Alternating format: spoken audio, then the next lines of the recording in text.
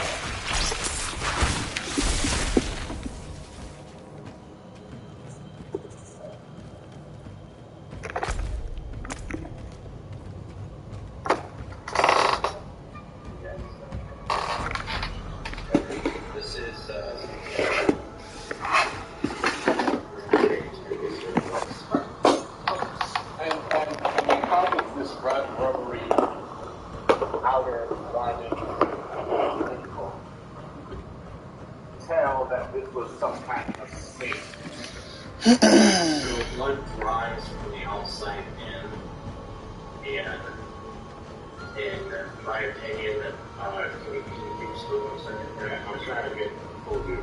So this is, to me, as I testified to another item, and I don't recall if it was this one, but so this is, see. So this is what's called transfer, which is a blood-bearing object touching a non-blood-bearing object. And in this case, the non-blood-bearing object would be the jacket. Correct.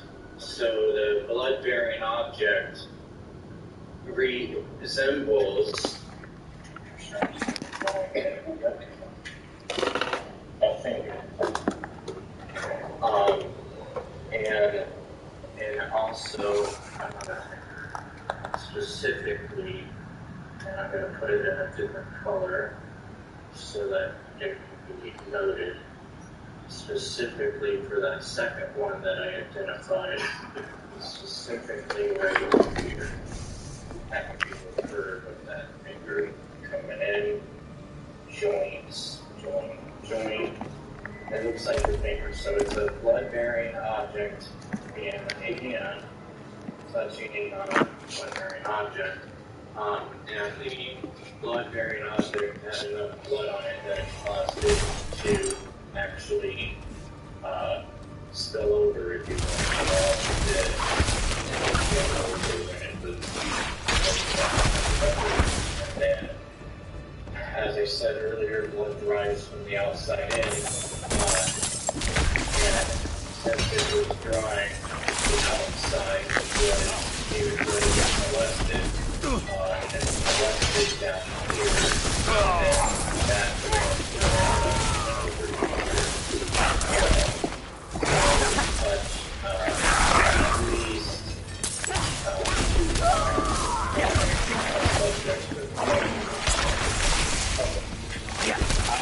Out of mana once again.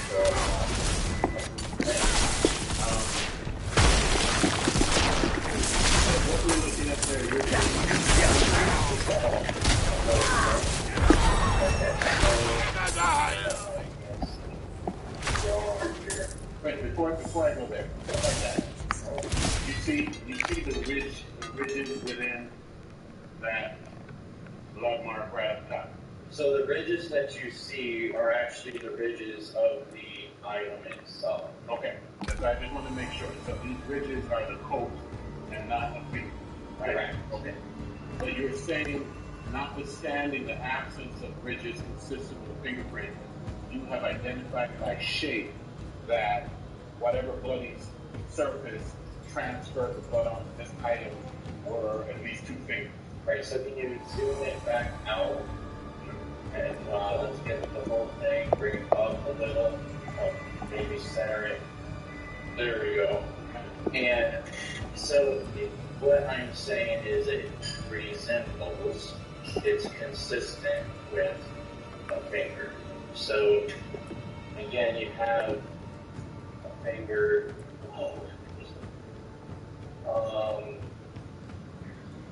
what did I do wrong? I got it, never mind. Okay. So you have a finger here, and you have the knuckle of your hand, and then you have the other finger here, right here, which resemble fingers, knuckle. And then again, as I stated, that blood runs from the outside in. This blood over here is all not dry yet. And then you have some molestation of this blood by an unknown object to me, and that originates actually at that breast where it's an empty spot, and it comes down this way.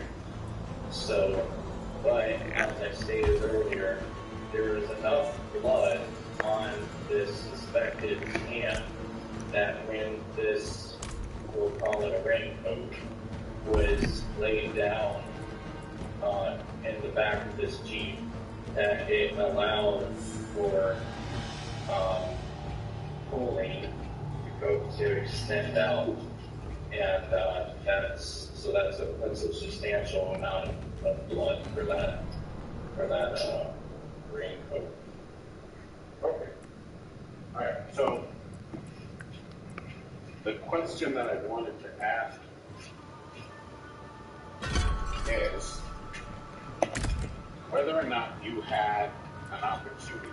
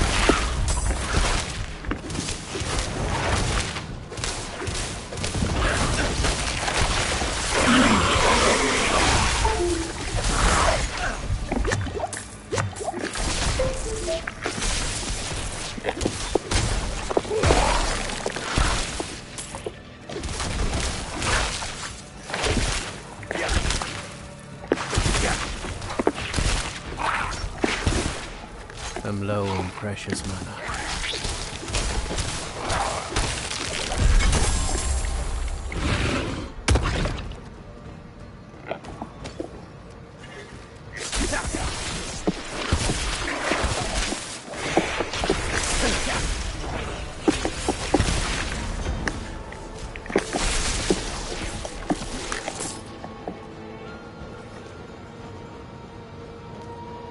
this was Henry. You're there! Please! Help us get out of here! From which, We came here to purge this evil. right? But now, Okay. I And can't leave my friends here. as distinguished from the Not like jacket, this. which had a material that allowed We can't do it alone. determine that was transfer smear on a fabric. The only way out of this is to fight.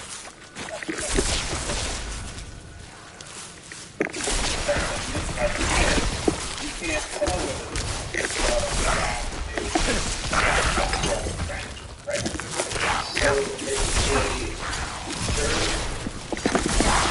I need time to prepare that.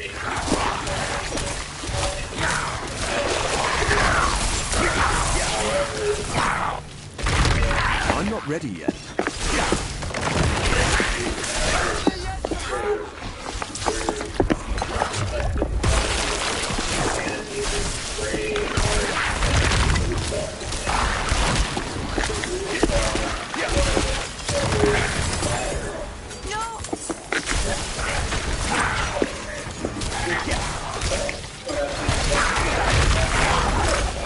I need time to prepare that.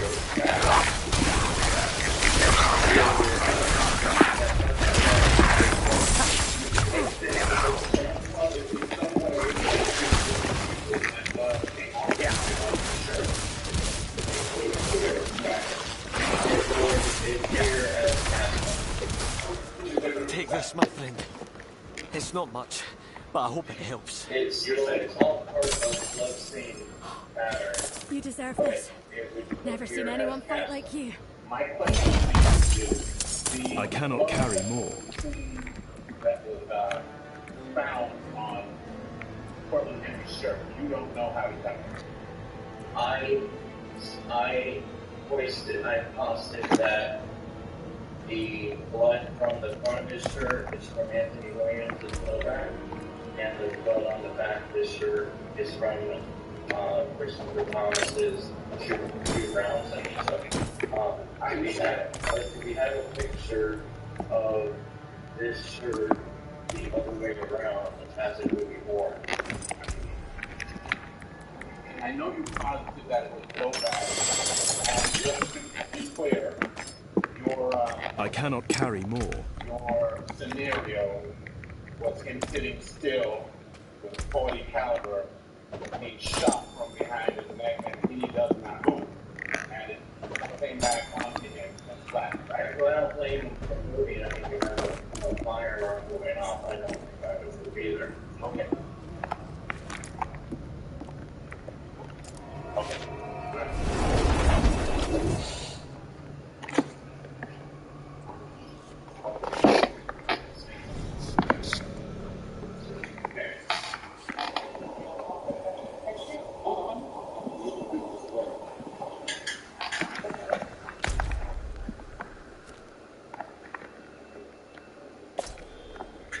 Alright.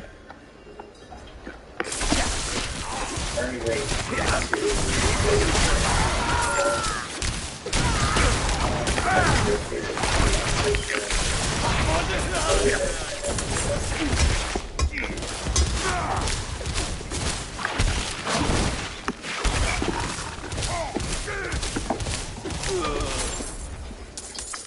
You're saying that it's not possible that that could have...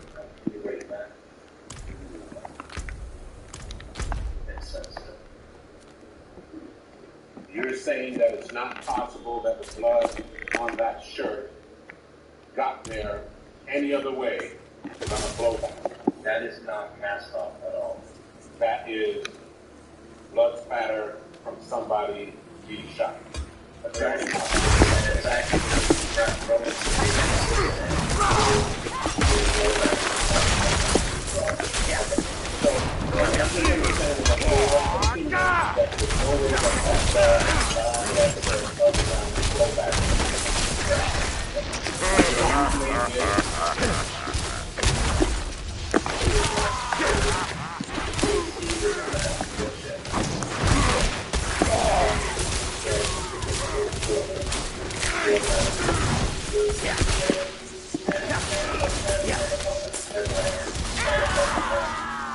Okay, so all of the reason why you were saying that it's impossible that it got there any other way is because you were assuming that you were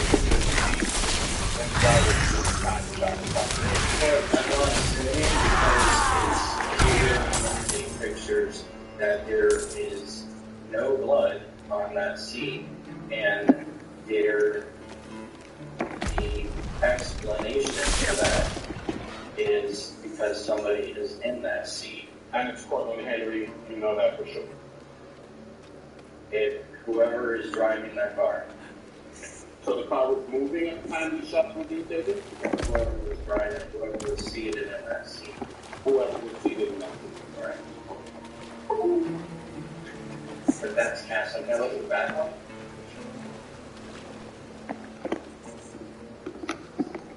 Look out! Get them over, please!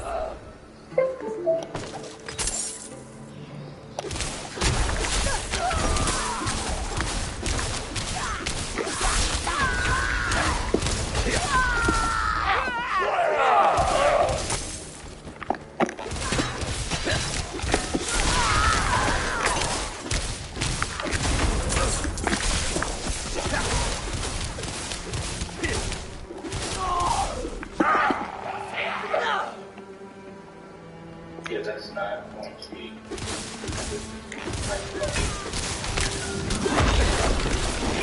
That's not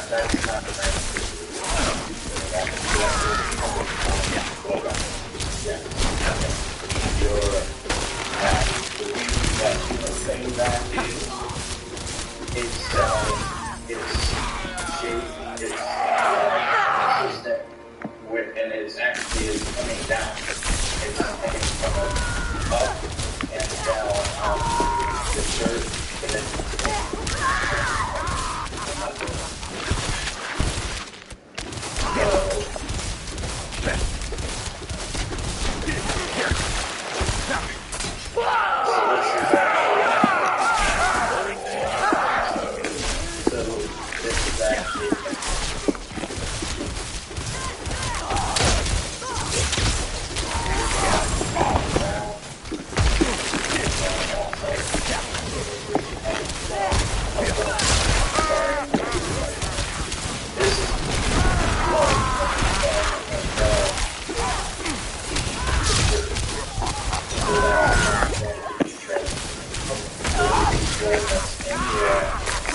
coming down on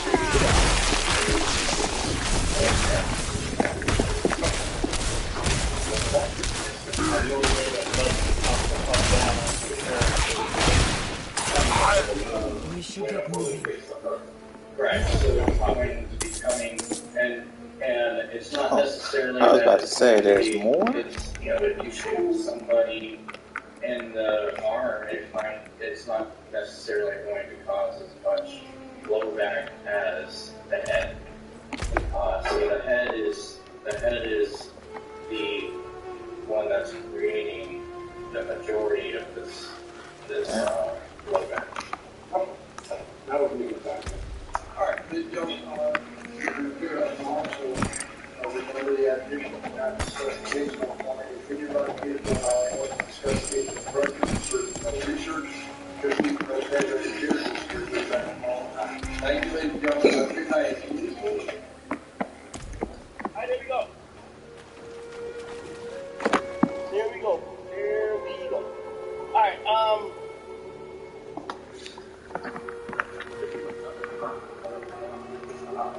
well, if he doesn't show, we'll be out for it. But It's all speculation. But if we're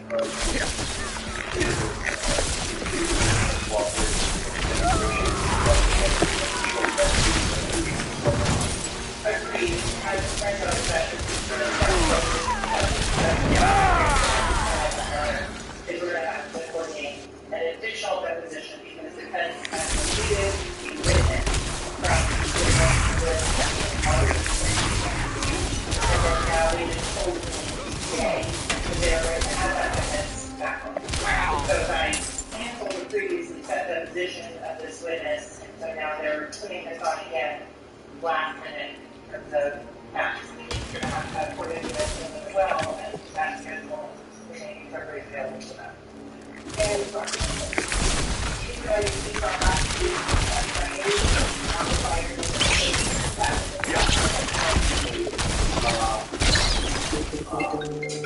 attempted, and we knew we figured we would take the depot on Friday so that we would have time to transcribe it and not cause any delay. Running the not exclude these witnesses that we attempted to take the depot and serve them in numerous places over the last 2 years. They report that they are material witnesses if they show. My We champion have to be returns under the now. circumstances not to delay this. I mean, I don't know what else to say. What impertinence! Well, tight fit, but it serves. so, Now, this is my thought. pick me up. Here's what's already I need to locate our old Athenaeum. Assuming the Vizjaktar didn't sack that too. It's located.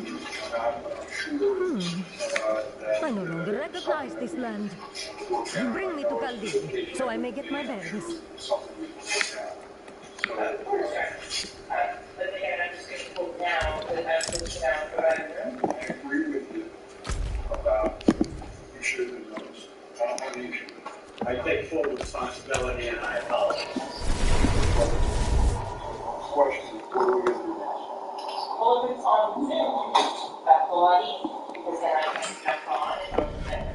But for defense counsel to then all of a sudden make this here in person without any notice to the state seems highly irregular on that. So this is still going to be on Zoom.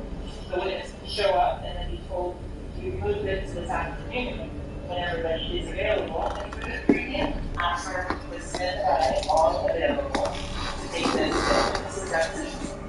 So is it on Zoom? We served on Zoom for a Zoom, and we changed it because of how material he is. So it's not on Zoom, it's supposed to be scheduled in person. Yes, sir. We'd be fine striking the witness as a state. The state I mean, exactly. They say they talked to him and he's not coming. Just remove him from the witness list, for God's sakes. I mean, we've been trying to take his depot for 3 years. So maybe I need a warning for very much hearing if the skills threatened and can't be hearing. I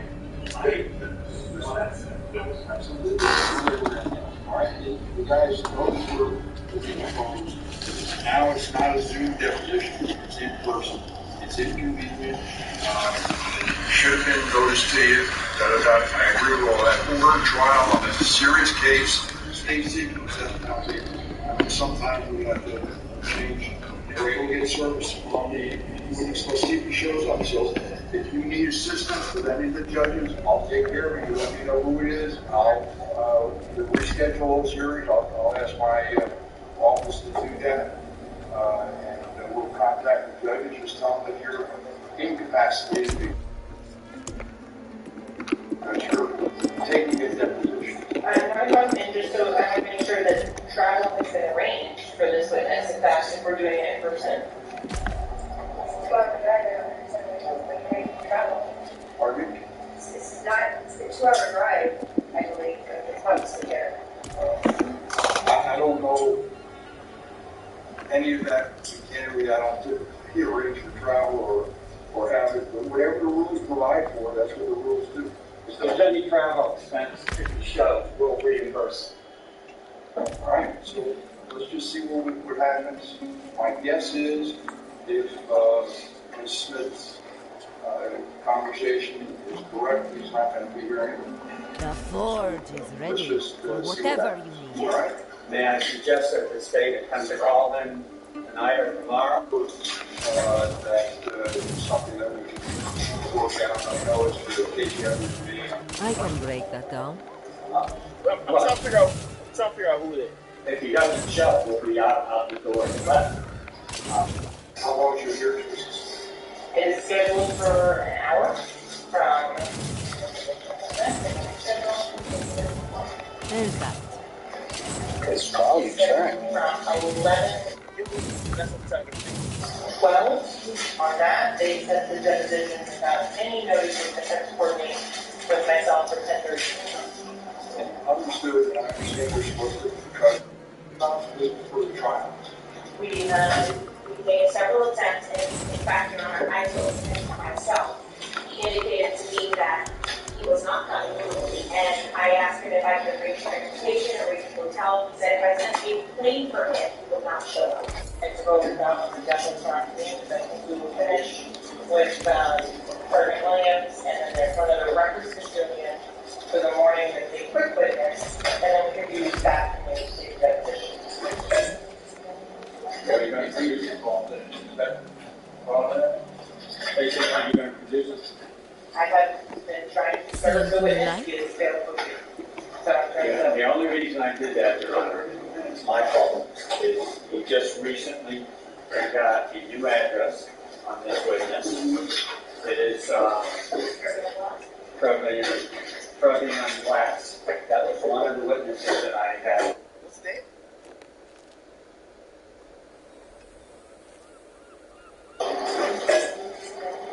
Are you going to produce it, Paul? Basically, are you going to produce it? I have been trying to serve the witness Come to back get if his you bail need cleared. anything. The only reason I did that, Your Honor, and it's my fault, is he just recently got a new address on this witness. It is Provian Glass. That was one of the witnesses that I had filed a motion for better address. Got a better address. We tried to serve him at various addresses. I filed numerous motions to exclude him. Judge Steele would not grant that and basically said if the state reduces him, we'll recess and take his deposition. As soon as I got that new address, I don't know who that is. All right.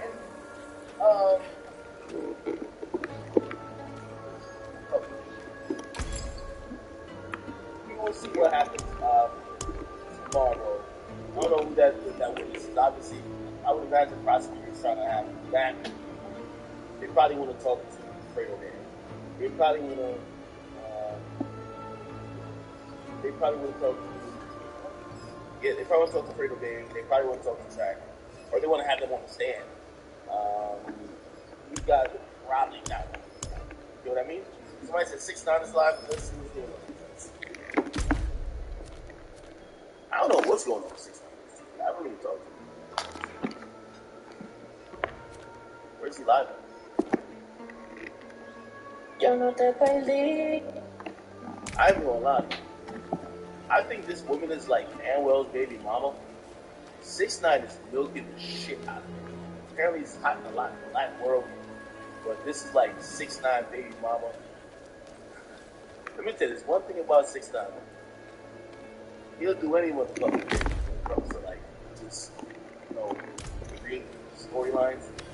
I don't know if he's in love with her, but nigga, they have been inseparable since he started promoting this. And I guess it plays into whatever storyline.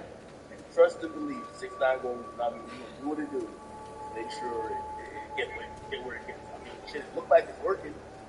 I don't know what song this is. Hot tea. It's got 31 million views in 12 days. Looks like something's working. That's his way to get in the Latin market. Yeah. Which, by the way, let me say this. 6ix9ine is going to be known as the my home. Take me there. One of the smartest marketers of all time. You gotta explain to me how a rainbow-headed kid infiltrates the world. And when I'm thinking, obviously, basically, it's like, y'all blood, right? They accept his blood. Then, you get other people, murder hunters, start they all go to jail. He's back free. He get another group of niggas to and he tell them, we're going this way. They were all cool till they said, man, we don't jack rats. It's only rat we jack. Alright, y'all gotta go.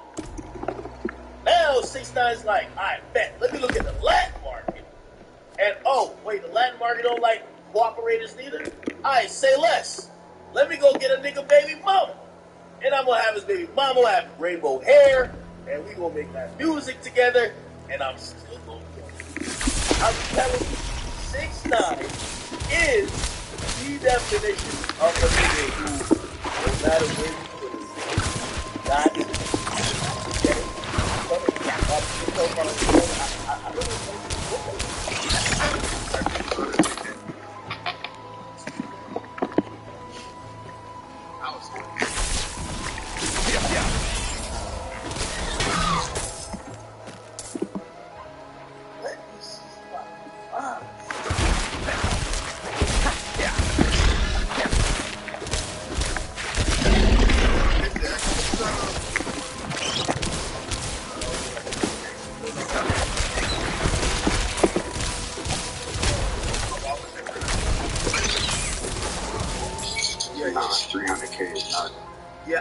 I don't think he has a he needs a single like extra tour life that's just way bigger than just the team experience. I think I would rock.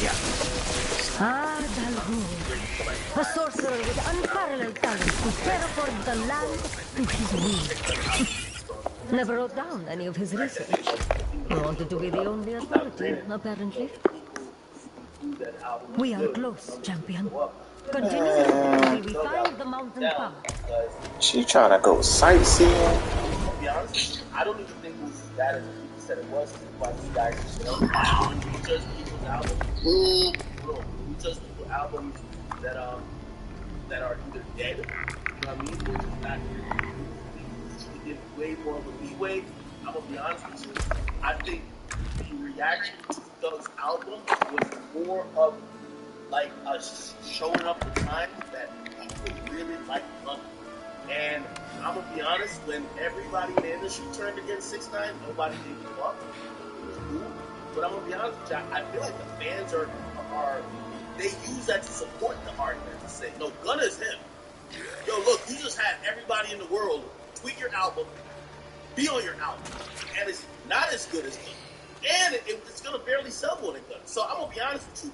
This is a sign, if you ask me, that fans are kind of showing this industry that kind of works on big ride and also, one standard for me, not for everybody else. They're showing them like, yo, nah, we're not fucking with me. I mean, Metro Booking got. Do you require my aid? My child, all alone in this darkness. Everybody, please, anybody, help me find my baby. Project. yet it's just not gonna sell well. Because I just don't. You know what I mean? I hate it. Sonically, Gunna album is better than Bug album. I'm gonna be honest with you, I don't think Sonic. I think what I think was better about Gunna's album is that Gunna was talking about it. To be honest with you, I'm a thing that has a message. It's probably act after this. They're coming back out. Everybody wondering why is that? Usually, you know what I mean? This Gunna album ain't focused on it. That's what's going on. Everybody on that list they're all talking about it. So, like, why is Gunna's album speaking about that? When you're rapping,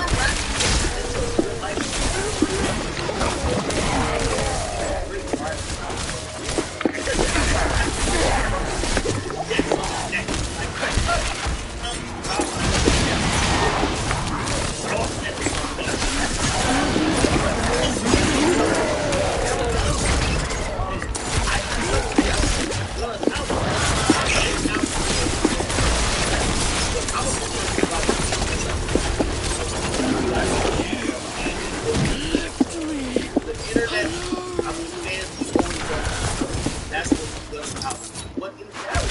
like,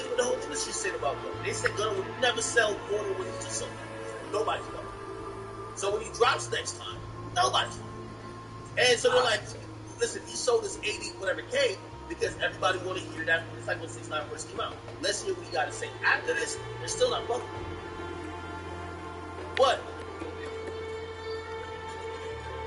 But mostly people tune in to hear what he had to say, or they say, oh, this shit was fine. But the music was good, though. It was. The music was good. The beats were better. The shit was good. Like, But even when they say that, though, that's so distinguished. I'm not gonna say. But let's be honest. That sounds like a regular album. So wait, hold on. If it didn't sound like a regular Gunna album, and if this is good, what was the other one? Bro, again, I think we gotta accept it for what it is. Gunna was talking shit.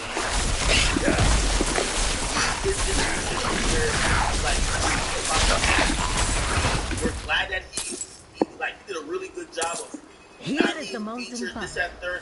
But let's be honest, I really think he's going to slacks on God's album. Yes, is it better consistent? 100%. Now, which was the more complete album? Most of these niggas, they're just rapping about random nonsense. I think that's my biggest take. If you are one of them niggas who keep rapping about the Cubans on your neck, the Valencias on your feet, and the Mary on your ass cheeks, my nigga, you should probably start rapping about some real shit. People want to hear real shit. Even if you're a swag rapper or rapper from Atlanta who dripped out. Yes, like, you know what I mean?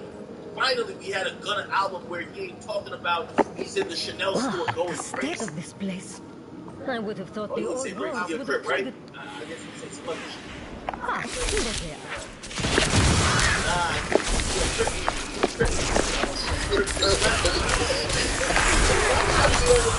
The other day, I was go back and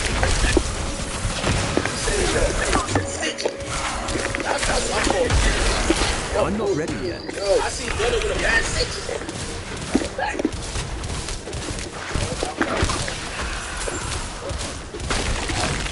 Yes!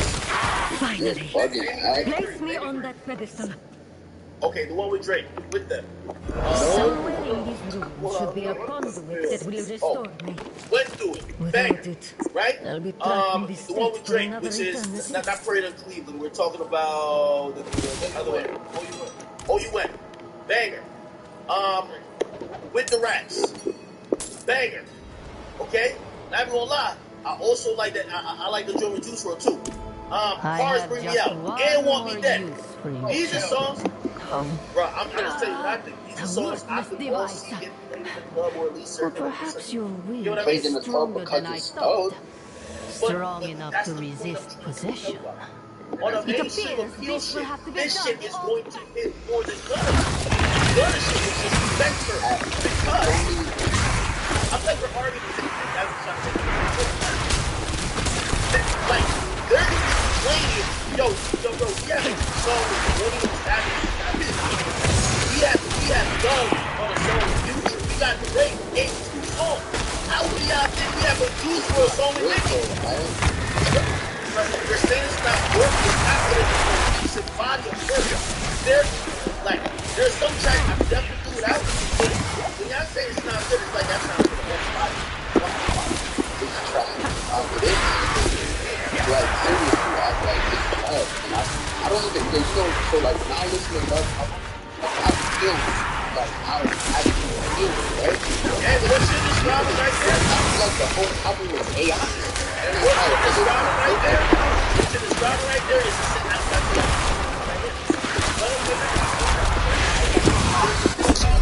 Come on, Jesus.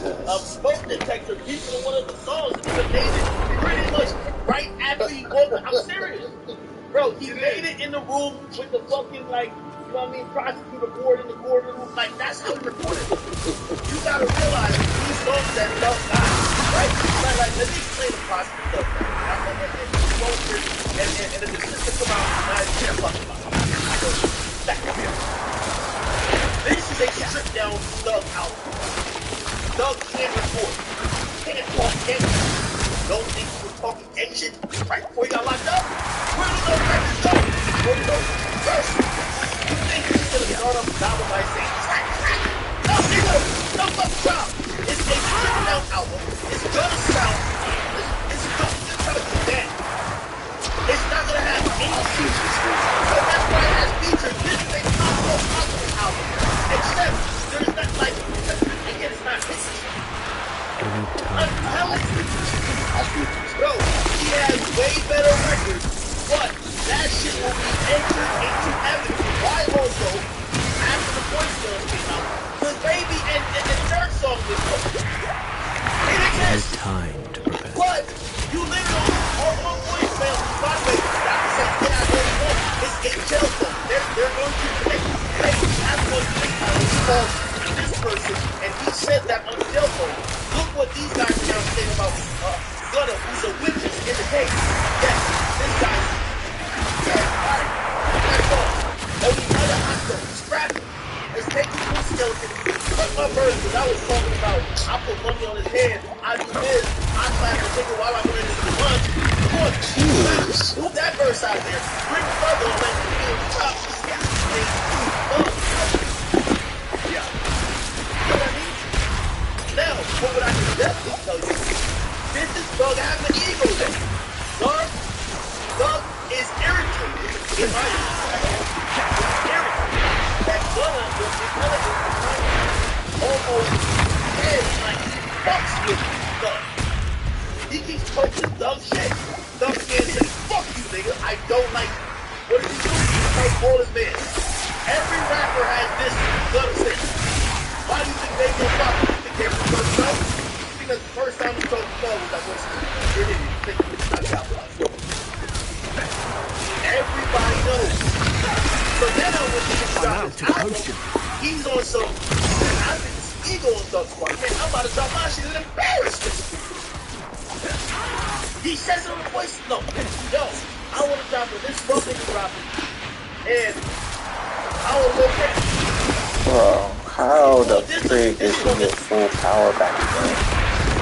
I'm out to push it. You know what I mean? So I think we got such a love out there. What? I think there's some skin, like, I look at it as a catalyst. Don't look at it now. This is an album that really has, like, the digital and everything to it, but it has nothing. Album cover, and this is showing that. Y'all, I got, like, Exactly.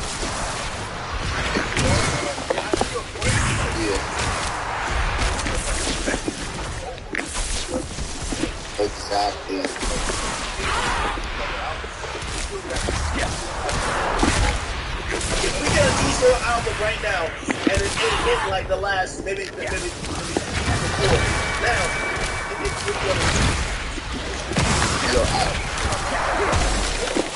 fire. Yeah. That was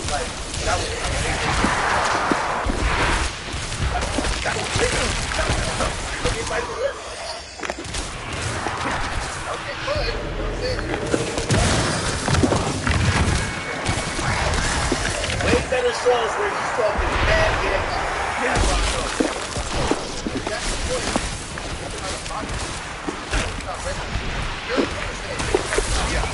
Hey, right before 6 9 got locked up, that's the first thing I like.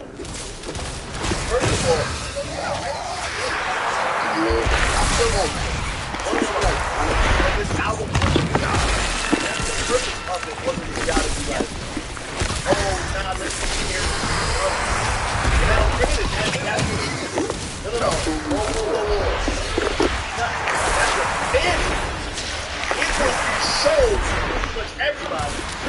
And yo, the whole industry rocking with me, that is the fucking. It wasn't about let me show about that shit. No, because fans been in denial saying they rock with each other. No, fans been saying, yo, I literally rock the recording of the fucking song. Well, you know what niggas said? That's me. They want to believe that Gunna and I'm not ready yet. How, bitch? How? He dropped it to make it a statement. Nigga, he was trying to drop the date that Gunna dropped. Fuck that nigga. Everybody's rocking with me. This is gang business over here. That nigga's a puss. That's what he's trying to say.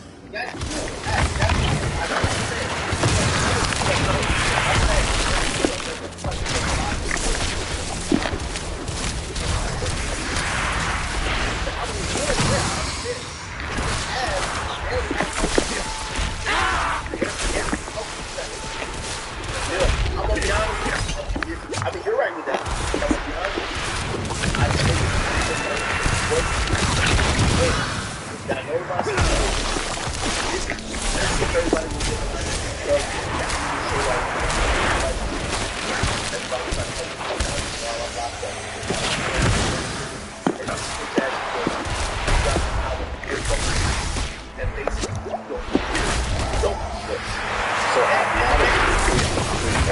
So weird.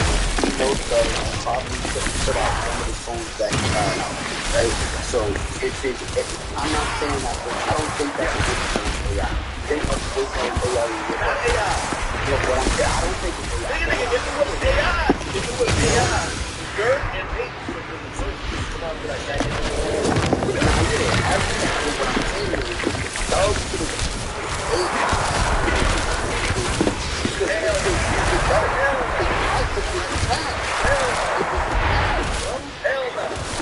a nigga with AI, bro. If a nigga would have a fire ass AI phone, that shit would probably help. Bro, the album is just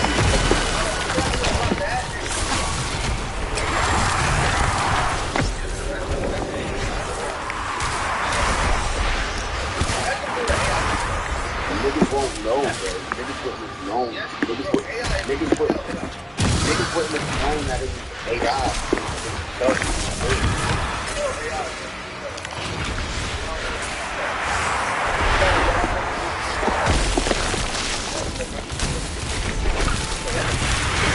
I'm not ready yet.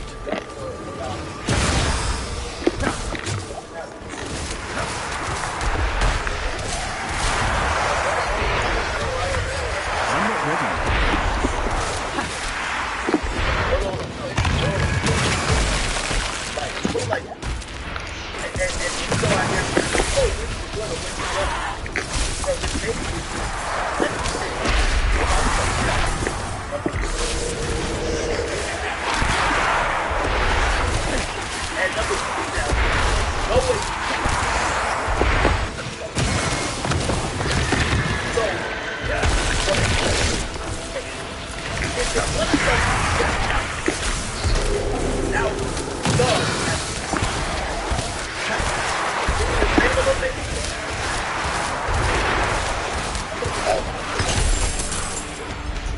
That nigga come out with his song act. I'm telling you. It's over, bro. You already got a little Timmy. Imagine you do that again for acting shit, bro. I'm gonna be honest. Like, what a lot of niggas don't even go on admit about niggas like us. It's like, niggas like their ecosystem of that Atlanta shit and also that street shit that they're either directly in or they're connected to. That shit matters in how well he is.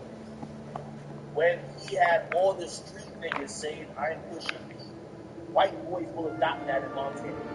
Like, white boys ain't never gonna set the trend in Atlanta. And for the clubs and the strip clubs and what the other rappers, I remember other rappers explaining, yeah, you know what I mean? Push a P, that's just something, like, you know what I mean, some real niggas say. When you don't have that, and you are just trying to, like, yeah, maybe you can make some catchy TikTok shit, but nigga, the way you popped off and sold 150 with Diaz Forever, you will not do that again. Well, And you can't do that because this beat's going out. But what? I mean, Drake on it and Future on My it. nigga, I equate all the features to you just, they've been talking about you for the longest, everybody wants to hear you speak. No. Not a Drake feature. Not a feature. My nigga. The numbers that 6ix9ine did when he just got out of jail, a Drake feature could give it. Anticipation, aka everybody wants to know what you're saying. Nigga, Drake gave, with all due respect, Drake killed a ruler a feature, and everybody didn't run to that, my nigga. Drake gave Benny the Butcher a feature. Everybody didn't run to that. It's one thing when you're the one unicorn in hip hop that everybody been talking about for the last damn year, and now you finally get to speak. Everybody is listening. Come on. For one neighbor. You're listening for that 1 week. That 1 week, you only talk about first time. That 1 week, yeah.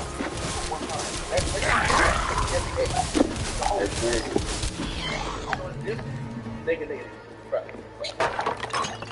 Still, those numbers are yeah. Unless it's one of those different. Yeah. You know what I mean?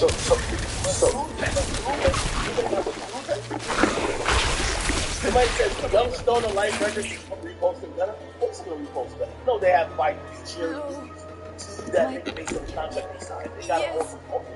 They can't just treat it like shit. He could sue the fuck out of him and get out of his contract. Just like if you manage a nigga, you gotta be beefing. You know, as most clauses, like for example, say that nigga shot right before he was killed. Part of any management contract, if your manager cannot support you, whether they get killed, whether they get locked up, you will have that contract. So if you think you can't just, that's why contracts exist. You can't be like, we don't like Gunna, so we're just not gonna. No, my nigga, you gotta give him a budget. You gotta pay him his advances. You gotta fulfill your duties. I don't care if you don't like the nigga or not. You gotta drop him. So y'all be saying some stuff. Stop looking at what Young Stoner Life Records is doing. That's incumbent. What are the artists doing? Which artist don't want a story? Not one. Which one of them say, damn, this shit fire? Not one. Who's in his comment? Not one. So act, what about this, right? What about, so Gunna sell more than Gunna the first week. Now, what if Thug, Dream, Weston, Gunna with second and third? I'm gonna be honest, it might be, because this thing which I'm gonna see how politics play out. This is way bigger than what y'all think. It kind of even comes down to how the Dirk and Youngboy situation. Youngboy wasn't Youngboy was black. You know what I mean? Like, Gunna is getting overwhelming support for the playlist right now. I don't know if, say, Thug gets free, or if other artists start saying, bro, like, why y'all gotta rap on this playlist? If that doesn't slow up. These are real things. So, get it, right now, but they're not going to do that because Gunna is like it. They're not going to do that for 6ix9ine. Hold on, 6ix9ine was the asshole. And he might be right. Again, I'm not saying he gets things which he didn't try. I just think he tried on that. Bro,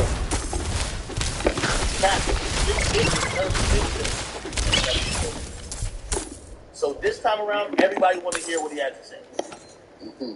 Do you think he's an artist at this point?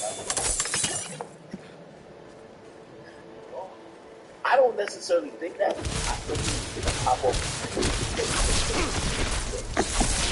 think he got a hit.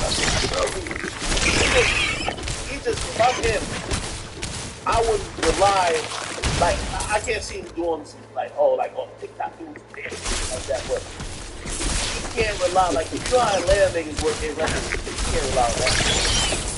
You can't rely sometimes on your record, whether it jumps off the strip club or, you know what I mean, shit, you have those two other street niggas on your record, like, you can't rely on that. You go to Rap Caviar right now, what's the #1 song? Back. So again, it's shit is bad for him, but also we gonna see how these artists, how they're playing. Right now, none of them is really singing. They're just not fucking.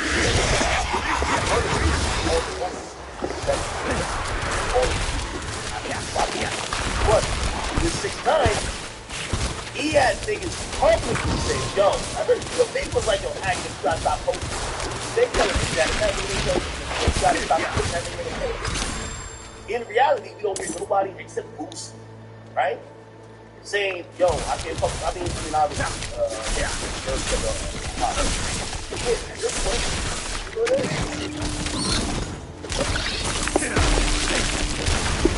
honest, man, you always prepare. I think that's what I'm saying, hey, look, I'm still telling y'all, this one's gonna count. I agree. No, it don't count, bro. Too much accountability. Nah, it really don't count. It don't count because I can do, like you say, you got a point where No. Wait, you gotta realize, Thug's album was actually in himself. If Thug was, I would still I need time to prepare that. It was supposed to him to get on it.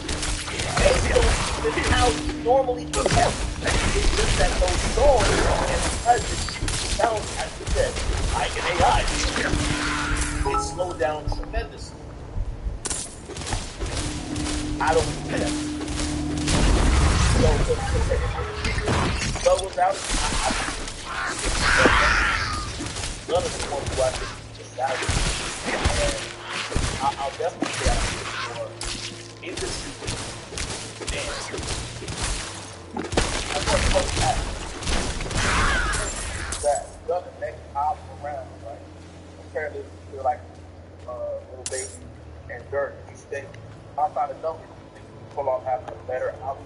They get a better album. So what? So people are saying that Gunna had a better album than Dirt and Lil Baby. Apparently, you think it's possible that he became better quality album-wise? I'm not saying no positive ball like that. Do you think he's still outperforming? Why? Because you're not getting the features? Because after I'm going to go back to rap about 6 years. And I mean, or maybe just embrace the Diddy didn't fuck with me or gave me better chance. Bro, like, we wanted to hear what you had to say the first time. After that, nigga, you need to impress us. Not saying it wasn't impressive, but this time you gotta come with the club hands. Hey, give me 1 second. Heard you. I told. That shit worked. Nah, shit.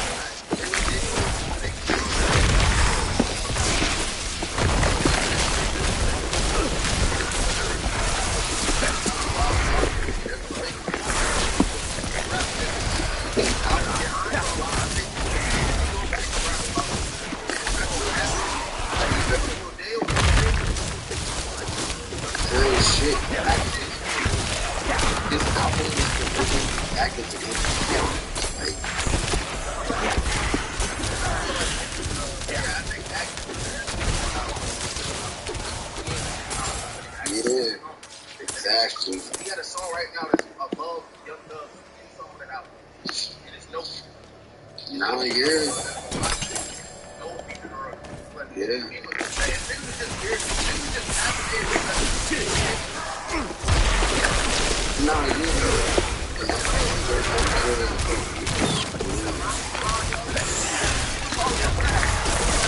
I'm not ready yet.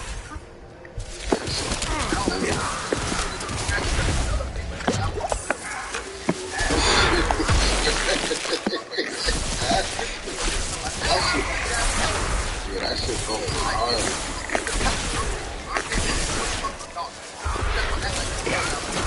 Yo, Gunna album is trash. No, it's not, bro. Gunna album is really good.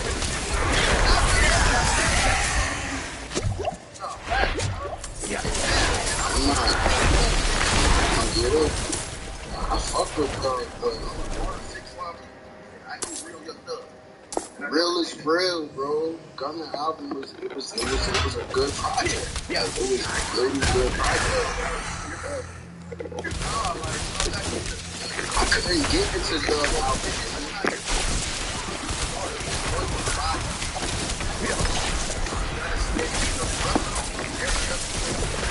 Niggas ain't speak about that one.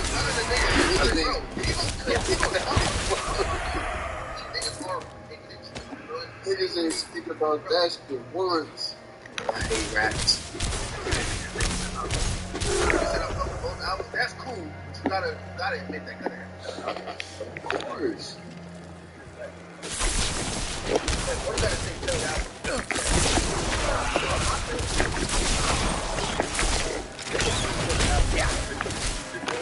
Full version. So, yeah.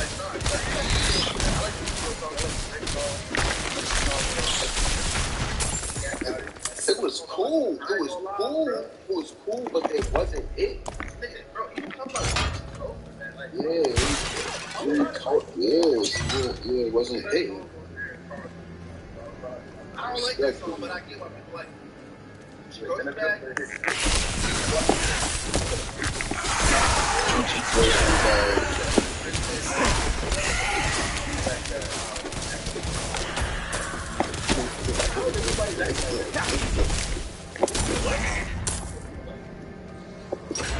The chat going crazy.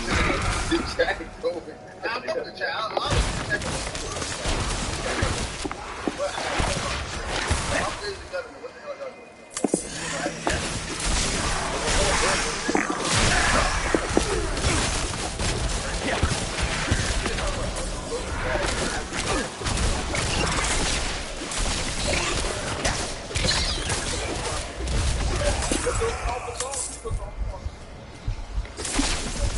But somebody said that because Gunna has always been creative and good at making music. That's a fact.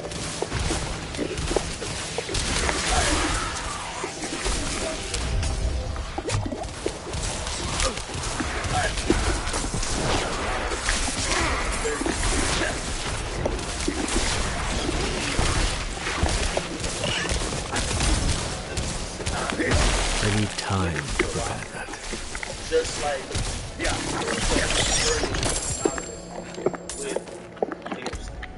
just like Ronald McDonald's is synonymous with McDonald's. Just like that lady is synonymous with Wendy's. And he also Rick Ross with Winston. However, recently, there's been a huge shift. Diddy has split from doing business with the Diablo brand. And if you don't know, that's the brand that owns Ciroc. Also, it owned 50% of his tequila, which was De Leon. Now, we've seen De Leon a lot every time we watch it. Actually, to be honest, that's the only I've seen De Leon. Now, this was a month ago.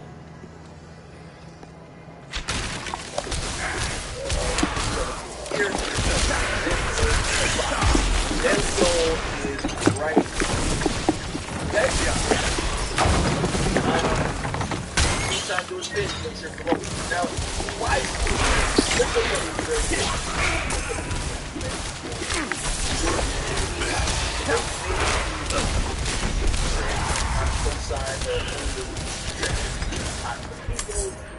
That's a household brand. This brand that I even drink here is it's called 818. This brand is this. And so Jenner, if she's not a billionaire already, she's gonna make her $1 billion. But all the Kardashians have something, right? Like they highly about to get like billionaire status. She's get already. Also, they can't pull that bullshit.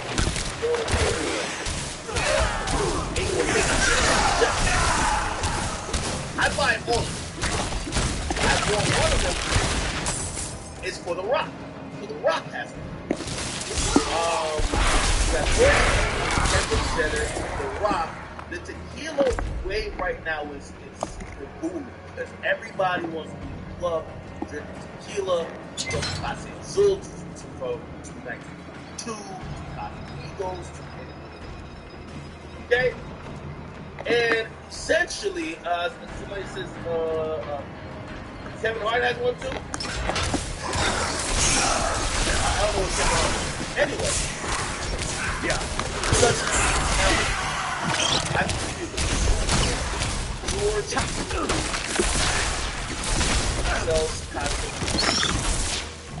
so he sold to the drink company Diego, which that's old. The same company owns all the things now. So this company, which owns Ciroc and DeLeon, he sold to them for $1 billion. Okay, which is another partner. Allegedly, the story goes, he goes to fucking Mexico, and this is the interesting thing about tequila. I'm hearing they say like tequila is wild. In Mexico, you go get a can there, or whatever the case is. They said there is import and export laws. They said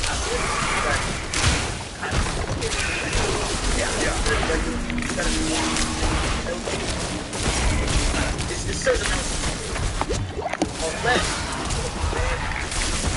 you know what I mean? And apparently, guys like to possibly go to bring it back to their own person or whatever. And then George Clooney and Randy Glover sold Casamigos to drink giant Diageo. They then started Diageo in 2017 for $1 billion. Jesus. Now,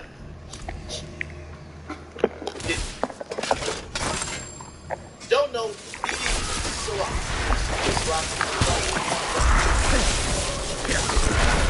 Diddy has been involved with Ciroc vodka for years. Was that he first started. I can't find it here, but I'll tell you when. Well, I'll tell you the thing I hear about Ciroc. So allegedly, Diddy gets a sponsorship for promoting and endorsing Ciroc, but Diddy is like the face of Ciroc. So what I heard from Diddy is that, hey, we're not giving you ownership of Ciroc itself, but any additional flavors you bring to market, you will get a percentage of the growth.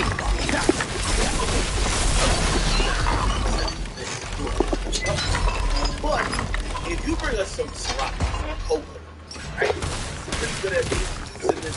Yo, here's the new bottle of Ciroc. It's Ciroc Coco or Ciroc Coco, whatever it is.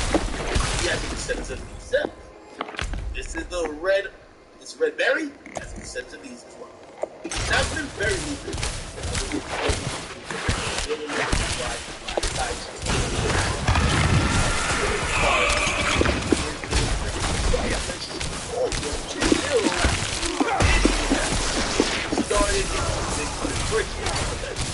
Because Diddy said, oh, niggas ain't really jacking the sweetened vodka no more. Everybody wants in on this motherfucking tequila game. I want to get it on the tequila. By the way, also, let's keep in mind this too. Before I slam these guys, I will not be slamming, our black excellent brothers. Who was just in another fight with another liquor company? Was it Jay-Z, Say over some shit with McCartney? I'm typing into my search right now. Get close to close a $1 billion deal with Bacardi and sold to say, but before he has some legal battle, he has some legal battle with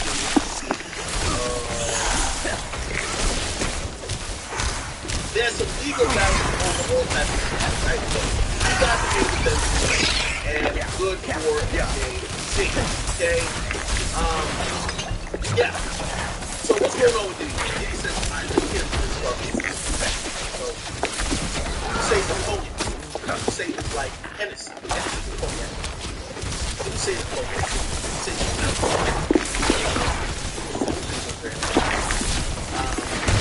not just refined vodka.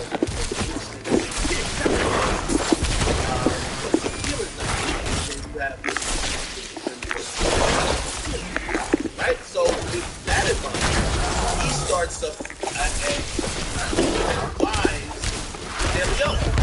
So I think I showed you the bottles already.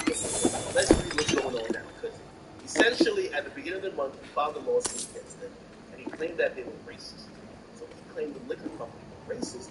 And now the company is in their partnership with them because Diddy's claiming racial discrimination against the company.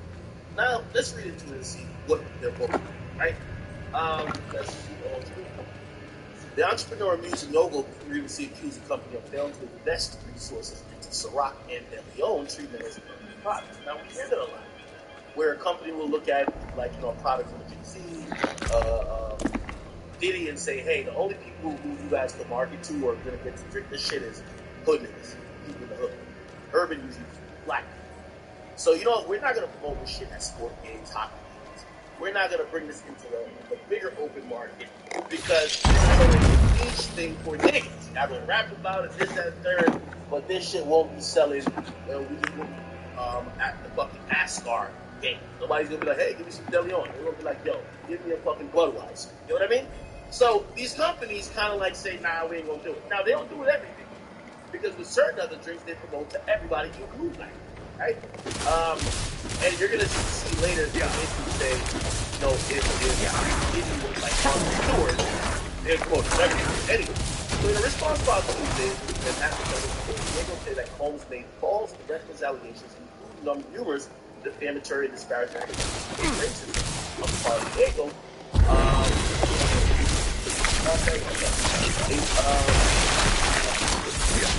Carl Diego company moves Combs' case to arbitration.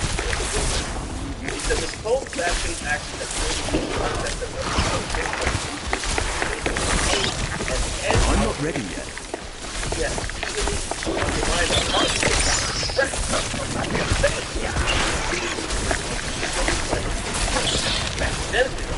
That they have invested more than $100 million in their own, and alleged that either one Combs, aka Diddy, has contributed over $1,000 and also secured exhaustion.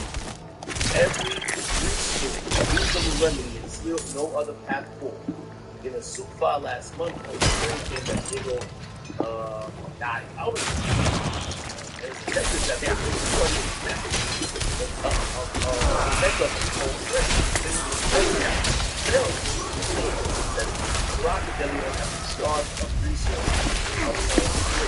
They also said that the president recognized the company's racial understanding and told the entrepreneur that the money. But she also told the Combs race part of the neighborhood.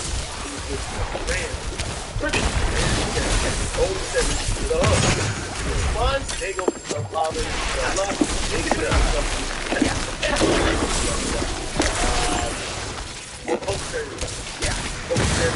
that the company and Diddy like fired whistleblowers for racist, cynical, transparent, distracting,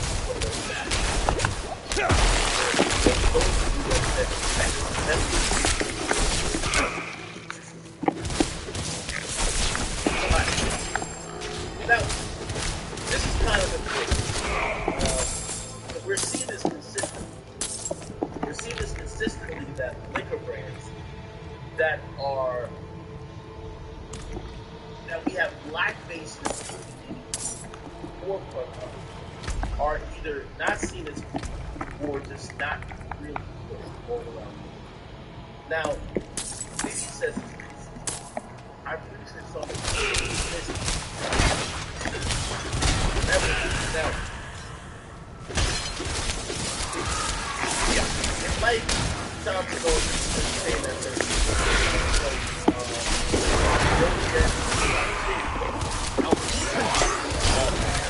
when it comes to this, I don't necessarily know if it's racist. They're like, I don't think no company would say we're gonna not distribute the product because it's money. They're gonna go with it. So I don't know necessarily if it's illegal right now. Always popular. It's 1% of what race?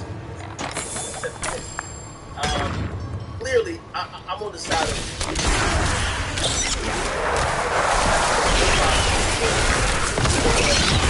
I'm not ready yet.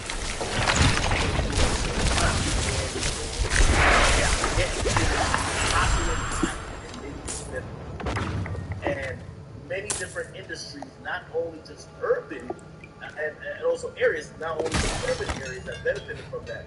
So to see them kind of limit Diddy and be like, hey, we're only going to send this shit to the hood. I could see why Diddy would be a certain type of way. By the way, there was another portion of the report that said they paid out $1 billion. I think I said that. I think I read that. They paid out $1 billion to Diddy for Ciroc, right? Or Ciroc and Delta. So they have supposedly done really well. They also said Diego owns upmarket tequila. Oh, they own Don Julio. They said U.S. sales of luxury tequila have increased 49% over the last year. So I'm telling you, tequila's booming. Nelly owns 100% Weber God down on the Reefa, they'll and yeah.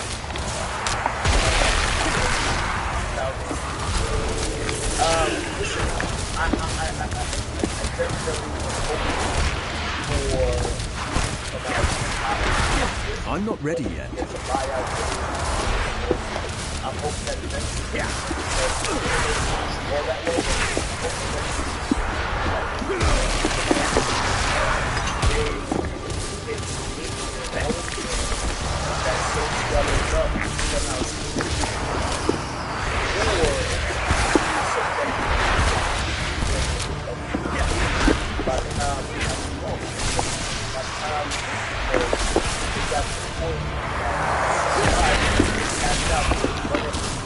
right?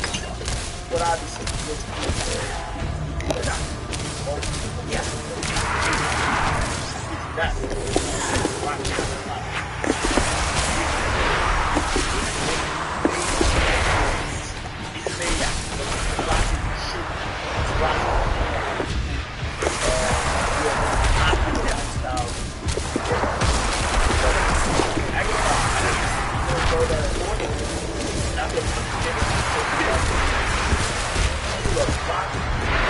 they're telling him, oh no, you have to put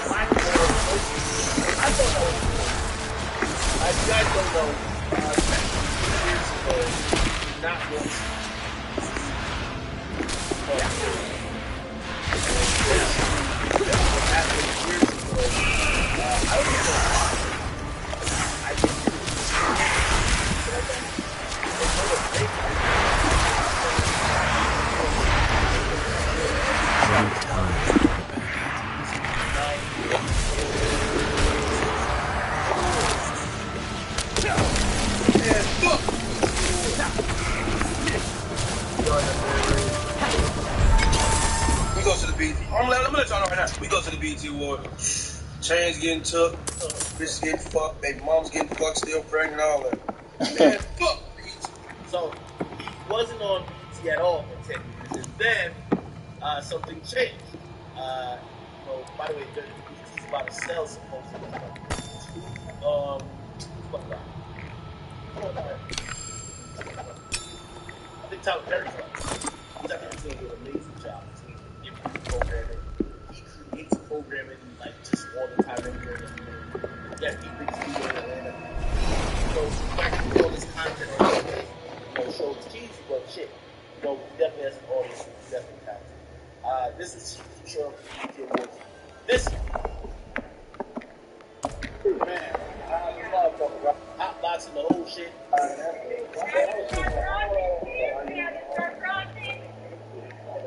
Gentlemen, please come this way. Man, man, that's so silly, man. There's a few other videos. There's a video of him in the movie.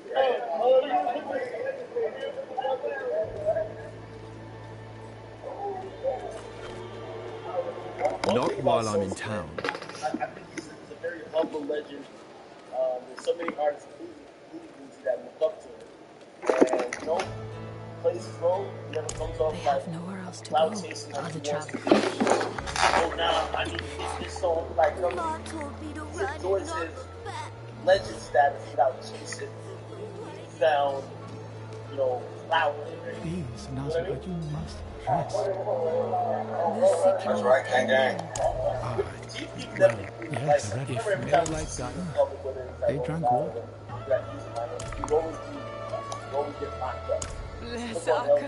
Need help.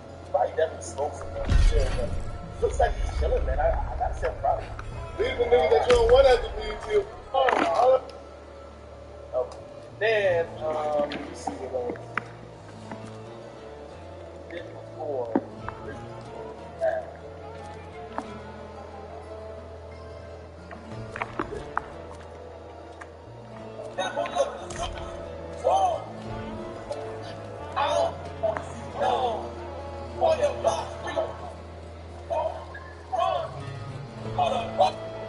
Herbo there.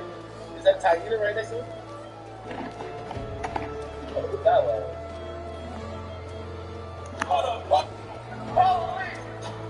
Guess what I smoke? Fans in my dog out the wind. No, you can't get no money, silly hoe. I just hit a stand, but he don't. But he don't. Talking out his neck to his throat. He don't show. Bang! You be on the ground on the floor. So I pick him up, take him to the hole. One thing he says is New Jersey. All right. No. Jersey up. Oh, God. I'm gonna take my chain, ain't going. Yeah. We gon' come and fuck Jersey up. You want some? Hurry up. Five. Shut her off. 30 it up. Just a volcano. 30 up. Hey. I think that was the old one. Not gonna lie, man. He's just a legend. And also, Benito's always gonna be important in the and last, everybody just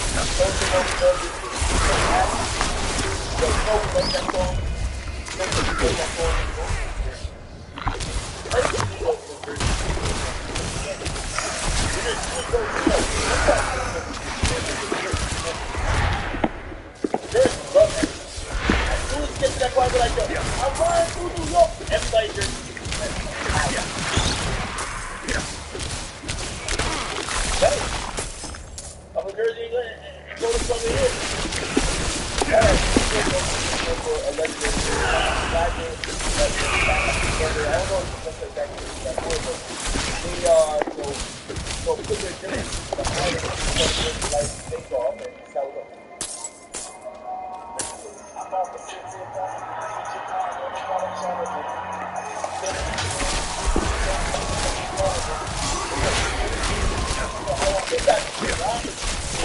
Top of this shit,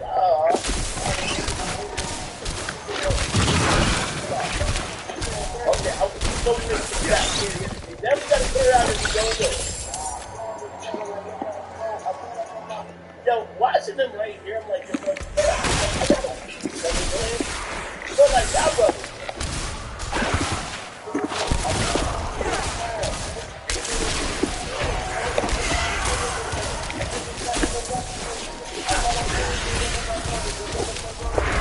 By the way, all of them credit, I gotta give Playbook and Offset credit. She heard a lot of things. But we never heard her talk about bad lives.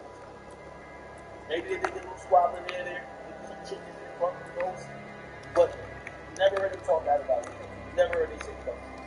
And you never heard, you know what I mean, them saying they would never fuck the other person. They usually just kept it about whatever they were doing at the time. They endured whatever else they was not eye at that point. And when this moment happens, we as fans are not thinking, oh yeah, you bitch. Did you say you slapped him, you robbed him for this? Did you say he ran from you? He ran from that situation when y'all went over here? Nah, like, they never put dirt on each other. I gotta be honest.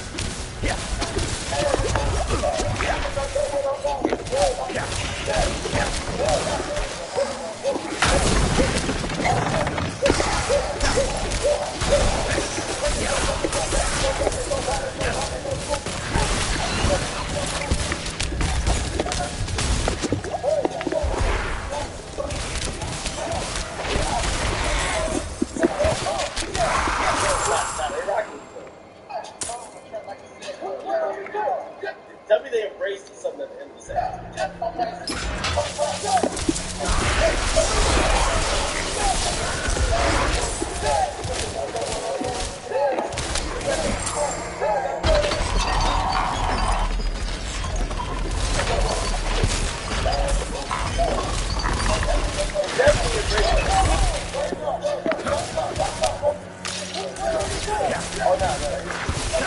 Oh yeah, they rock it.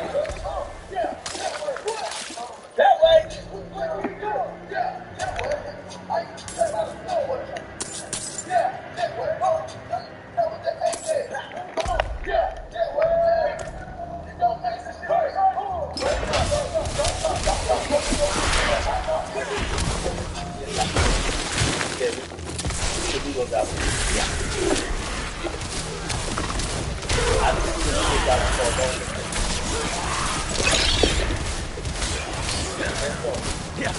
Normally take one. Definitely. Take off. I'm happy to see men coming together even if it's for just a celebration. And the Eagles are part of hip hop history. So,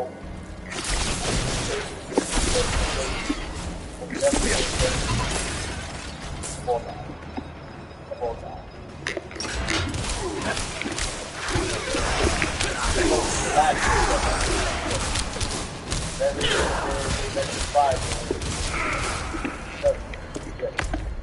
Alright. Let me see what else. What else did I have?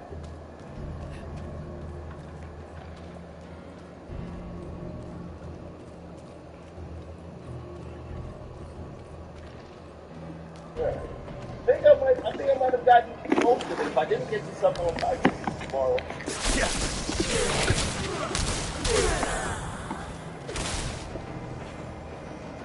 I miss something?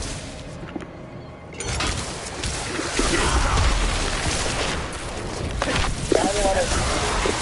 Okay. You're right. Yeah, we're going to do this one then. Let's talk this out tomorrow.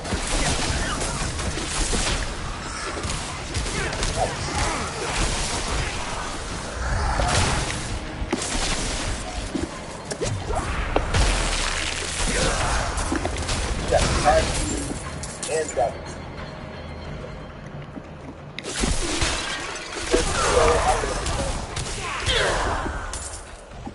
Oh, Island Boys, Fungus Center. Cannot be. Who's listening party? Oh shit. Yeah. We're gonna do 2 streams tomorrow. Early and then Uzi listening party. That really is coming. Oh, we gotta do Kodak Black. Tweak it off the paper. What was his name? Adam?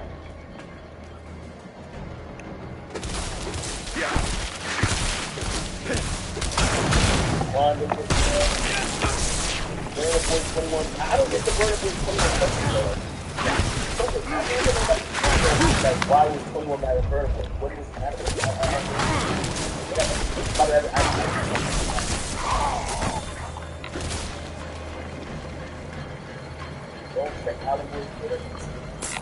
Here's what you're after. I even drew you a picture, so if you come back with the wrong thing, you're losing another finger.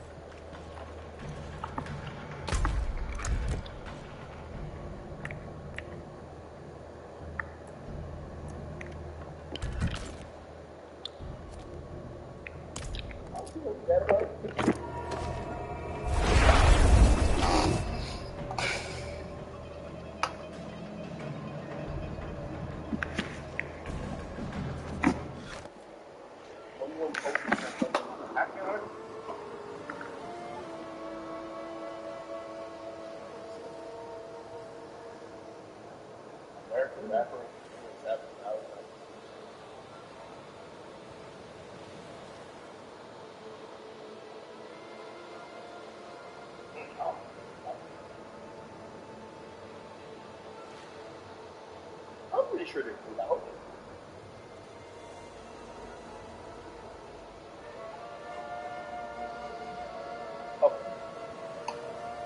Alright, people. I will catch you tomorrow, man. I love y'all.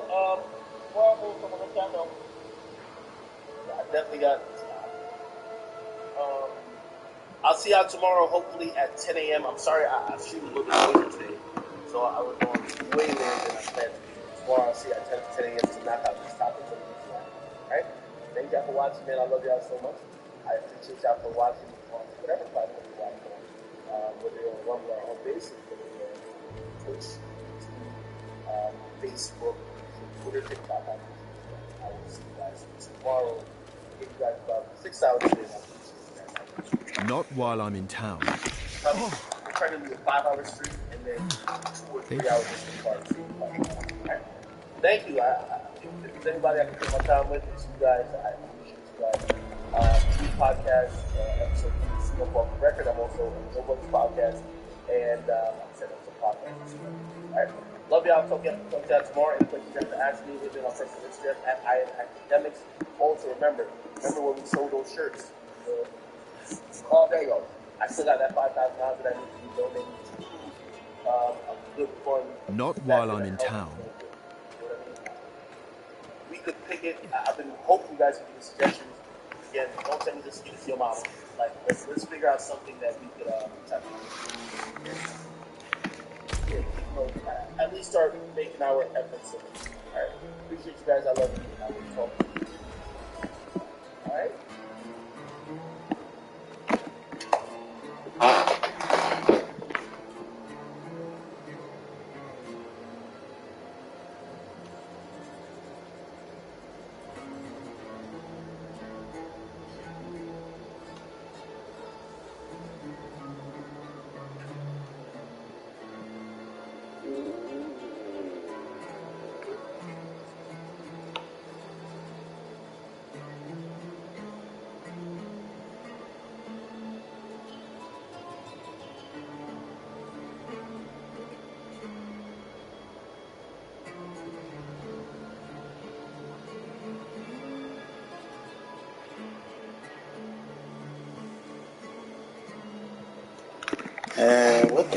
is this?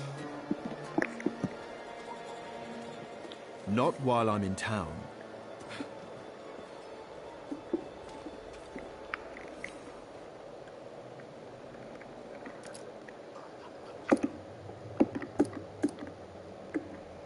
Thank you.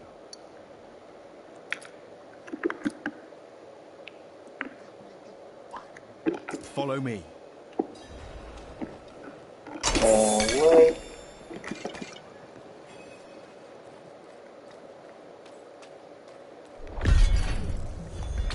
That was so stupid.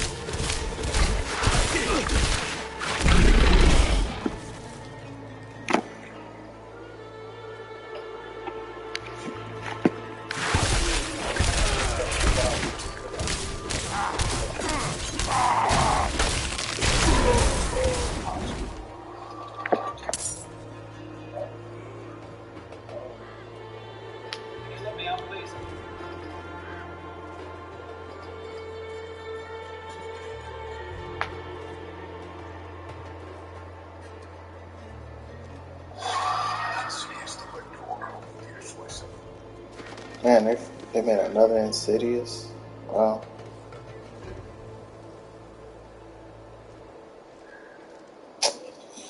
Did not mean to do that.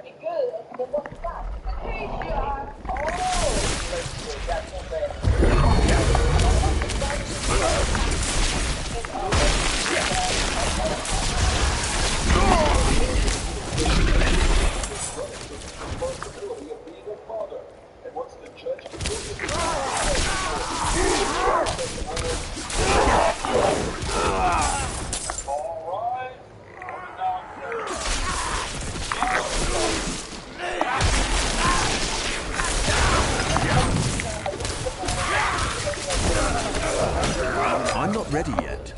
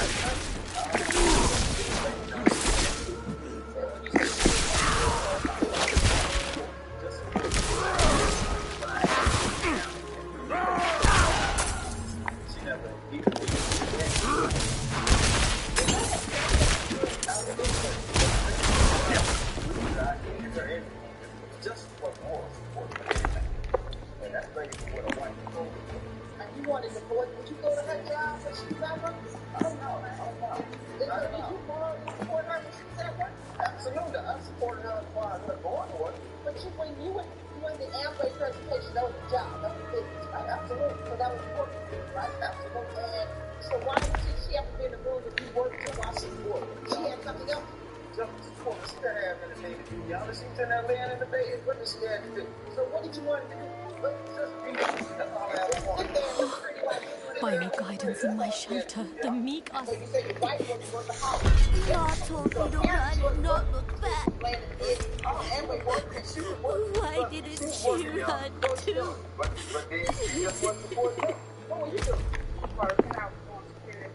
So you were working outside of the home as well? Yes, ma'am. He became intimidated. What was that? He became intimidated. He said that I worked too much. I was a workaholic. All the things that I am interested in is working. Yeah, so he said you worked too hard. You said he didn't work enough. Oh, that's how I feel. During this period of time, when she had our son, and trust me, this is the only time that I have by her. When we had our son, I worked 2 jobs, y'all. And I worked those 2 jobs for about 2 years. But I never got a thank you for that. And basically what she's sitting up here trying to tell you is that I never worked, you know, and I always beg and borrow from people. I ain't beg and borrow. I didn't hear her say all that. Did she say that? Oh, she's been to. Trust me. So you know that's what I've been hearing from her all this time. But I know I'm fucking my behind, y'all.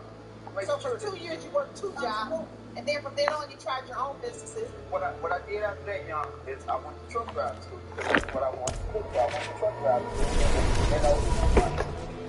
The truck driving thing didn't work out. But what are you doing now? Basically what I'm doing now, I'm a painter. Now you paint. So you enjoy doing the strokes with your brush? I enjoy that, yeah. Alright, so then what's the problem? Now that you're painting, she works too much. What's the problem? So you're working hard. Not together, John. Not together, John. Oh, so you finally decided. She's been a father for 3 years, John. And now you got a job that you enjoy and you're doing this thing. I enjoy my tour bus job. I had it for 7 years, John. I enjoy doing that. So what does it mean by you working too hard? You're working hard. But what does it mean? Did you work long hours? Did you work every day? I worked double shift. Okay, I couldn't step up to the plate of the things that I saw was lacking in the house. And what was lacking? What was working? The bills, man. The bills. The bills was lacking. So he was working as a tool bus operator. He was working in his own business. And you're saying that none of that ever allowed you all to pay the bills? Oh, no, ma'am. This was the thing. As long as I was told and fed and catering to Steve, he was happy. Okay, now you have to explain the total intervention. You can still use this. Picking him up when he come off the charge, bringing him home, cooking him a meal. When I went to work and started making my money, when I went to Steve, I am making work, but I am going to work overtime. So he started saving and doing the... Don't ruin all that work, huh? What I wanted for me and Steve in 7 years to have our own self-sufficient. I comfortable family, but you want your own house as opposed to renting? Yes, ma'am. I want my own. I want my own house. And he didn't like you working 2 jobs. He didn't like me working on overtime. Why not, Mr. O'Neill and having a family? Out of it, young. You what? We weren't getting anything out of it. What do you mean by that? What I mean by that, things weren't still getting taken care of. You know, I was still doing what I'm supposed to do, basically. So the bills still weren't getting paid? Y'all listen. She wanted the car. So I got her a car. So I got her a car, y'all. That's what she did with the car. I told her, don't let my daughter drive the car. That's my stepdaughter, y'all. And she did it anyway. She's 20 now. She wrecked the car. And y'all, this is on my credit today. 1866 is the remaining balance of this car. So you got her car? I slipped that in, y'all. I slipped that in. And basically what I said, I'll take care of that. You know, no problem. You know, she don't understand it. And then what happened? And then it seems like everything that I tell her, y'all, she just don't want to listen. But weren't you said, even though she was working and making more money and working double shift, you didn't see the benefits of it? Things didn't get any better. What's the benefits of it, y'all? I'm at home taking care of the kids. I'm feeding them. I'm doing homework. I'm waiting on her. She was never at home. That's a family. But that's a family without a mother. So then you have to take up the shift of being the mother. Absolutely. And being the only parent at home with the children. And you didn't like that. Absolutely. Together we did things that we supposed to. You know, and our house ran pretty good. So then what's the problem? If you did what you were supposed to do, she did what she was supposed to do, and the house ran pretty good, then what's the problem? The chief. The one the chief, Your Honor. Oh. When divorce court continues. And when did burning his clothes come? It made me feel bad. Oh, really? Damn. If you would like to have the judge hear your case in divorce court, call toll-free 1-877-311-2222 or log on to our website at www.divorcecourt.com. Divorce court continues in the case of Mary O'Neill, who says her husband Stephen had an affair during their marriage. I came home from work one day and found a piece of bill. Called a couple of minutes because we backtracked. That's what we do with the family. We experimented that. You know how to investigate, huh? Yes, ma'am. We called and she passed the pharmacy. So he was there at the house? Yes, ma'am. Well, what you need to understand, then she began to tell me how they had a whole girl. Her Steve was over there taking care of her and her children. Children? Yeah, she had children too. That may explain why your bills weren't getting paid. That's how I had been. And after evaluation and sitting up there thinking about it, she just had to be broke down. What you mean by that? I burned Damn, burn the clothes? I burned the clothes in the driveway because I told him he had 10 minutes to get home to get his belongings. You gave him 10 minutes to get home? Ma'am. And you burned the clothes? Yes, ma'am. No, that's not right. Find somewhere else to get warm. I was here first. That's right. And what did burning his clothes come? You have a good eye. Okay, he didn't understand. He did make me feel better. Oh, really? It made her feel It better. made me feel better. But you know By what? burning his clothes. And that's a really foolish act to engage in. You could have burned up the house. You burned them in the driveway, right now. But I could have gone book, cost book fine, could have cost everything, yourself, the children. Don't act like that. That's foolish. Don't do that. We keep our stables Well, you know, you clean, may get dry, mad and at another warm. man, and then instead of burning the clothes, you may decide to burn him. Ma'am, he did it for me. So you screw with men, is that what you're trying to Ma'am, do? I love men. Thing is, I make better choices. But it's still, you thought you made a good choice here, didn't you? All right, so you still can get to that point again where a man makes you angry, gets you upset, and then you may burn them instead of the clothing. So you got to take control of your anger. I learned too. What else did you do? You said you had to break it down. Just broke it down, that's all. So you just burned his clothes. So did he get home in 10 minutes? His man later, he bagged up and he looked and kept on going. That was the best thing he should have. He's a smart man because he probably would have done something to him as well. You wouldn't have stopped to burn his clothes to do that angry. And so he's been gone ever since?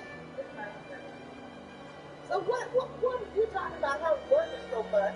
And you over in somebody else's house for a year? No, listen to me. Listen to me. You have to tell me to listen to you. This is about Wait a minute. Hold on a second. You're not meaning that disrespectful, young man. All right, because I'm about to do something. I apologize. Don't get upset. All right. But basically, what this relationship is talking about is this was a friend that I've been known for a long time now. Mm-hmm. And it wasn't the fact that I was over there taking care of her and all these things. This is what she wants to do. So what are you doing? If the number is on her feet, wait a minute, and she called you, and the I'll use the bathroom.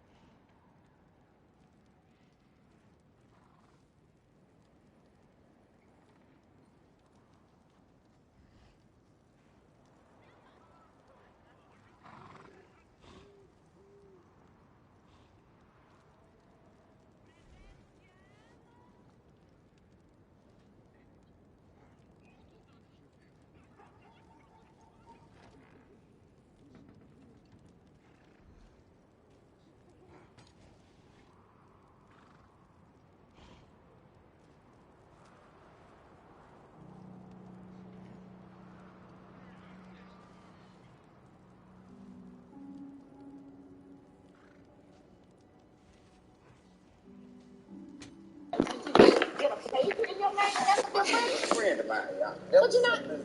But you upset with your wife letting the daughter drive the car. Of course. You know, because this was something that I told her not to do. You know, and all She didn't listen to you. Absolutely. She disobeyed. that I'm in this shape that I'm in now. It wasn't the fact that I'm trying to boss her or anything, but listen to reason. That's just reason. Come on now. So why aren't you paying child support? Your Honor, the reason I'm not paying child support is because I take care of my son. What do you mean by that? When I take care of my son, I buy him school clothes. When? Only the fact that I didn't buy him summer clothes. Once a year with school clothes.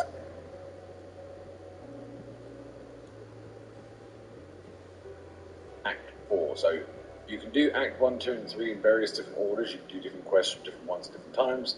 Once you've done all 3 of those, Act 4 will be the only one left in your quest log. So the last quest you will do in Act 3 is a Master's Touch.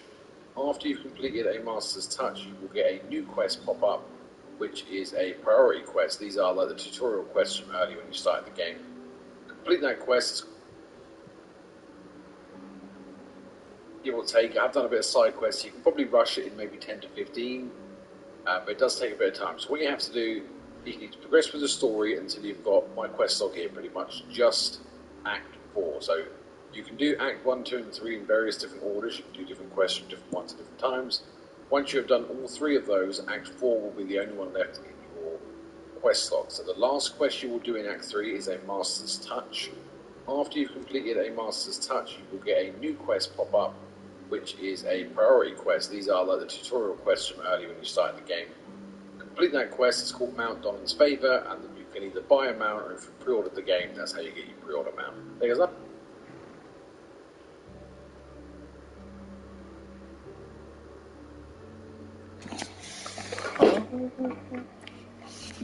I never got that one.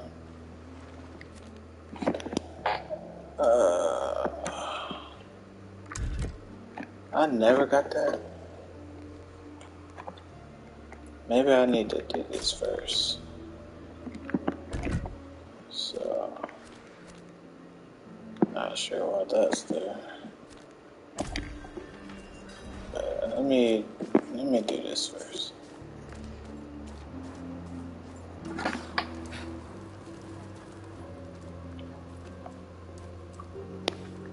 She wasn't woman enough to call me, Yana, and tell me, could you please go and get my son something clothes? She didn't tell me that, Yana. She won't even call me. It is. Oh, yeah. Because I want to talk about it. And told him that the kid needed clothes. My thing is this, Yana. You know, my thing is this. Now you listen to me. It's your turn to listen to me. She didn't need to call you to tell you your child needs anything. She doesn't need to do that.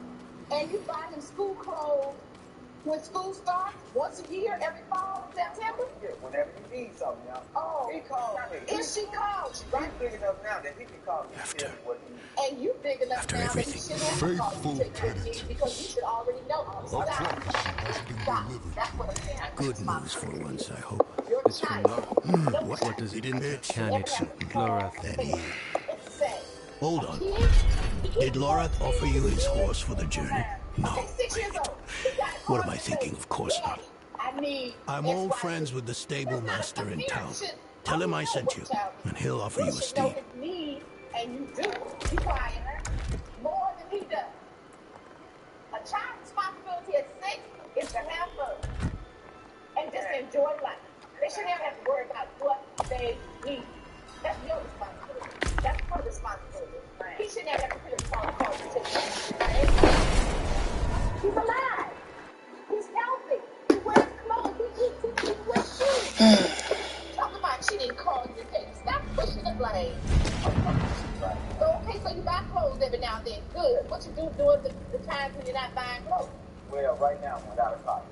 But you got a good job as a painter now because you enjoy it. Absolutely. I'm going to get you one. And, you're going to get you one? Absolutely. I know. Take one of my No, I'm talking about a car. Oh, so now you can't pay child support because you have a No, not at all. I can pay my child support. I went down there, Yana, to try to get myself on child support. The state of Tennessee wouldn't allow me to do that. They said that they no longer let men go down there and put themselves on child support. If she's not on welfare, you don't do that. But all you have to do is send her the money. But, Yana, I'm not sending her anything. You think you're not? I'll send it to the court, Yana. Because that's the way it Well, needs to be. Mr. O'Neill, let's just stop this conversation right now before you say too much. No, hold on a second. The divorce court continues. And Mrs. O'Neill, you need to stop working so many hours. It means neglecting your children. There is more to life than material things. And we think that means more to our children than our time.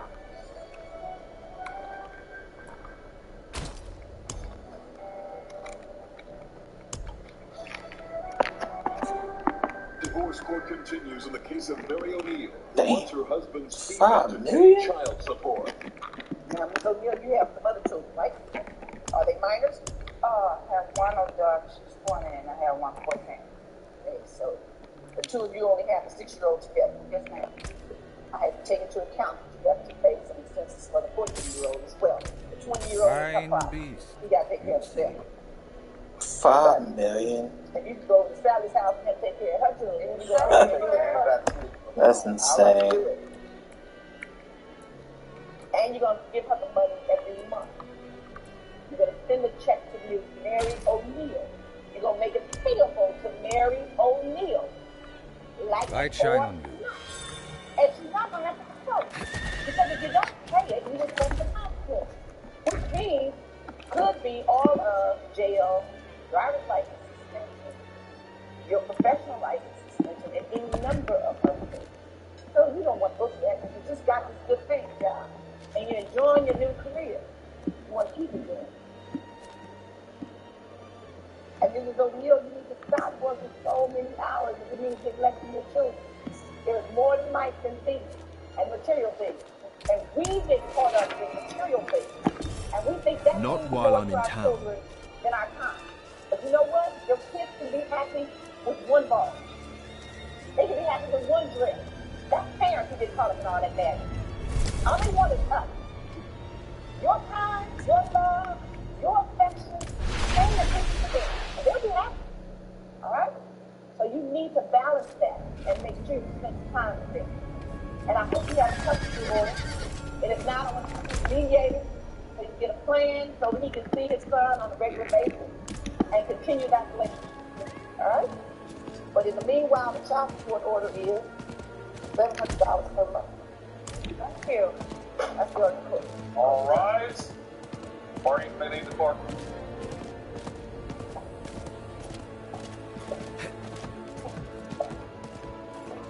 Oh, let me see. I think that's it.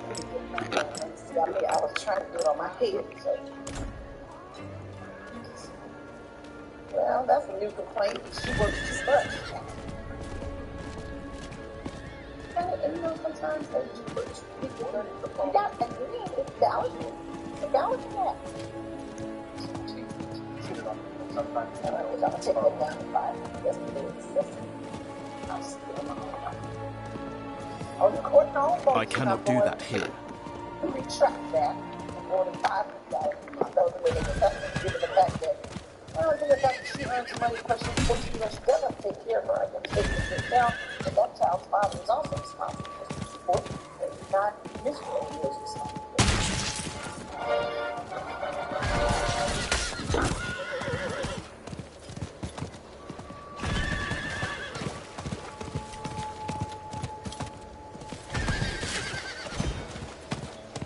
My wife, she hasn't contributed in any way during our 6 years of marriage. The past 2 years, I had custody of our 3 kids, therefore I feel that she needs to pay me child support.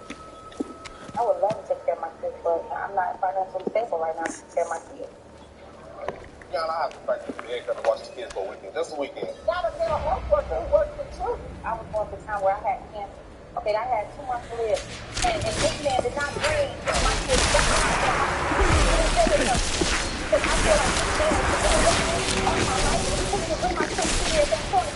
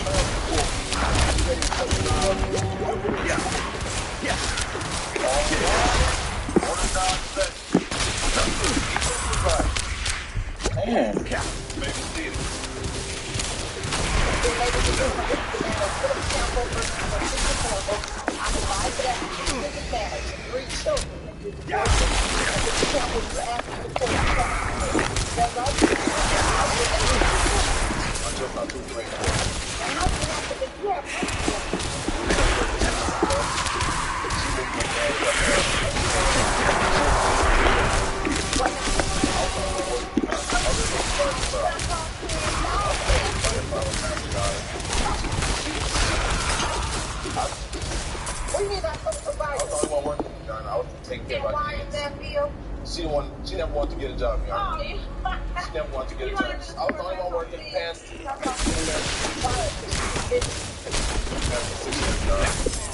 She had an order for child support on me. Taking money out of my check.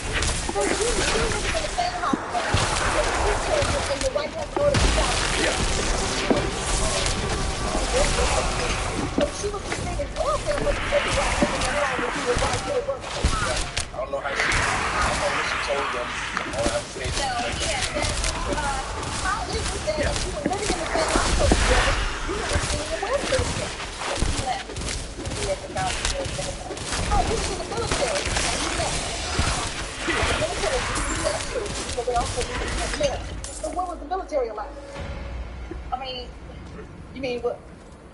What's military like? I mean, he for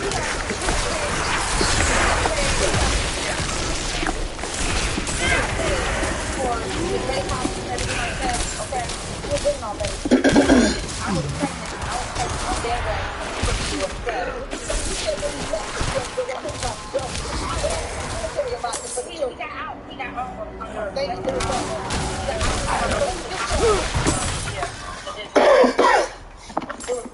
It was general. Anyway, he got out, and he didn't have enough check for the military. Can we leave it at that? Faithful children of Akara. When he left, he Masonry stained with residual magics. The aftermath of an arcane explosion.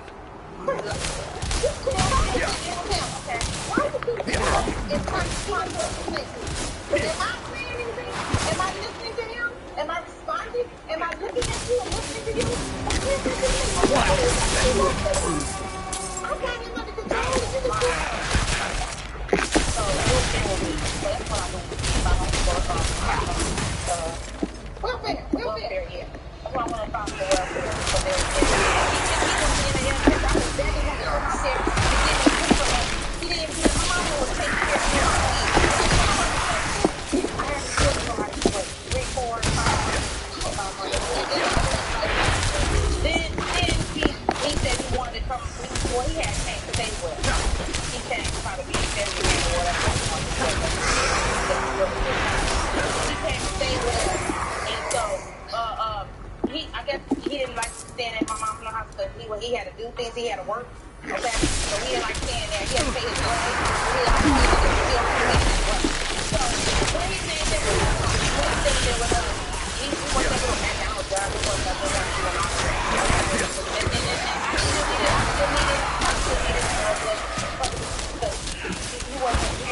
There was no chat. But did you let them know? And I told him that he was staying with me. Okay. And one while I put him on the medical card because I had to take care of him. He ain't got no money. He ain't had nothing. So then the two of you guys separated again. So we moved in after that time. He moved into my house. We will not survive. No, we was. We had moved together. So my mom then he moved back. He moved back to his mom's house and moved to my mom's house. I mean, I was at my mom's house. And so, you talking about moving? I thought you were there. So then we finally got to play together. All right. Decided to play together. So we got to play. He stopped paying rent. Well, first of all, he stopped paying rent. I had a good job. I was there for 3 years. Okay. When he said he resigned, he was going to fire me because I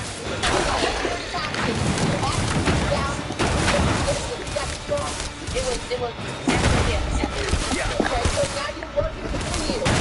Listen to him. Listen to him. He was after my break. I had resigned my job because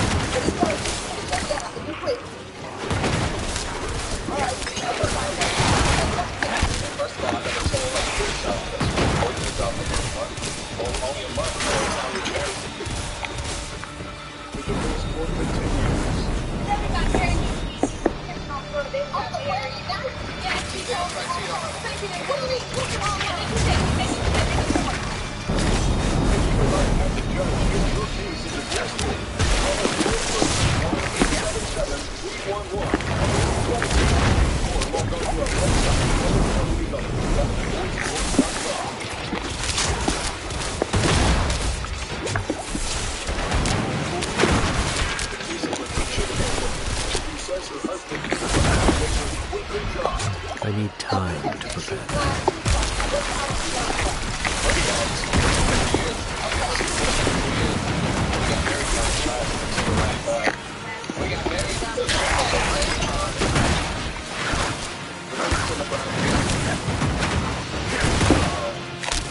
October 95. We only stayed out there until about August of 96.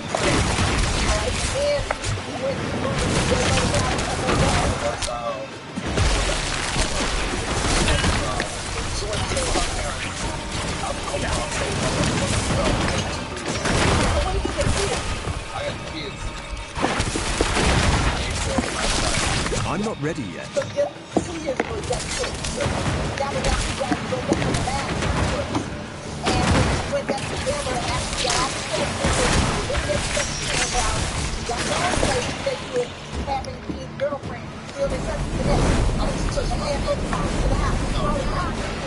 Girlfriend, we were friends. Like, before we even got together, I was still talking.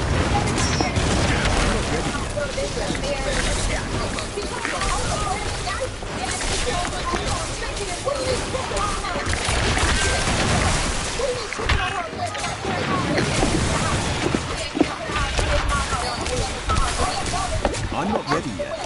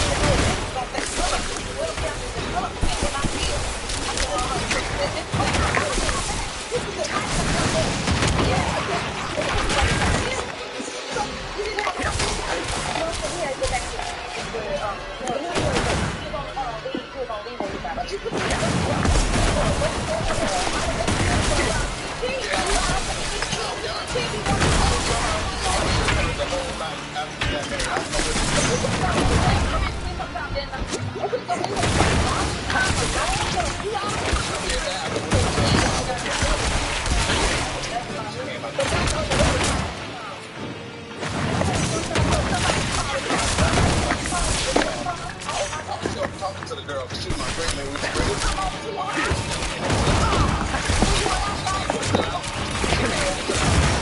She called the girl, we called her over there. And she came over there. Come on now. I need time to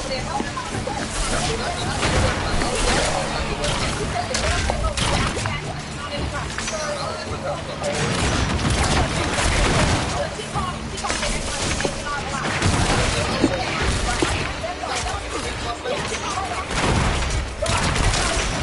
I need time to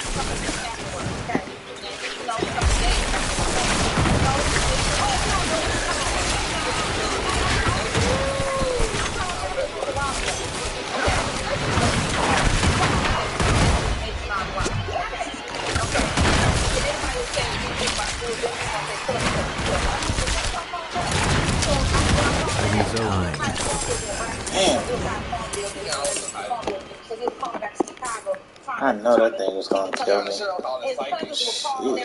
cousin will call and everything, and have her on the line with them, because they didn't want. I already got that part. You okay? And so we went. He called and said Seriously about to kill me. You love to take our block. I tell you. She called and she told him to make a decision. Do he want to still be friends with her, or do he want to be with me? I told you all. How do you know? What? She didn't say that to you? No, she didn't say that. She didn't say that. No. Well, so what if she did say it? And so he didn't say nothing. He was sitting there looking stupid. Didn't want to make the decision.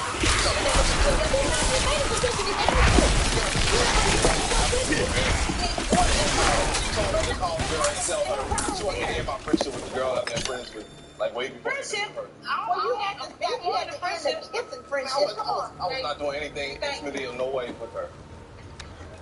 The divorce court continues. I was going through a time where I had cancer. Okay, I had 2 months to live. And this man did not bring my kids one time to the hospital.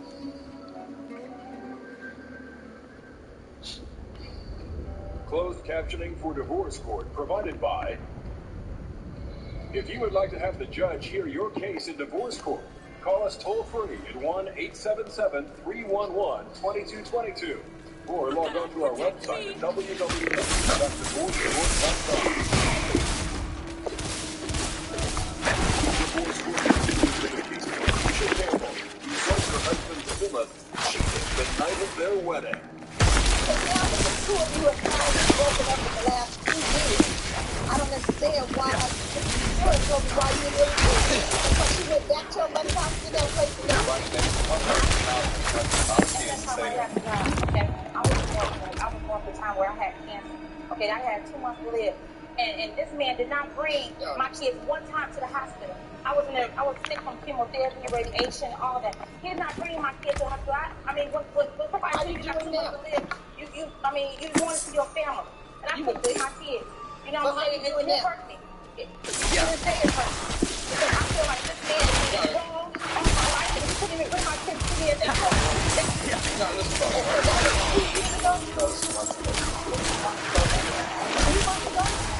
So how are you doing then? They said it's a remission, but I'm not So right now you're not feeling any pain and destruction, so you're not going to be fine. You're not going to go therapy, well, let's hope that it stays that way. You're working? Yes, I am. I'm looking for counselor. I work with kids every day, and that's the point I'm making. I mean, you don't bring my kids to me. You don't bring my kids to me. Because you didn't have jobs.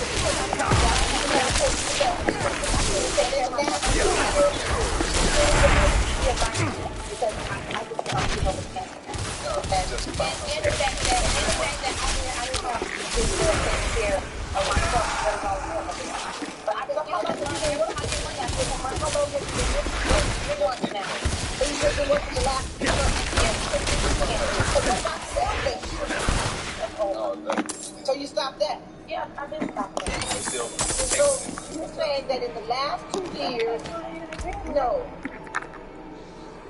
What? Still taking money out of my taxes every year.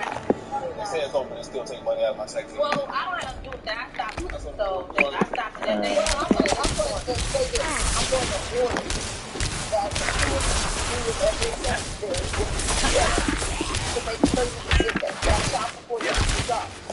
Now, but my point is, you were not working for all this. Is that what you're saying? I was busy job. I wrote down. And it's only been in the last 2 months you got to come with that. You're saying that you got things to wife. I asked him, why aren't you seeing the children? So that father I have to practically beg her, but I asked her to watch the kids for a weekend, just a weekend. I practically beg her to do it.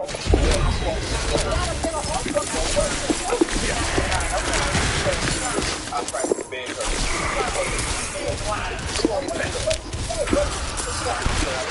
I ain't got no money for them, and my mom and dad, they won't let them stay there.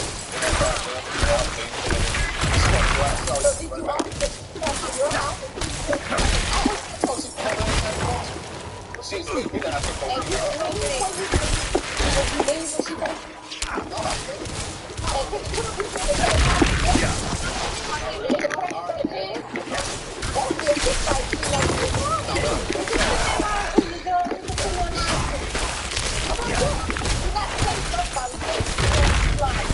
Okay, because I still want to pick up my kids. I have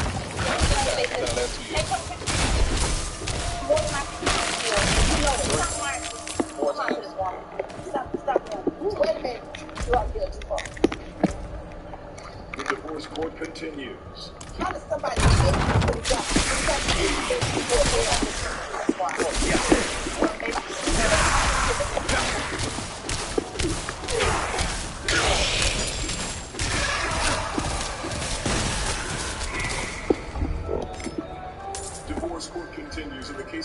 Campbell, who wants his wife Letitia to pay child support for their 3 children.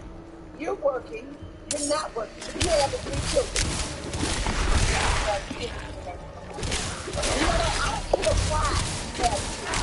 And if you made it to your job, then you should take the custody of the children. And how somebody can take you to you don't have any money is short. Yes, 3 children. You know how much you have to live off of. How does somebody make it to your job? I wouldn't care. How would it be brains without working? You know what? I want to hear that. I don't care why he has children. Bottom line is he has them. If you don't get my children in the next month, you know what? If you get them in the next month, you can change the child support order. But the order now, this court is that you make $20 per child. For child support. Until another court makes a different order. You gotta pay $600 a month. $600. So you can go out of park. I don't have time to play this game. And you're making the same argument that those men make when they stand before you.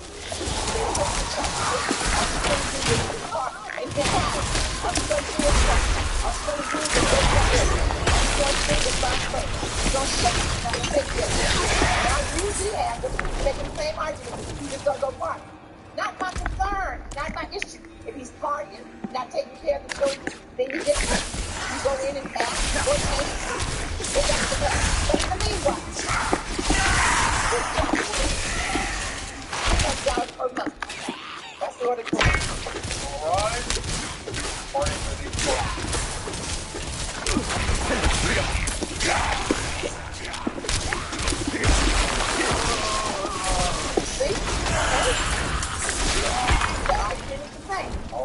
Has no gender bearing, does it?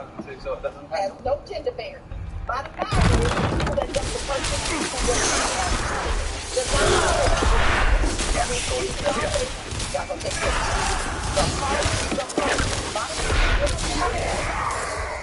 and my answer to them is the same as it is to everybody. The woman is the same as it is to me. Go get custody.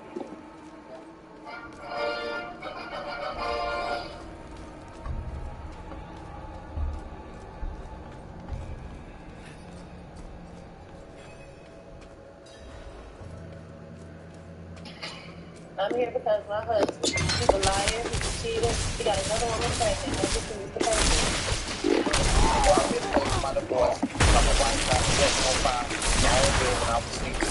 Yo, his wife tried to set him on fire while he was in the bed?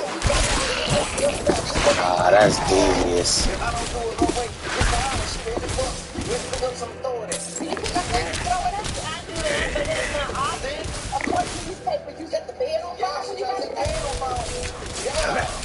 Nah, trying to set a man on fire in his bed is crazy. What? Today's session of Divorce Court. All rise. We're now set.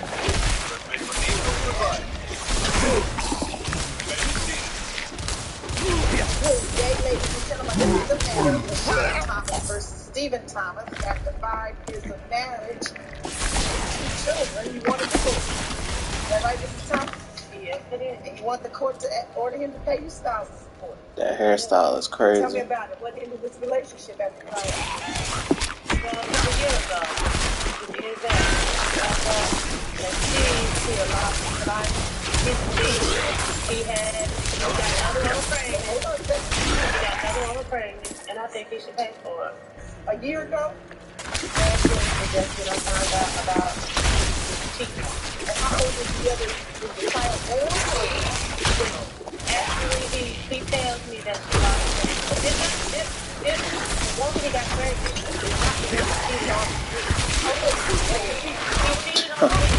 Cheated on her with one and got another one pregnant. That's crazy. The reason why I left, when I left, he told me to leave. Chiefs called police on me For what reason? For no reason at all.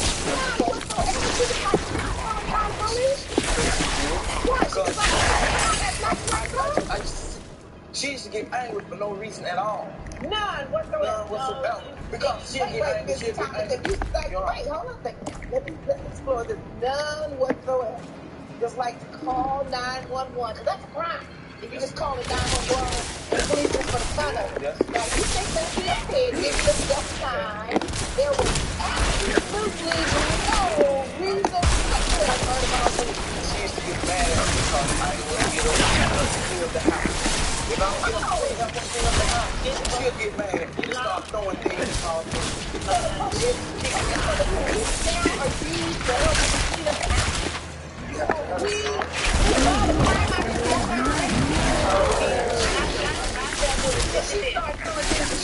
She'll get mad like that. When I go to work at 5 o'clock in the morning, y'all.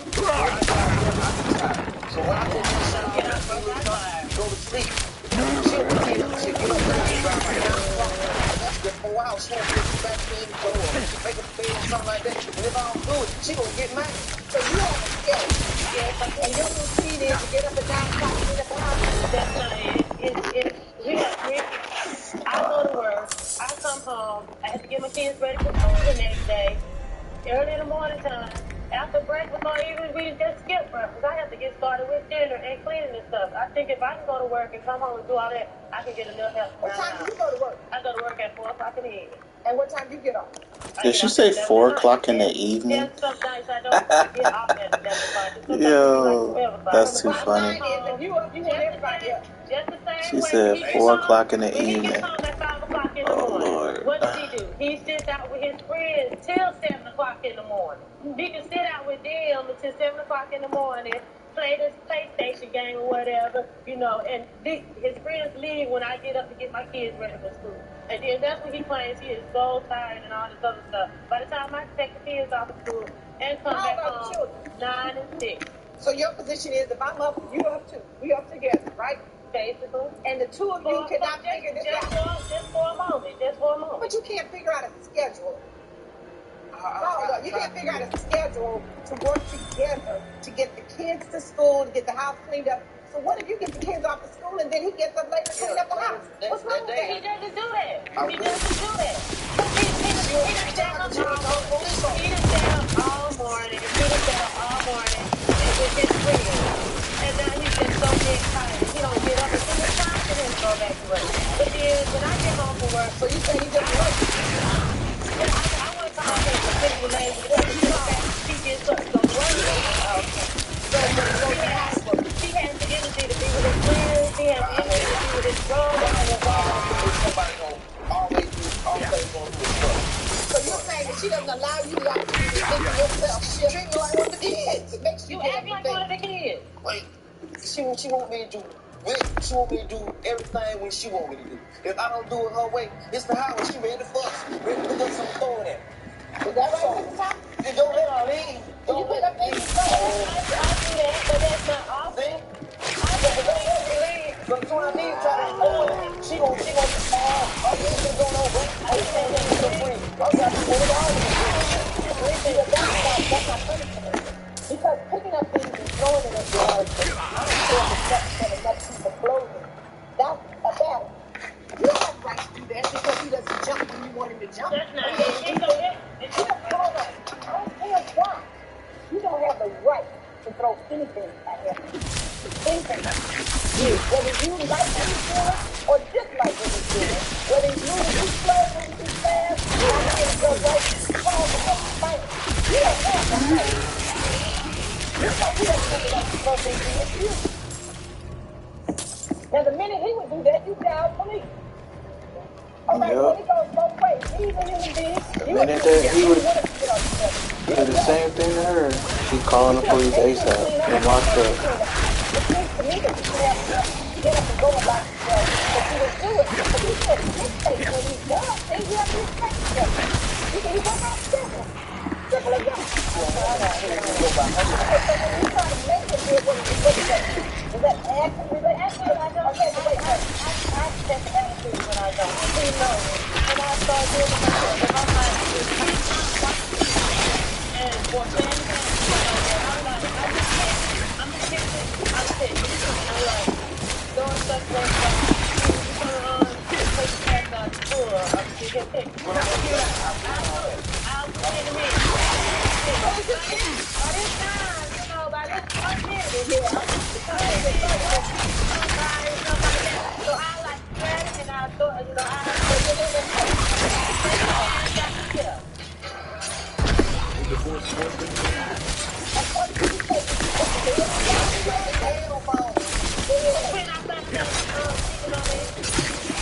like to have the judge hear your case in divorce court. Call us toll free 1-877-311-2222. She cheated. She wanna set that man on fire. That's crazy. Divorce court continues in the case of Stephen Thomas, who says his wife LaShonda treats him like a child. Is that he's right. He says, when you ask me to do it, if I don't do it the way she wants to, when she wants to, she gets angry. And either you'll get angry and throw things, or either you'll get angry and do it yourself. But what I found is that if you keep doing it, then he'll never do it. What you said to him is, if I sit here long enough, after knowing I'm supposed to do something, if I sit here long enough, she'll do it. So you allowed him to play that game because he's figured it out. If I sit here long enough, she'll do it. And then I won't even have anything. So this is why I said, that's what you want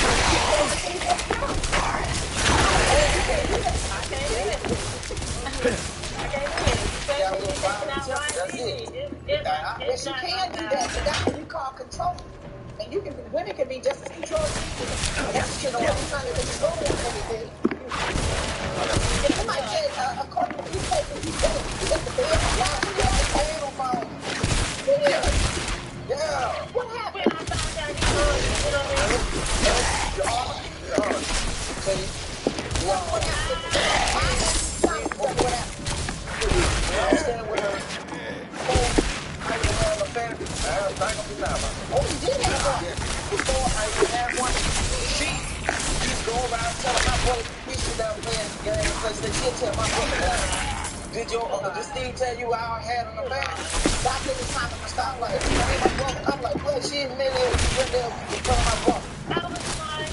I was lying.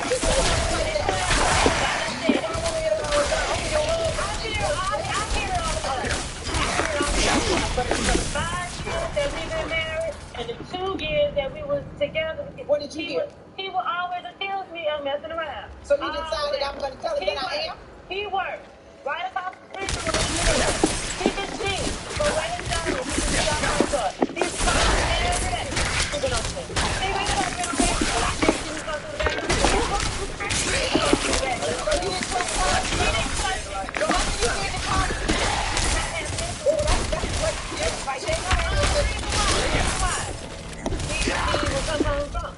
Why would I want to be with you when you're gone? Now, first of all, you said he came home and he said I was the house. Then you said he came to the house and he went to sleep. Now you said he came home drunk. So that's why you didn't have sex with a lot of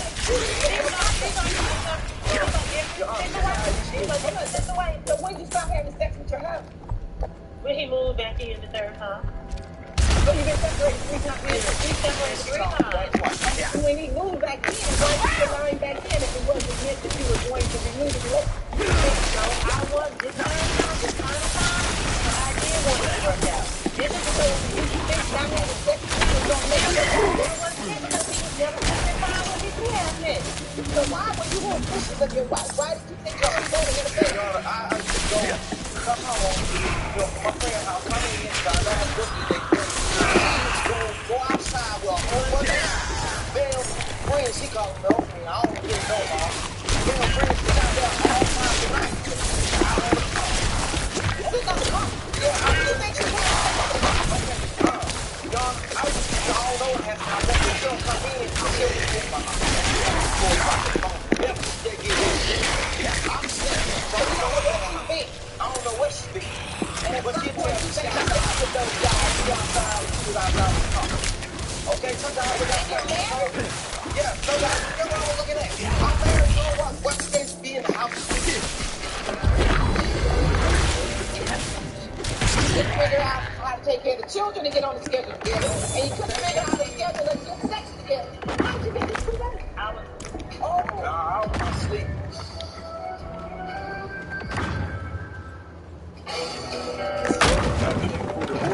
Provided by.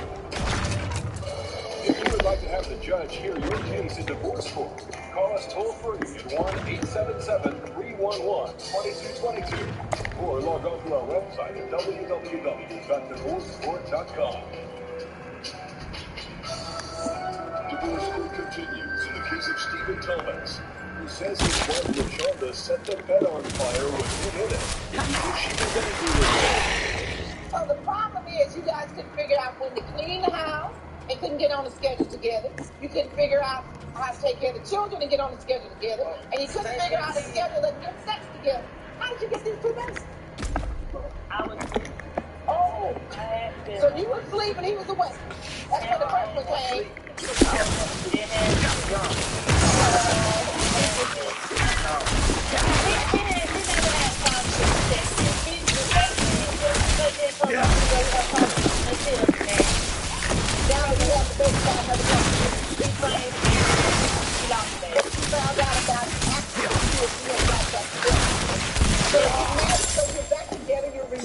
Rejoice, and my if loyal this other woman is servants. pregnant, it happened while Word you were of your separated. deeds has Why are you stirred so the worried about hearts it? of the faithful. Our enemies in Keshistan assailed you with lies and blades alike. But never once did your devotion waver.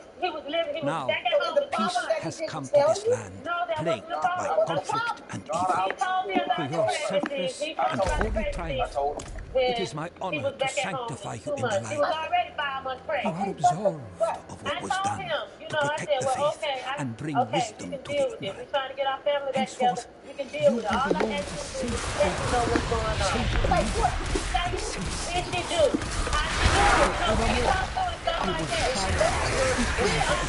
So now you're on marriage. I don't understand. You're back together. Now we told you the woman is pregnant.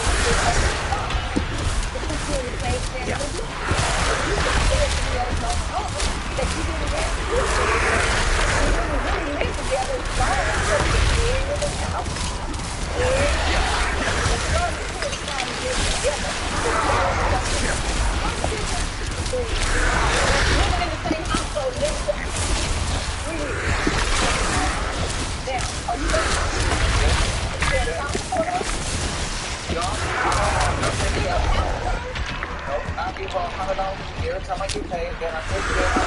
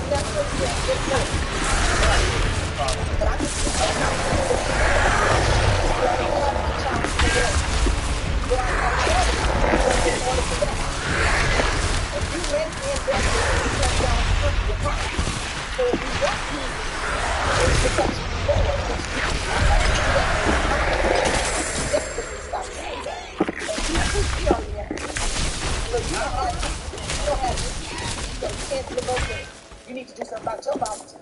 You have 3. Good. That's part of the report. All rise. Party to the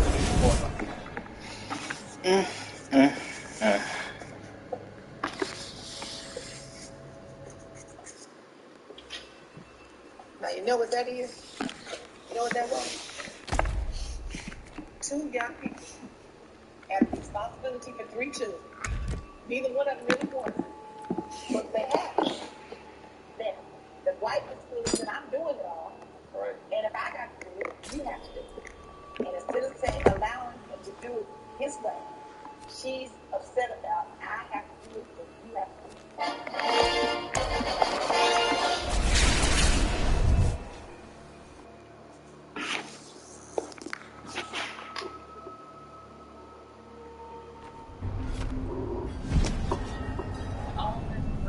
Reimbursement back the money that I had put in storage, it was stuck out there and moved back to Texas. I don't owe no money for storage. I'm talking, I own it, and I'm not even allowed access to get to my own property. Wait a minute. Now, she claims that she's doing all this country back and forth between Texas and Arizona to be with you. But he could not make it in Arizona, just like he's an auto mechanic. How do you not make it as an auto mechanic anywhere? She took off on this eyeglass, dog, clothes. We went back there and told her I've never had. Bertha McMallow says her husband Michael dumped her in the middle of the street with her belongings. Now he says she's holding his property to get even. In today's session of Divorce Court. Steve? All rise. Court is now in session. Judge Mabel Heatham presiding. You may be seated. Today, ladies and gentlemen, this is the matter of Bertha McMallow and Michael versus Michael McMallow. The rise of a 6-year marriage. That dollar for him to pay $264 for storage fees. And another $70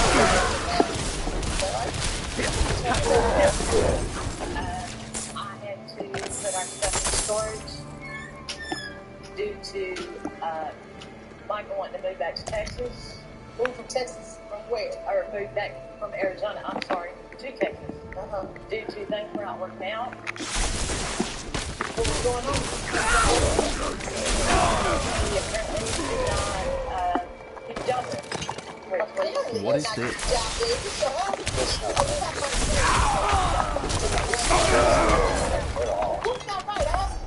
That happened in Texas. That's the reason he moved to he wanted to move to Arizona, and I agreed to it. So you were in Texas and moved to Arizona? Yes. And then you got to Arizona and wanted to move back to Texas? And you went to Arizona so you could have a job? I'm going to tell your story tonight. Tell them talking.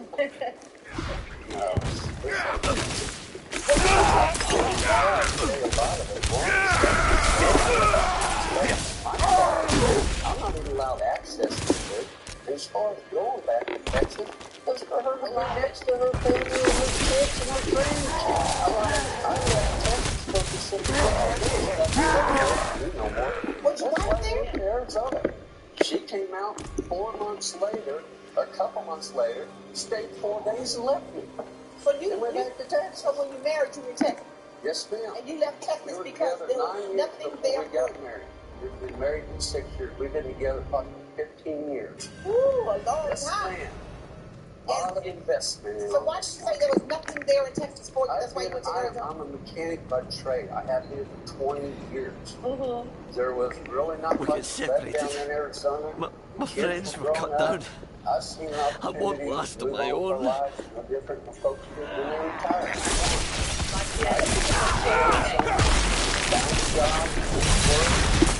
She sold all my property, all my I'm not ready yet.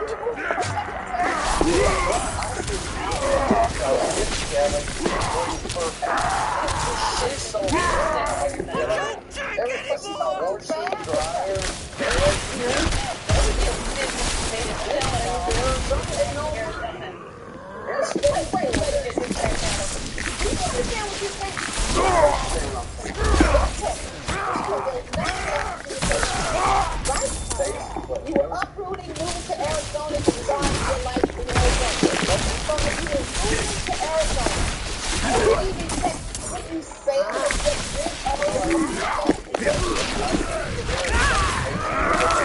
I'm not ready yet.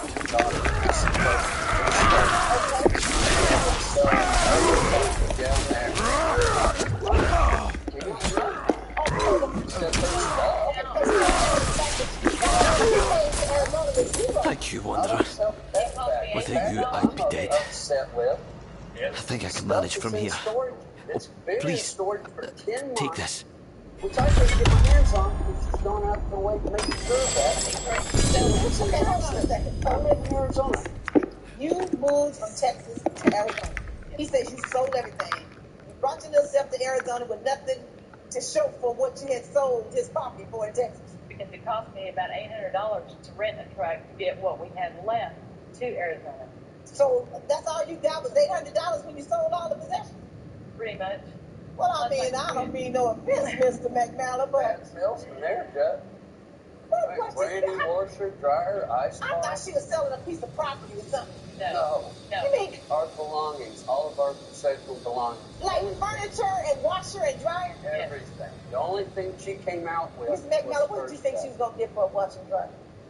What did you expect? Anywhere from $50 to a couple $100. Okay, $50 to a couple $100. I have no idea. I wasn't there to make those transactions. Okay, and then you sold up what other kind of possessions? Dining room tables, couch, furniture, bed. Water bed. So what you put in storage? If you sold everything? Her stuff. Be quiet. I'm not talking to this. It was things I've had since before I met Michael. Okay, things I've had, don't tell me. What? Knickknacks, my kids' pictures from day one that they were born, my grandkids. Why you put pictures in storage? Well, I thought I was going to stay there at the time. When I moved Why would you put pictures in storage instead of taking them with you? Those are memories that you sit down in the family and look at. Yeah, I understand. I had too many of them to have brought it back with me when we came back. Too many pictures to take back with you?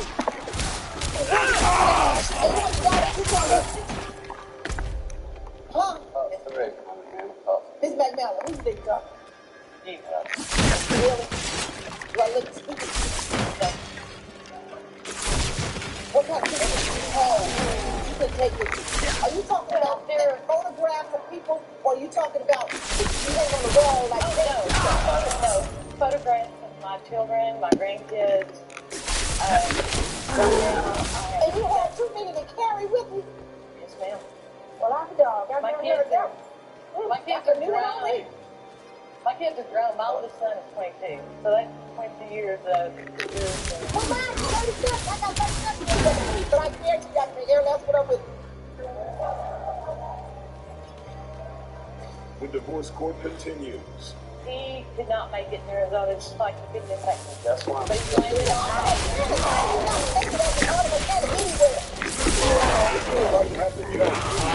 The divorce court. Call us toll-free 1-877-311-4222 or log on to our website at www.divorcecourt.com. The divorce court continues in the case of Michael McMillan, who says his wife Rachel refuses to return his personal belongings. So you put your knickknacks. What's knickknacks? Your mama used to call and you put on the shelf and you got to dust off and you put all that work. All that good for collecting dust. That's all they good for. You talking about those kind of things? So why you couldn't sell them? If you needed money so badly to get back to Arizona to your husband, why you keep your knickknacks and your little whatnot, your pictures, and put them in storage, but you sold all his possessions? What's that all about? No, that was his decision for me to sell everything that was big so that I didn't have to deal with everything that I did not move. Okay, so what's his that you kept there then? What's his that's in storage? Oh, I have pictures of clothes and stuff in that are in storage. Furniture now that we bought in Arizona. Oh, now you got furniture. Oh, nothing in Arizona. Really? She came up here, I purchased everything that, couch, furniture, tables, chairs, television, VCR. I had to start all over. Blessed Akarat, spirits of the sands, grant my wedding safe passage. Stop. You were moving from Texas to Arizona, and you were relocating, so she sold, okay? Now you went to Arizona, and you started over, you bought all new washer, dryer, furniture. All right, now you're back from Arizona, and you're moving back to Texas. We went back to Texas, I was there. Why you go back to Texas? It was his decision. No, it was his decision because he could not make it in Arizona just like he couldn't in Texas. That's why I'm but still he blamed it on me. How do you not make it as an auto mechanic anywhere? I work for the biggest corporation in the United States. Mainly his temper. I keep the job. I went back to Texas, I was there 5 days. I already had the job lined out. Went to put money down on a townhome. She took off, disappeared. No. I called her mother, I called her family. Nobody could tell me where she was at. So now, he made the decision to move to Arizona. He made the decision to move from Arizona back to Texas. And you had no say-so in none of this. Is that what you're telling me? I was there 1 week and left. He dropped me off the night that we got back into Texas with my car on a tow dolly about halfway in the middle of my street in front of my mother's house. At your mother's house? Yep. So in other words, he was dumping. Well, the car was on a dollar, and I listened to it for 2 days. Well, wait a minute. If you're moving back to Texas as a family, or was you separated at that point? No. All our property was still in Arizona. I mean, I've got like $8,000 race car here. Moving back to Texas as a family? Yeah. Why you stop at her mother's house? I was going to come back up here and try to get our property. She didn't even have a job when we got back. I did. I had been waiting. My boss had been waiting the money out. Paid for a motel, week motel for me. To Arizona, I had a rolling job in Texas. So now you crying over that spill. And then, I quit my job and moved to well, but then again, when he decided to move back to Texas, I had a job in Arizona and he was not working. So you quit that with him? And he wanted to move back, so I agreed. But he's saying that I'm the one that set him up. You have a job. He doesn't have a job. He wants to go back to Texas. You're the only one working, and because he wanted to move back, you agreed. Right? And then you go live with your mother? I don't know. Just like the 5 times I came home. Be quiet, Mr. McNally. Let her talk for a minute. Then you went to live with your mother? I stayed with my mom maybe that night I had to because it was real late at night. And I was trying to get... What about this hotel that was paid for a week? I paid for it. Oh, for us to get into it. I thought you said your employer paid for it. She didn't have no money. I contacted my boss that I worked for 5 years previously, and it said, come back, here's half the check, $900 take home a week, paid for the motel. I took the rest of the week to put a deposit on a townhome. I heard that story. A week. Hold on a second. The divorce court continues. 2 nights. She took off on me. I had no idea where she went. So then you moved back to Arizona? We went back to Arizona because I had a job in Arizona. There's nothing in Texas. Oh, Mr. McNally, please spare me.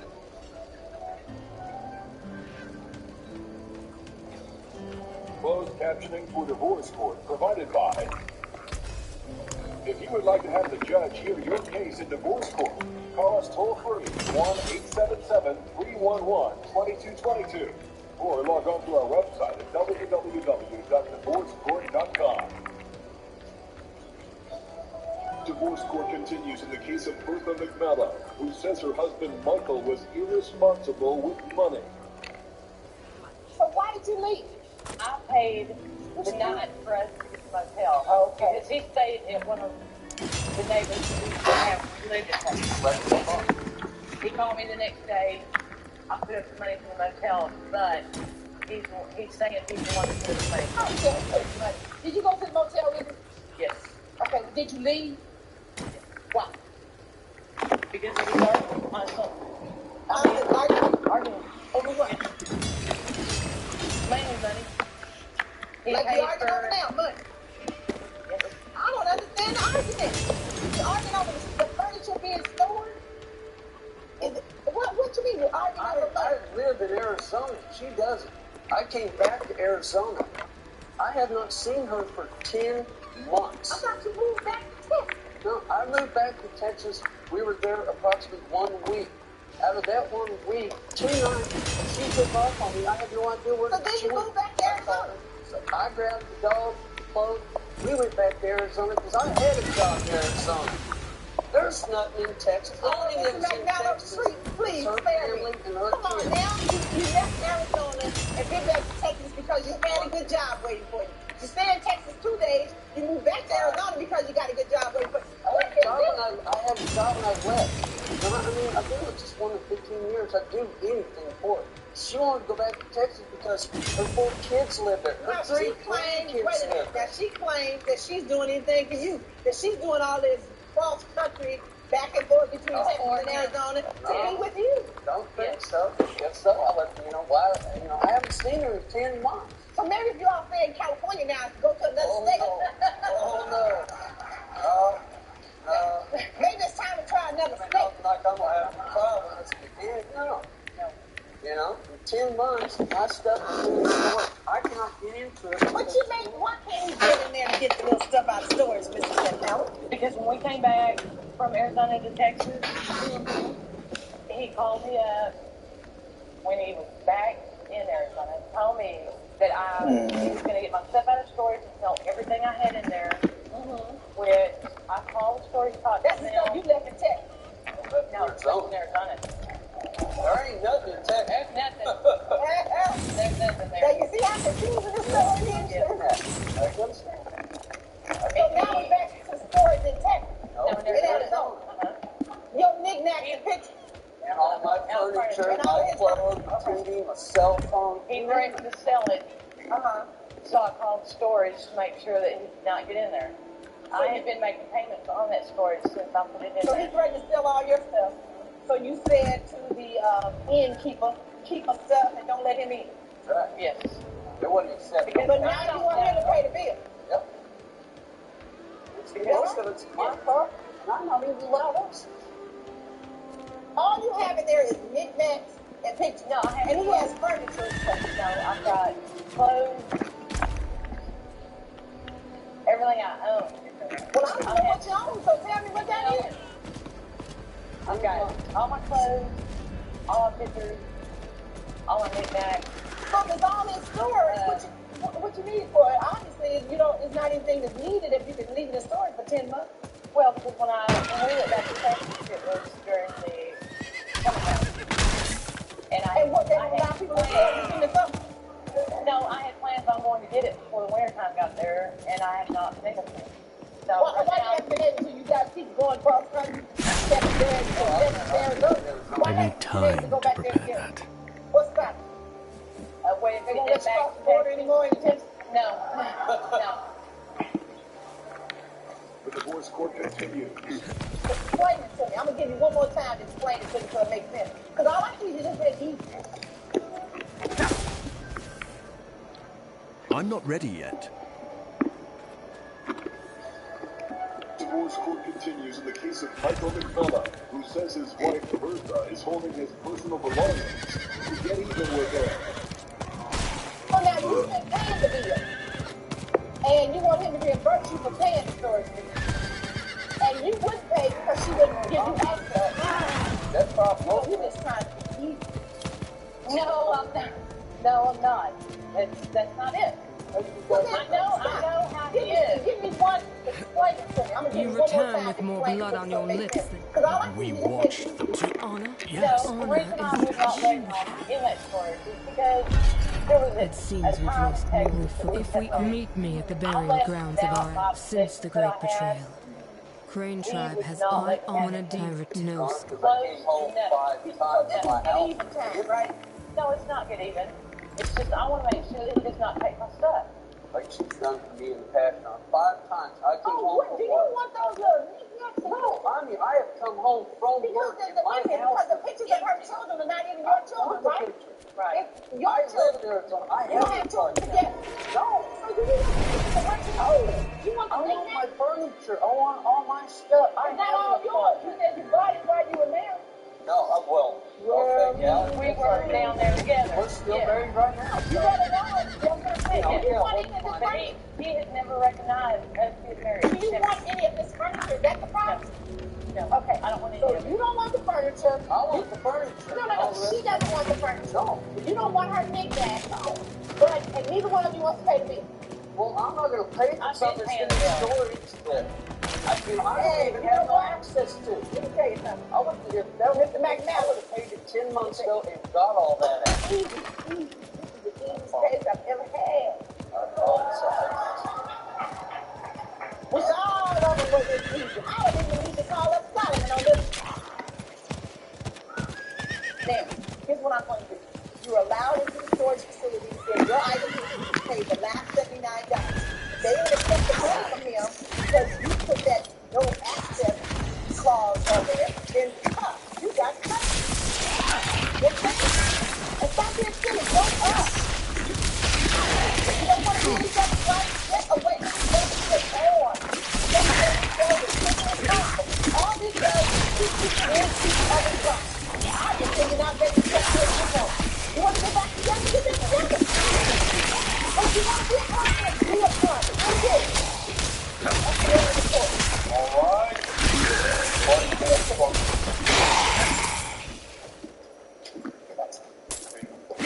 Silly.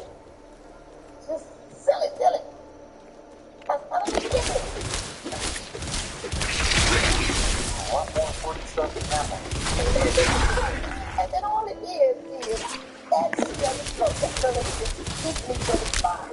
Everybody's kid. He's not 22-year-old. He's 43 or 39. Come on, they better not know better. Acting like a little kid.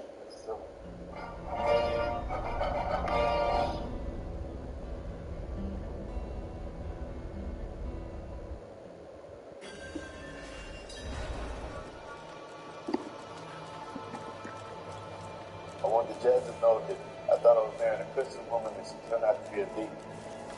I want the judge to know that he was having an affair with his ex-girlfriend. You thought that because he was with you when he was married, that you had more going to you than his wife, and that's why he liked you so much. And once he left her, he'd be with you permanently. I thought you were hard enough listen to not do that to me. That you were with the man for over 20 years, but only married him for 2.5 years. Sounds like to me you was a little shit going on. Don't try to I'm married to that now. I'm married to you in a minute. I'm sorry. Don't try to talk over me. We won't win. Carolyn Thompson says she is walking away from this marriage, but she wants her husband Robert to face child support. Her life will be on their side.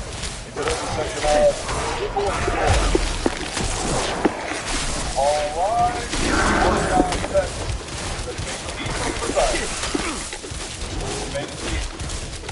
Good day, ladies and gentlemen. This is a matter of Robert. My ancestors soaked these fields with demon blood. Married for 2.5 years. These You're paying how fiends about 20 trespass years. upon Is that their right? betters. Yes.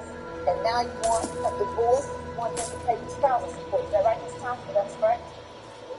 How did we get to this point? He, well, before, while we was married, he was there.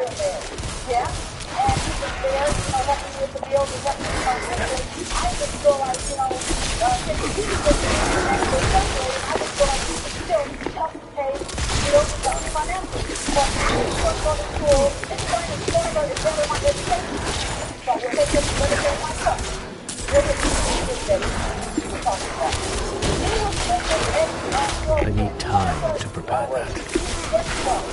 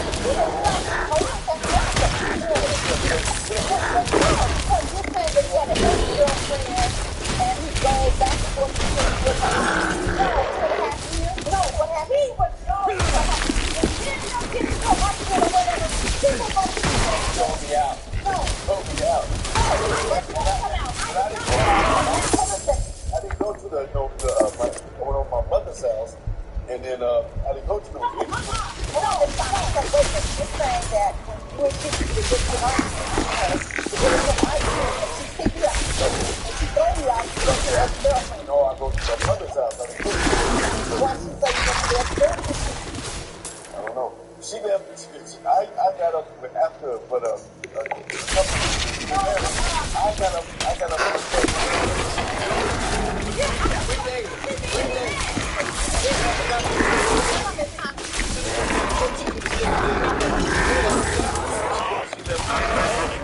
I mean, you know, and I'm sitting there. I'm going to work, coming back home, and then she really going mom at first, and clean up or whatever. But she went to get right out of home to work, and I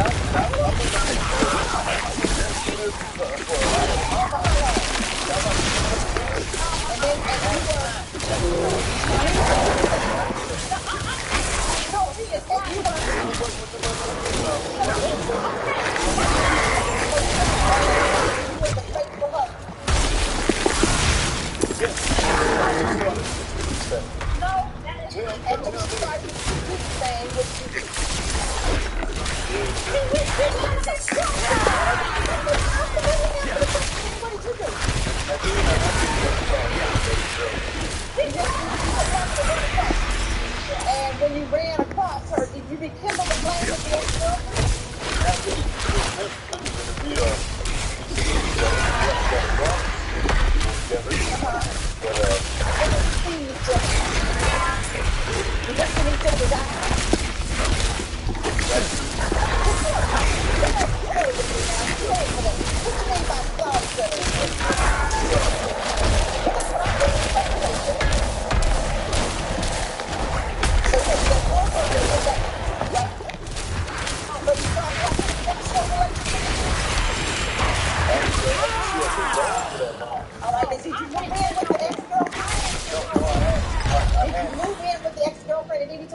Yes, I did. And did you stay several nights at a time? Yes. Then when the ex-girlfriend get mad at you, you went back to your wife? So how did that happen? Yeah, he threw it out, then he want to come back. And you let him go? Yeah, I let him go.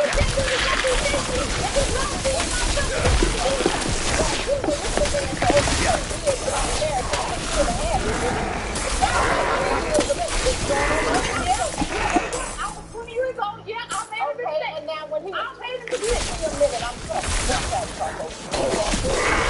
So when you were 20 years old, without going to the bank,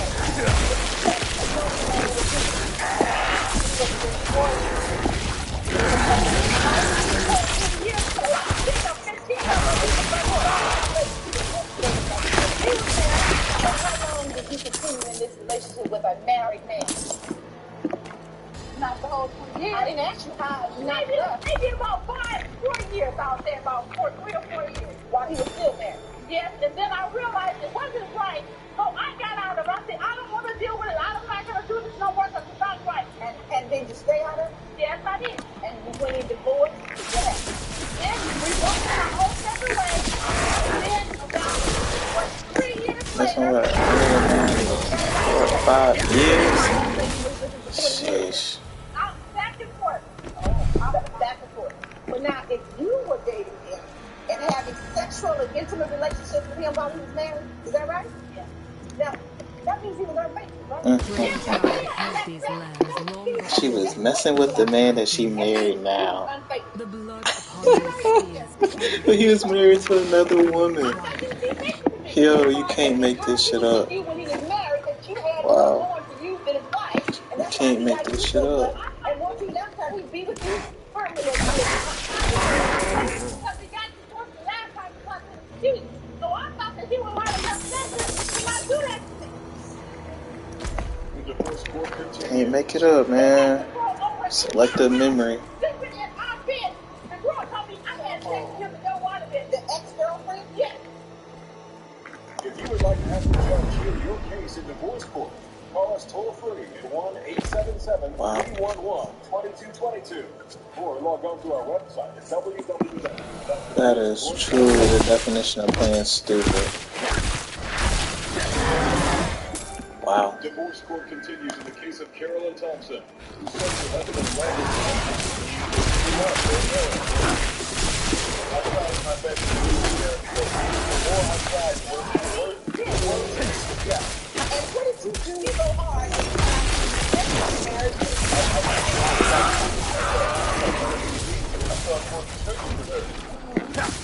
I did everything I could. The more I did, the more she got. The more she started understanding. It's like the man, the demon jumped in. He said the demon jumped in her. I'm dead. You went to her? Is that what you saying? No, that's not true. So she started staying out for 2 weeks at a time, and the 2 days at a time, and getting up in the middle of the night leaving. That was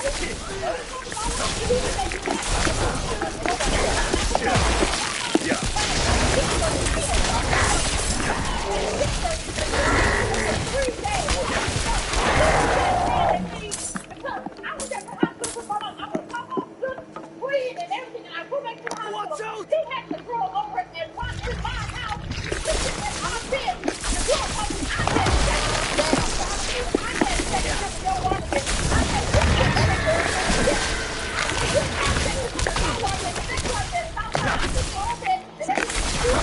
Okay, let's deal with that. You have to take the water bed with your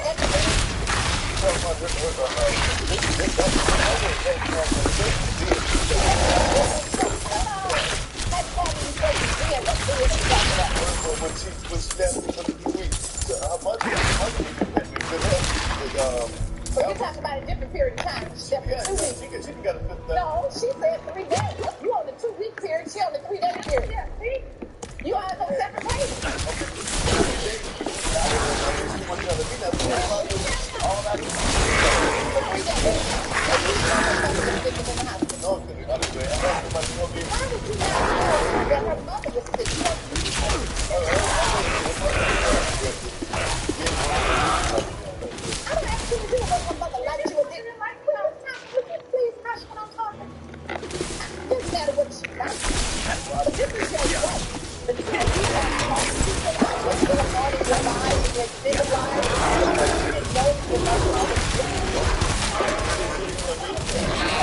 And nobody in the neighborhood, and you didn't hear through the grapevine, and you didn't hear anything. No, you know what? Okay, so when your wife was gone for 3 days, was gone 3 days straight, and you didn't know where she was. And you didn't care nothing about it when you found out. Yeah, but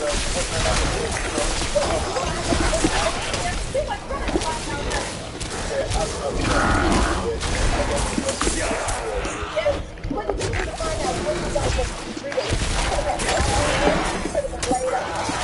You could have been in a board. You do anything to try to find out where she was? I knew she was all right. How did you know that?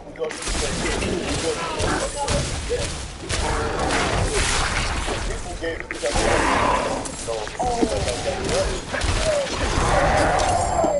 Why weren't you informed that your mother-in-law was sick? They didn't tell me that, but I wasn't going to chase behind her. I don't do that. I'm not chasing behind her and she's going to see her mother. It seems like to me that that's what a husband would do. Would go with his wife at least, and out of consideration, courtesy, concern, respect for her mother, would go and visit her mother. I used to make her go visit her mother. Oh, boy, okay. You never had to make me visit my mother. The divorce court continues. The only reason I didn't come back was because my son cried for his father. I was your son before you married him. Well.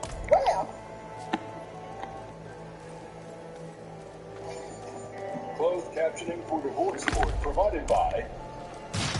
If you would like to have the judge hear your case in divorce court, call toll-free 1-777-211-120 or log on to our website www.divorcecourt.com. Divorce court Robert for days at a time during their marriage. So you leave him because if he was faithful, he's with the heir. And now he wants the marriage to end because when you married him, you had him. So that's really good. That's the man who's unfaithful and a steal and a liar. And you just engaged in any kind of unfaithful activity. You thought he's going to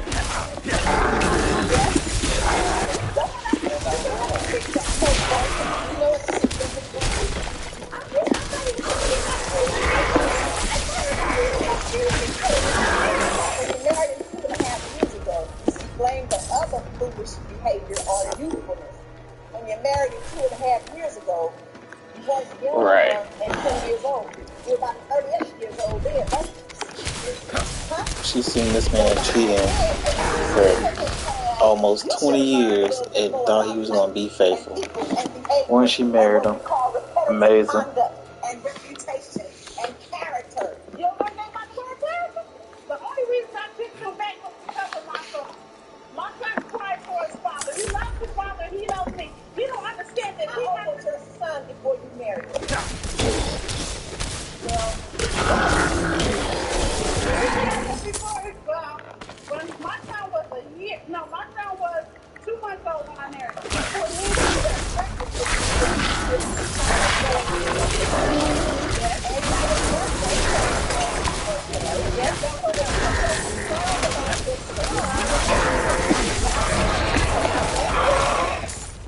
now, aren't you concerned about your son? Yes, I'm very concerned. Yes, so then why are you doing and he wasn't on it. And he goes down I mean, you know, I got old and wanted to settle down and make them. Like I said, I would try my best. You got old? How old are you? 26. You're not old yet. That's old to me. It makes you old. Yeah, probably because you've been running around for a long time. Said that's old in the streets. Getting a little worn and torn. And I would try to make it work. She know, in her heart, she know, but I tried my best. We've been together. It seems to me that if the two of you could stick with each other and stay together off and on and have this relationship for over 20 years and a number of years of which he was married, and you put up with all the foolishness, what's the difference if you stay out? There's only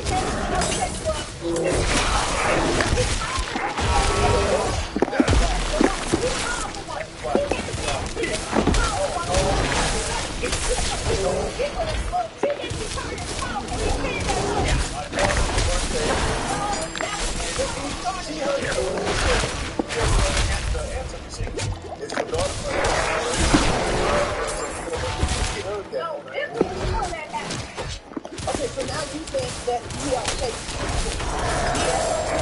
Because I'm feeling this big fault when we were separate because he won't stop this. He said he's not. He told me that so many times before. And you kept taking him back. Yes, because it's like, and wasted 20 years. Wasted 20 years of your life with a man that kept saying, I'm not going to do it again. 20 years. She done wasted 20 years of life being stupid. Neither one of you were faithful. Neither one of you. We've already established that. Monogamy is not the order of the day in this relationship. She wasted 20 years of her life.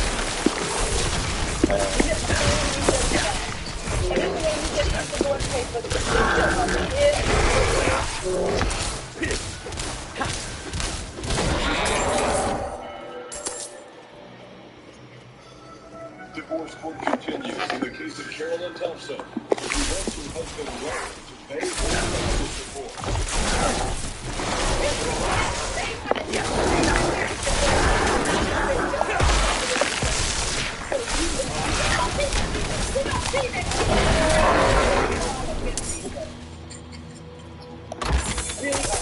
You just throwing me to the side.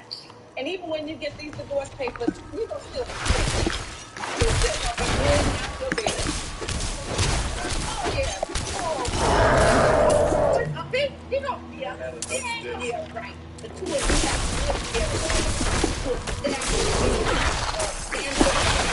to establish any relationship where the two of you depended or where you should ask for spousal support. Depended upon him for your existence and where he paid and took care of you and provided for you such that I can live with us. Now, is there a time for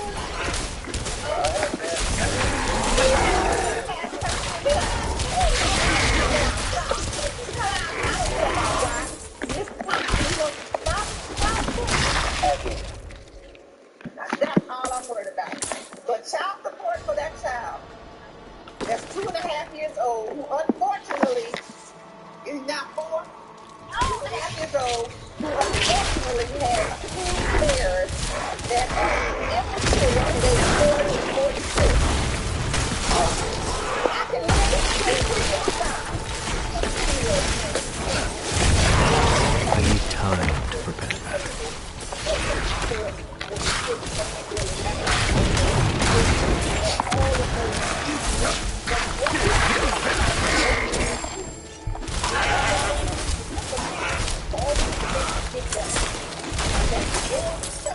much better than other stuff. And the reason he's playing around on her with me is because it's her fault. She's not doing this. I'm a better woman. So he's not going to do that to me. And when they mess around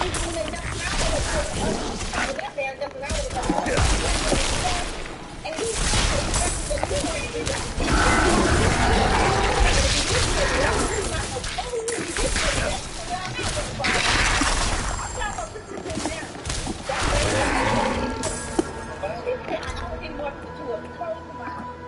the more you open it, the more ridiculous it's becoming. I want some support for this child. And this is on the court's own motion. Because neither one of you is worried about really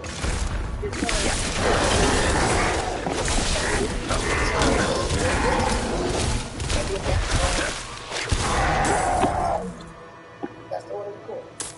Court's turn. All rise. Parties ready for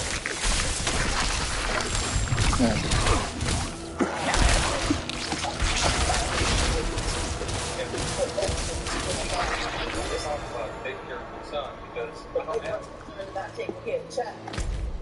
He didn't want that.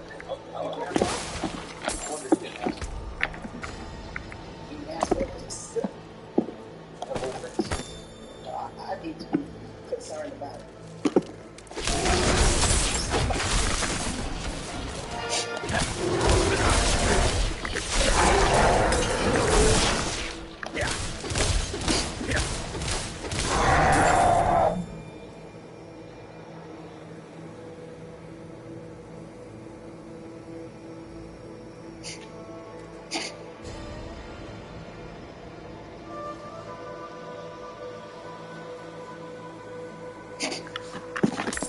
There's nothing more powerful than you.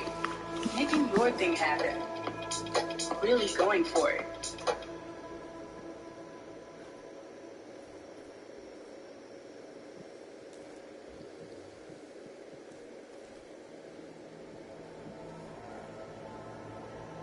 Today on divorce court. Today I'm going to tell Jamie the real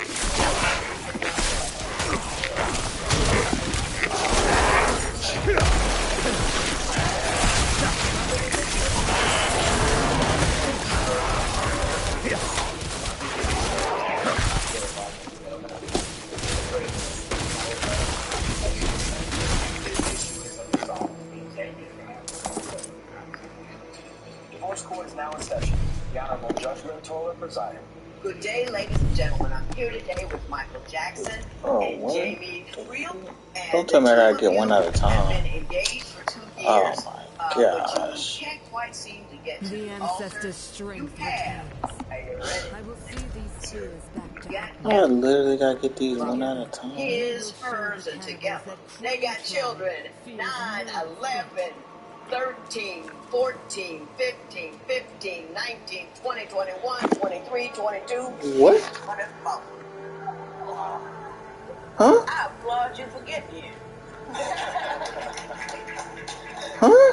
You have filled out my compatibility test. Oh, they got like 10 kids. Your marriage license, which you've given me permission to tear up should I find your union ill-advised. Mr. Jackson, I'm going to start with you. Why don't you tell me a little bit about your relationship and why you're here in divorce court today on a fulfill your vows. Your Honor, we're here today because they have gone to resolve the risk between our relationship. I had proposed to Jamie, and a week after that, my son was killed. I'm so sorry to hear that. How old was he? He was just getting ready to turn 21. I can't even imagine. I'm so sorry for that. What happened? He was in the wrong place at the wrong time, trying to protect his cousin. Actually, they both lost their life. You two were together at that time? Yeah, in fact, we were out Christmas shopping for all the kids. let me ask you this. That kind of event can tear apart the most solid of relationships. Did it have an effect on you? Yes, ma'am. Why don't you talk to me about how it affected your relationship? I felt like Jamie wasn't there as much as I wanted her to be. Struggling the whole time. What things did she fail to do in your eyes? When we were at the funeral party, we were making arrangements for my son, picking out a casket and going through the financials of it. And I noticed she seemed frustrated, upset, kind of had an attitude. I mean, the body language, she wasn't saying anything, facial expressions, and the caskets were big, going over the financials. Did you have a difficulty when you were making the arrangements? Not that making those kind of arrangements aren't upsetting, but an attitude that was constant or static. It was more I had been modeling so much up inside. I was trying to keep it together. My body language probably was more, reserved. Maybe like I had an attitude or something wrong because I was ready to break down inside. I couldn't handle everything. I was trying to hold it all together. Were there other things that she did or other circumstances that surrounded us that put a wedge between the two of you?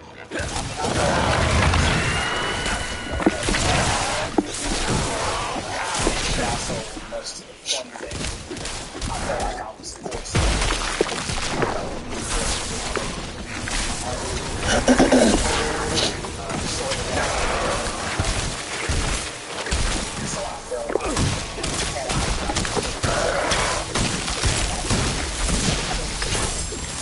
Khalid took the last of the warriors out to face the flesh eaters.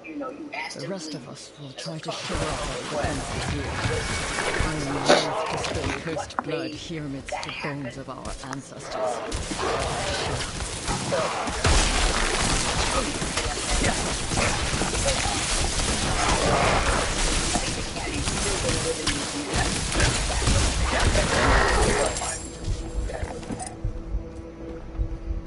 Can I say this to you? What my children do when they're not in my house is completely unrelated to whether or not they go there. And I just want to give you that. I don't want you to feel like you're the cause of this. You see what I'm saying? Circumstances that happen outside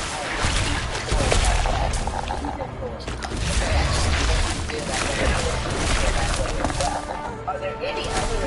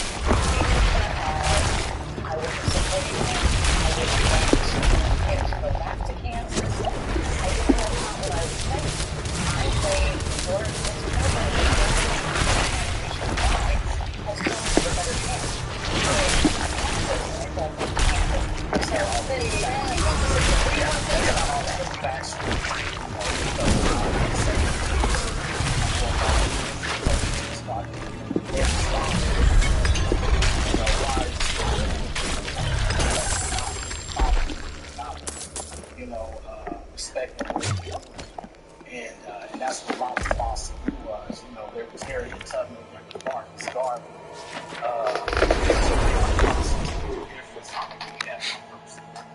That's what I said to you. But I go was back to the trying. foundation where things happen. And that's where I started. That's where my root is. And, you know, I just felt like we should respect that. Mr. Jackson, I understand that there is another concern that you have. You believe that she's always comparing you to her ex. And I want to talk about that. She looked over at me and said, well, he wouldn't have did it that way. He formulates that, and when we're arguing, that's what he brings up.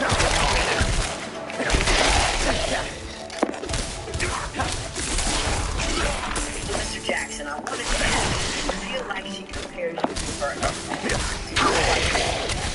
You know, I know this past hard, but I know that I feel like she still harbors feelings, certain types of feelings, and I felt like I've never gotten the chance to show the type of man I am versus what he is. Well, why don't you give me some examples that makes you feel that way? You know, we were ending the conversation about the kids one time. We were having kind of an argument where she looked over at me and said, well, he wouldn't have did it that way. You know, and then here recently we just had a you know, kind of a disagreement, and basically she told me I was jealous of him. He brings him up. We don't discuss him because of some of the things that I told him about the past when we very first started dating. He formulates that, and when we're arguing, that's what he brings up. Just because I when I listen to her conversation, or she's explaining to me how she was giving him certain types of chances to be a good dad. It's the way that she's talking that makes me feel like I don't have any value. I think it's a communication problem, not necessarily a way I'm you not look at ready things yet. problem, the way you look at things problem. You say you have a problem with the way she disciplines, or in fact does not discipline the children. I mean, it's careful. There's no rules. There's parenting style is totally different. Growing up, I would have never talked back to my dad. I need time. Because I know that I'm a mess. You know, but you know, and if they told me something, they want the type of parents that they're gonna tell you once. You know, when I tell you once, let's make a move. You know, she wants to spend a lot of time debating with the kid. You know, and I feel like, you know, if you tell them to do something, that should be that. Mr. Why don't you tell me, do you believe you're too lax with them? And if not, tell me what your parenting philosophy is. I do know that there are times where I am more lax than what I should be. I think that comes from me being a single mom for so many years before Mike and I were together. I had to be both parents. I could use some assistance. I got to say something. You know, little Johnny ain't got an opinion as far as I'm concerned. Not in my house. Little Johnny don't need an opinion. Little Johnny want an opinion. Little Johnny buy his own house. And I believe that if we allow our children to tell us what's what and who's who and argue and to disagree, we're doing it because it's easier for us. Because it's hard to be on them. Because you love them and they cute, you want this and that. But it's easier to be a lax parent because it makes it happy. It doesn't give you discord in the right now. If you do the right now right for long enough, you don't have the discord later on. You with me on that? You're doing them a disservice. Don't think about it like that. The fact that they obey me was the biggest favor I did for them, not for me.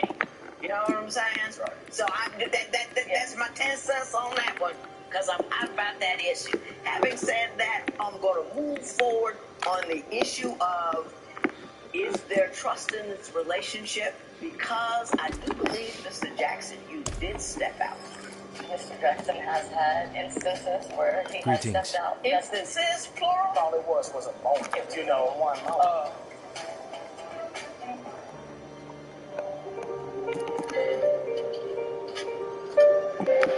Yes.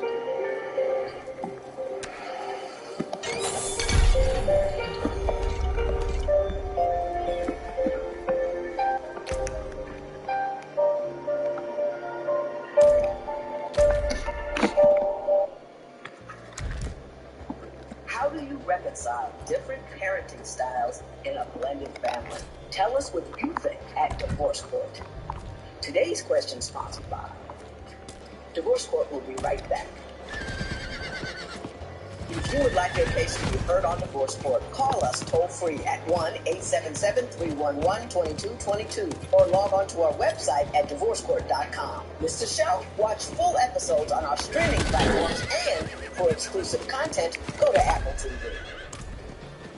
Ms. Friel, I'm going to start with you. I understand that Mr. Jackson stepped out on you, and as a function thereof, you two have trust issues. Why don't you talk to me about that? That is true. Mr. Jackson has had I cannot do that here. Where he has stepped out. Instances, plural? That I have... Plural? I thought I was a nice guy. That I have... Hang on! The dead rejoin the tribe in Give me spirit really and short spirit. synopses of what you The found cannibals out. believe... Through Facebook, there was a post that she had made and tagged him in it, which was a very... Suggestive? Yes, very, very. And when I confronted him about it, he said, well, I can't control what somebody else does. Well, I understand, but you're allowing her to feel like she can get on Facebook. I admit, yes, Your Honor, I did step out. I was wrong. I just felt like the things that I was already going through the emotional time. Not while I'm in town. And I was towering in different directions. Right. And I just felt like just a step coming out of my home from her. And tell me the most disrespectful thing she did. Well, allowing allow her to talk bad to me, talk back to me. I'm providing roof and clothes, food and shelter. Give me an idea of the kinds of things. Don't identify the child. Okay. Tell me what kinds of things they said. And there was not much whoever tell me yourself,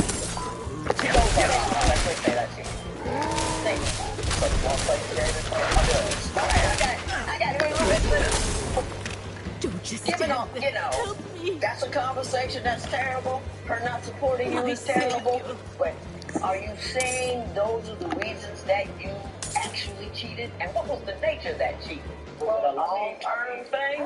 No, it was no long-term thing. I mean, when a man cheats, it's love. It ain't what it's a moment. That's all it was a moment. The thing about it, I'm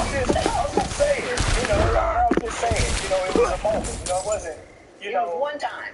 It was a one-time situation as far as that. I mean, a lot of it is just conversation. I'm an intellectual person, so conversation means a lot to me. And when I can't come home and talk to her because she wants to stay, someone else is having a conversation with me on the phone. She likes to debate. It doesn't matter what the conversation is about. She has to fact check. Please help. At no time does discord in the home make she's okay. And I'll tell you this. Once you cheat, a full consciousness of even the innocent things that you do. And you have to own all of that. You know what I mean? And on an intellectual level, there's a lot of ways to get satisfaction that does not involve anything below the belt. All right, and he knows that he's done this, but he will not speak with me about his infidelity. That's water under the bridge. That's something in the past. Why do you keep bringing up the past?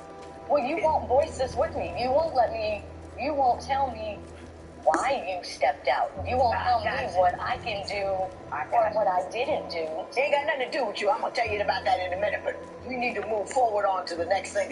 I got a whole lot I want to say to you. Today's question sponsored by AG1 is the daily routine, a foundation for your health routine. It's made with the highest quality ingredients, put through the strictest quality testing standard. When is it okay to cheat in a relationship? Share your opinion on Twitter and Instagram at Divorce Court. Divorce Court will be right back. Don't just stand there. Listen to what she has to say about how she feels about that cheat and your response since then. I feel like the security that we had was taken away. The fact that I could come home and know that you were there was gone. That was gone. I looked at your compatibility test, and you must refer to your manhood at least 3 times. Refer to your manhood and what you must give to her. Refer to your manhood and what you wanted from her. You refer to your manhood about what you refer to yourself as a man. Just refer to my mind. This is what comes to your mind. And you're a man. And let me tell you why. Real men that are comfortable in their manhood don't need to mention it. They just do it. And I'm not saying you're not one. I'm saying you don't believe in the man that you are. I want to say this about your son again. I can't imagine that heartbreak. And when someone takes on a cause like that, behind a pain like that, you gotta be behind them with it. And don't overreact. If he's in this community, this thing, hey baby, this is what you want to do? I'm on them with you. They'll find their way. They'll get where they're going. But that is a pain you do not understand. That is a need that is extraordinary. And he'll find his way. He's not going to be all logical and correct with it in the beginning. But you gotta be behind that. You can't rational that. You know what I'm saying? I am behind you. I think you two are good people. I think you love one another. I don't think you know how to talk to one another. I think that your feeling of being appropriately recognized for your maleness depends too much on what she says to you. Love one another, take care of one another, get their kids under control. You understand what I'm saying? This matter is adjourned.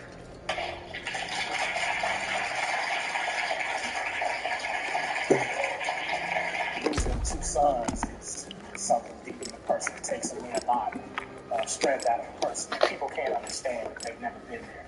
I do feel like Mike has remorse for his cheating. I just feel like he doesn't understand to the depth that it hurt our relationship, and him not talking about it hurts our relationship even further.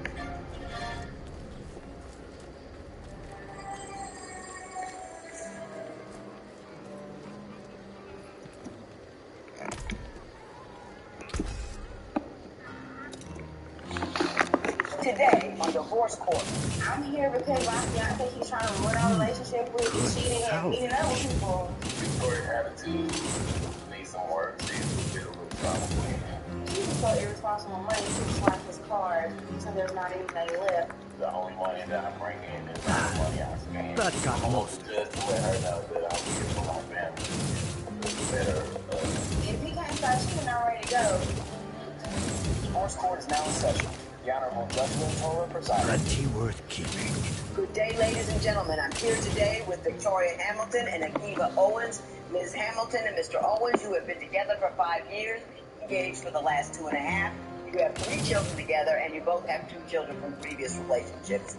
Ms. Hamilton, I'm going to start with you. You've been together for a while, but you're in trouble now. You need armor? Tell me why you've come I've got to it see here. me. I came because my fiance has an issue with cheating and having community. I'm right out with it. So he works as an EMT, so he has weird hours, right? And he tells me I'm about to go to work or whatever, like 8, 9 o'clock at night.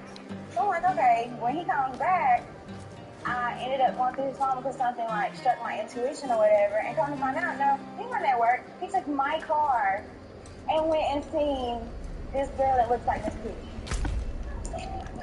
Oh, she big, man. She said she looked like Miss Piggy. The woman's look, but Mr. Owen, did you say you were going to work and in reality we're going to see another woman?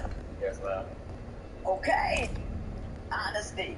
Were you going just to talk to her? Were you having a sexual relationship? What was the deal? It was a sexual relationship. Okay. I won't have to struggle with you. Can you tell me why you felt the need to do that, or is that something you always do? Was this a one-time affair? What's happening? It was Like a spur of the moment thing. Spur of the moment. Need something blessed? How do you have Cursed, spur of the moment sex? I mean, where do you find those women? Did you know her? Was she a friend? It was somebody I known for a while. Mm-hmm. And she just called you up and said, hey, you want some? And you go, yep, and got up and went? Pretty much.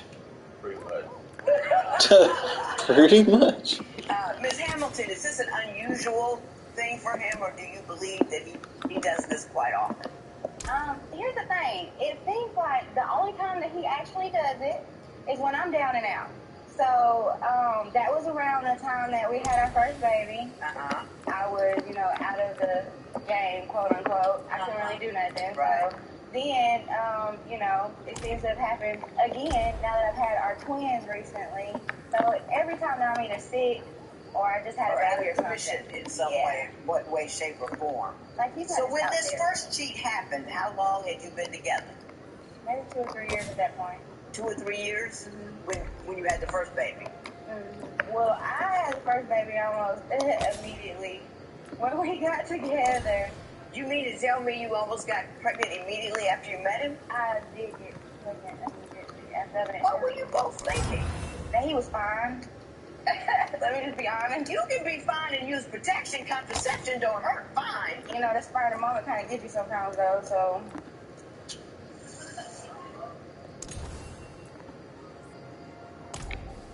Ah, yes. You see power. She said, I like shit and I want shit. I'ma have that baby. That's crazy. Don't get you. Lack of planning gets you. Immaturity gets you. Foolishness gets you. She said, I'ma have that baby. What's your excuse? I don't have one.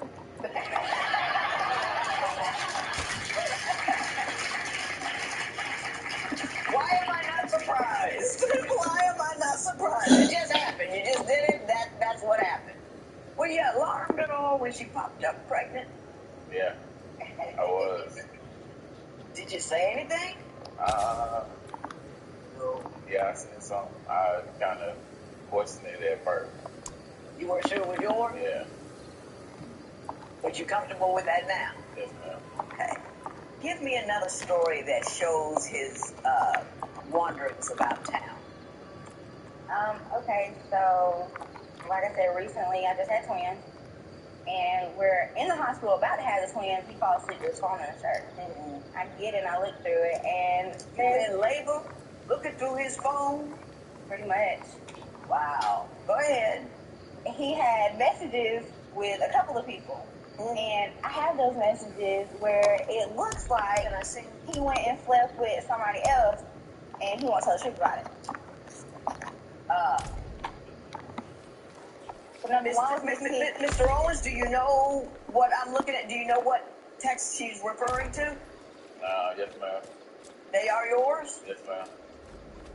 So you did say these things? I said it, but nothing ever happened. So he said. Because it's clear that they met. Well, clearly. Mm. You said you were on your way. I'm coming right now. I never went, though. One of them even says, when can I come again? And specifically, when can I come again for that? You did? Yeah. Yeah, specifically. Mr. Owens, why you running around on your woman? Not really running around. Just having conversations. Other women? Just having conversations? Yeah, I have conversations with only one person. Have you ever caught it? Well, clearly, she said she'd done it once before and wanted to come and do it again. She was very specific about the act. She used the name for it, and I can't repeat. But wait. See, you know what I mean? And asked you to come and do it again. You see that, right? Yeah. Crane Tribe knows well the price of cowardice. If we stop here, we prove we are no better. Never went over Show there. these mongrels that we will never again surrender to fear. Explain Google Timeline. Together, we are the mountain that cannot fall. Right. If you go click on that, go to the little message part where it has the whole listing. There it says timeline right there. If you go on timeline, it tracks everywhere you went. I did not know that. Yeah.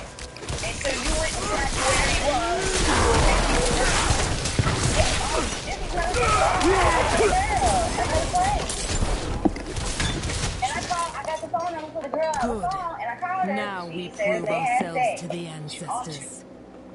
So many cannibals, but Do you have an explanation for why your phone said you were in a particular place that you Let say us you show weren't? you the strength of warriors with pride.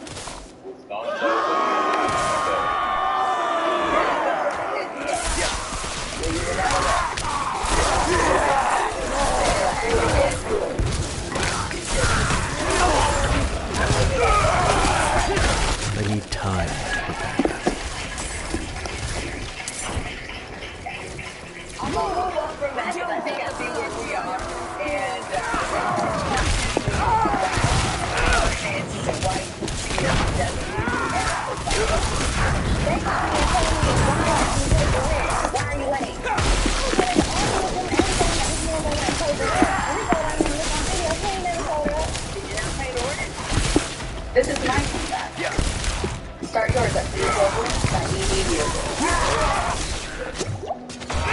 I'm not ready yet. It takes to refresh. An afternoon.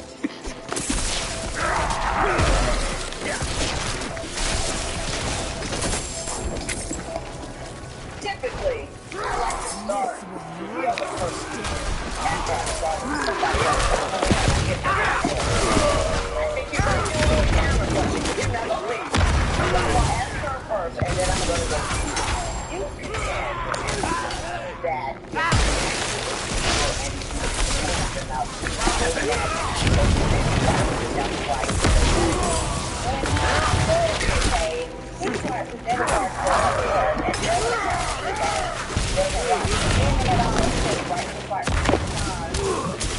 So, are the bills taken care of first? If I take care of them. If you take care of them, do you have access to his paycheck? No. Do you work as well? We own a couple of companies. You own a couple? Oh, good for you. Go ahead with your past self. You own a couple of companies, so you're doing very well economically. Fate will see us join our ancestors another day. We have proven our honor. With the finance. Know the Tell me some of the outrageous things he's purchased. Well, I wouldn't really say it's purchases. Like, if he does purchases, it's food. It's food over and over again, or a little basic stuff.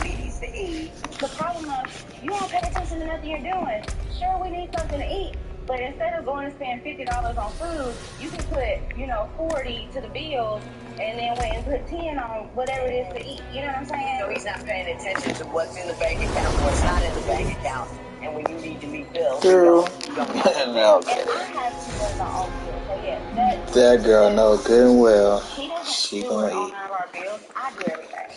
What's your take on that, on the finances?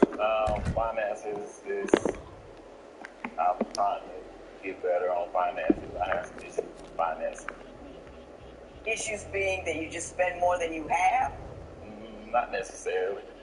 Issues is trying to get more income and a better grip on how to manage your money. Yeah. So that's really not he's irresponsible. It's just he just doesn't quite have the tools yet to manage his money appropriately. I ain't making it clear then. Let me give you something else. Okay. So let's go about rent then. We had rent due. I was anticipating him to go get the money in order to pay it. A couple days go by, he says he pays it, it's fine. They call me and tell me, why ain't you paid your rent? Why are you late? I was ready to argue with them and everything that this man don't went and paid the rent. We go down there and look on video, he ain't never showed up. Did you not pay the rent? Yes, ma'am, I paid it. So what happened? No idea. That technology don't do right by you. Google Maps have you place somewhere you didn't go. You said video showed you never showed up at the rental place. Let me ask you this. I read in your papers that he's so irresponsible with money that he doesn't pay bills until the lights actually get turned off. Is that true? You go to pay the light bill with your card and they decline it and the lights get shut off. But they didn't decline it until 2 or 3 days later, and then our lights randomly got shut off. I got you. Now, I know we're talking about money. We're talking about him not being financially responsible. But, Ms. Hamilton, I understand in a fit of anger, you called his boss and got him fired. So I want to talk about how that happened and why that makes any sense to anybody. What's that song? Anybody made it? You got some thinking to do too, because every time he cheats, I go out and cheat too, so. Wow.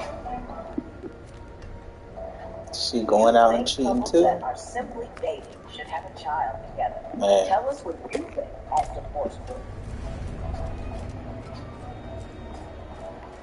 All right, Judge Lynn. Viewers' question ready for your judgment call.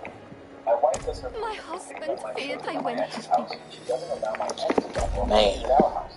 Sherry refused to cooperate with her demands, which is final mutual agreement. You need to tell your wife that Judge Lynn said she needed to get her act together. Stop being so insecure. Understand that you had a life before you were with her, and behave like she's a grown woman, and let those kids not drop off. Today's question is sponsored by Divorce Court will be right back. Man, what's over there? Call us toll-free at 1-877-311-2222 or log on to our website at divorcecourt.com. This is a show.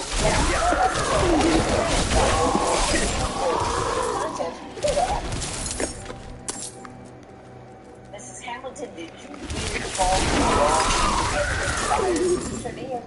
Tell me why you would do something like that. Well, it goes back to the financial and cheating. He used that job to cheat on me. After I helped him get the job, he got the EMT license, and then everything it took to get the job. And not only did you use the job to go cuddle up with your coworkers, and you're not paying the bills on top of it. So I didn't care about that job. Isn't that hurting your own financial Clearly, the artist's finest. Jeez.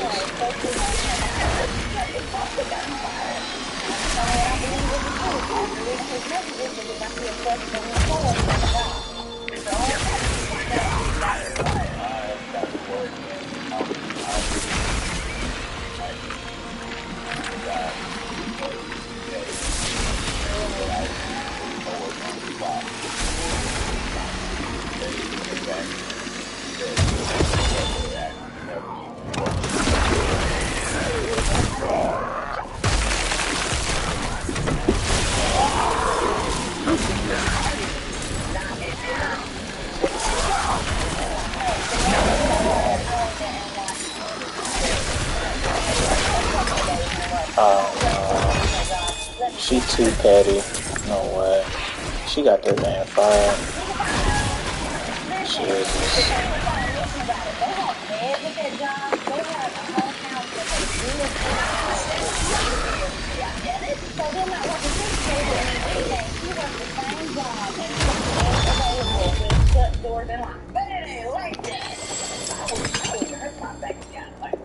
It's not my bank account that I was hurt. But that's money coming into the house. It wasn't her bank account though. He also has 3 companies. He can get his butt up and work for us if he wants to do something. He doesn't have to go out and make money for somebody else. We can do that for ourselves. Man, the logic. I believe you're making hay with other women. Making hay is all that's missing. Y'all know what I'm talking about.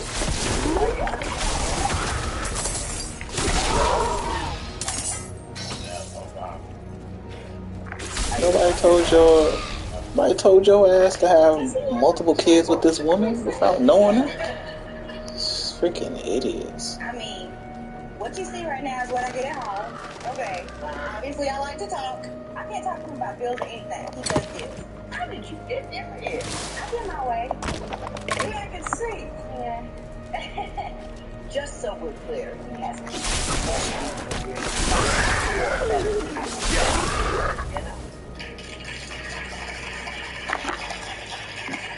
That's a hard thing, go over that, do that, and then come back and have everything all straight and squared away.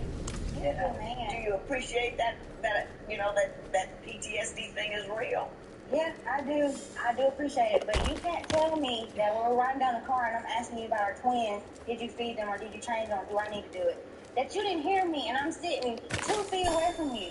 He ignores me all the time. I have to say it 5 or 6 times to get him to reply to me. And then he's mad like, okay. Yeah, I got you. I understand what's going on, and I'm going to tell you what I think about what I understand about what's going on. What has happened? What if you could do SEO smarter and faster? No. With Wix, you can edit your meta tags page by page or all in one go. I have witnessed Modify your URLs. such pleasure. Inspect all of them in one click. And I must have more. today's question sponsored by Fedor? What would you do How if is your it that partner you called your boss to get you fired? Share your Please, opinion on go Twitter after and that woman who Instagram did at this to Divorce him? Court. Divorce Court will be right back.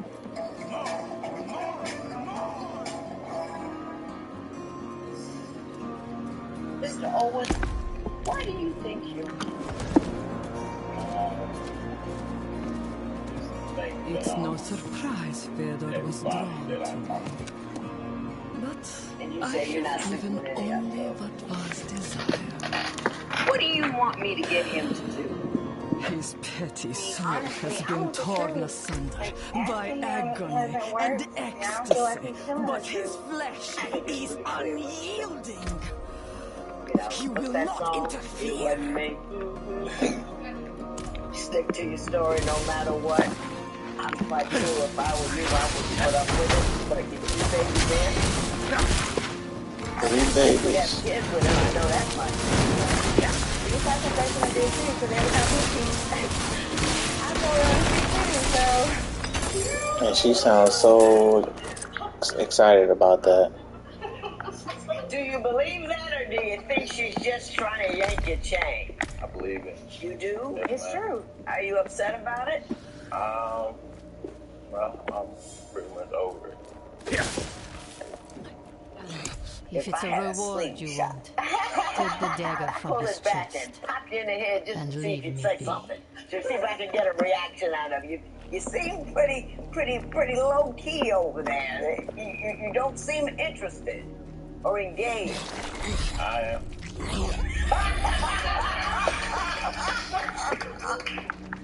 Listen, I don't know what you're gonna do with him, Miss Hamilton. He's cute, pretty to look at. I'm sure he's fun to be with. Enjoy him for what you can. Keep the credit card out of his hands, and I don't know what to tell you about the rest of it, because, I don't know. I wish you all the luck in the world. This matters in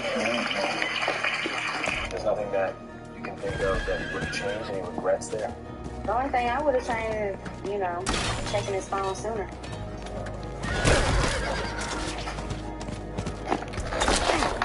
Hold on. Victoria says she's still impossible to communicate with him. However, she says she has been faithful. Wants to get the couples counseling. He said we don't need that.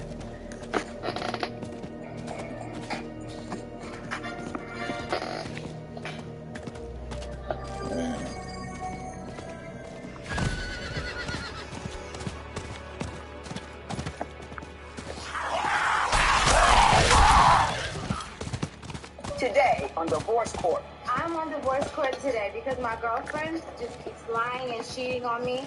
And because of her commitment issues, we had to call off our engagement. Autumn's changed since I met her. She has trust issues and she can't seem to stop going through my phone. Communication between me and Maya, it really sucks. Every time we get into an argument, she walks away and never comes back. She's always constantly accusing me, and I can't seem to get time to myself to think. All I want is a judge to just make her admit to her wrongdoing and apologize for all the pain and effort that she caused. I'm prepared to take the advice that Judge Tola gave me today in order to become a better person for my girlfriend. Before we get married, Maya has to seriously change her cheating ways. Divorce Court is now in session. The Honorable Judge Lynn Toller presiding. Good day, ladies and gentlemen. I'm here today with Autumn Livingston and Maya Anderson. The two of you have been together for 4 years, engaged for 2 years. You can't, however, seem to get to the altar. You've given me your marriage license with permission to tear it up should I find this union ill-advised. You've also filled out my compatibility test.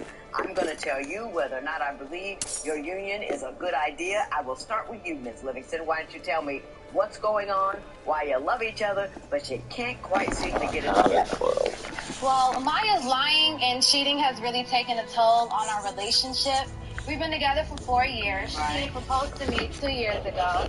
And when she proposed, it was so romantic. Rose petals, candles, the bathtub was drawn for me. And when I turned around, she was down on one knee and asked me to marry her. Of course, I would say yes. I mean, who wouldn't say yes to a romantic time like that?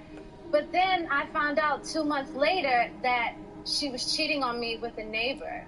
One day, we had got into an argument, and all of a sudden, she decided to up and leave at 2 o'clock in the morning. And I asked her where was she going, and she told me a relative was coming to pick her up. I didn't believe her, so I let her leave, and I trusted my gut, and I followed her outside. And when I followed her outside, I saw her get into a car that did not belong to a relative. So when I checked my Uber account, it told me that she took an Uber to a house that was down the street. How you gonna use her Uber I account? called her about 20 times, and How do she you did use not her answer. Uber She did not account? answer the phone. So when she finally answered the phone, I heard a woman in the background like whispering, and then I heard Maya say shush, and then she hung up the phone. And when I called back, I was wrong. Ms. Anderson, what did your version of that event? Well, we had gotten into an argument. She never decides to give me the option to step out and not argue. I'm the type of person where I can't be in the same room with you if we're not cool. Stop. Ms. Anderson, if we're not saying eye to eye, I'm not going to want to be in the same room with you. So you're not going to tell me that I can't step outside the house and privacy in my air. You know what I'm saying? Are you one of those that we don't talk about it now, we don't talk about it now, we don't talk about it now? Because it's all about communication. Okay, that's not communication, that's frustration. When you chase somebody out of the house who's angry to speak, you're not going to exchange any information. You're going to exchange insults and upset. That's the way because they're too angry to talk. I'm not ready yet. But it doesn't stop there. Okay. A friend of mine told me that she saw Maya on a dating site. I did not believe her, so she sent me a screenshot, and I took it upon myself to make the same social media account as her. Right. And I did see her up there. The same style. And I also have evidence of that right here. What are you about to show me? I'm about to show you her fake social media profile. But not only that, when I made the fake social media profile as well, the woman that she cheated on me with reached out to me and told me that her and Maya had. And when I confronted Maya about it, once again, she denied it and ran from me like she always done. But I was fed up and I was tired, so I shoved the Bible in her face. And I felt like that was the only way for her to tell me the truth, which she did. You mean mugged her with the word? Yes, I did. You know I'm standing at the station, ready to go.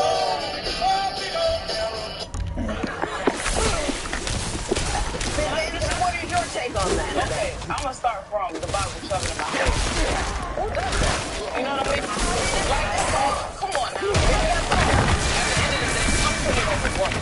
Come to me as a woman.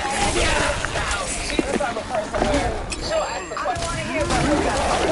I want to hear about this event. Is that your Facebook page? And when you got a fake page, you will hear from her. I wouldn't call it a fake page. Well, that's when your name on the page. No, because you're a victim. And those are your words.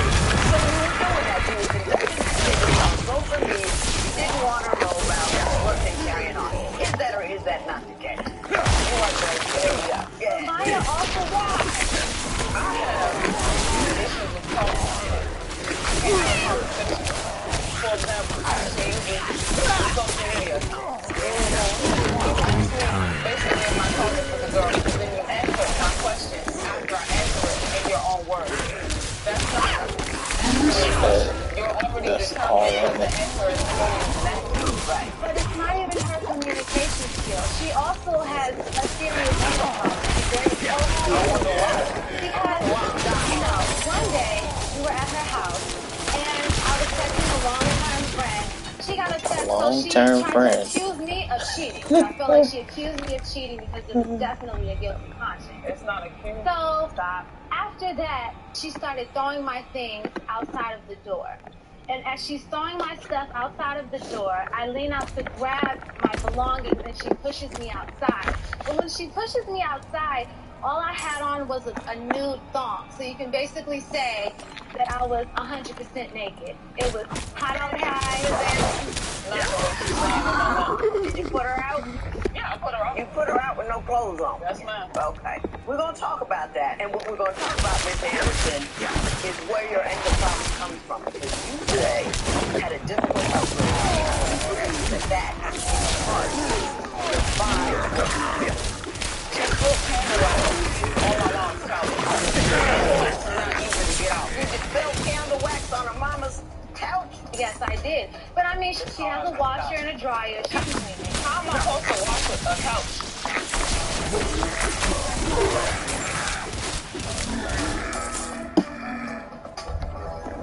So, Ms. Anderson, now that we're clear on the fact that you did put her out unclothed, you can tell me what led up to that act. She spilled candle wax. Now, mind you, it's at my mom's house. Okay? She spilled candle wax on my mom's couch. Candle wax is not easy to get out of fabric. How am I supposed to explain that to my mother that she spilled candle wax on my mom's couch? Yes. And then your response was, well, you know, I mean, what were y'all arguing about? You know, basically, did you spill candle wax on the mama's couch?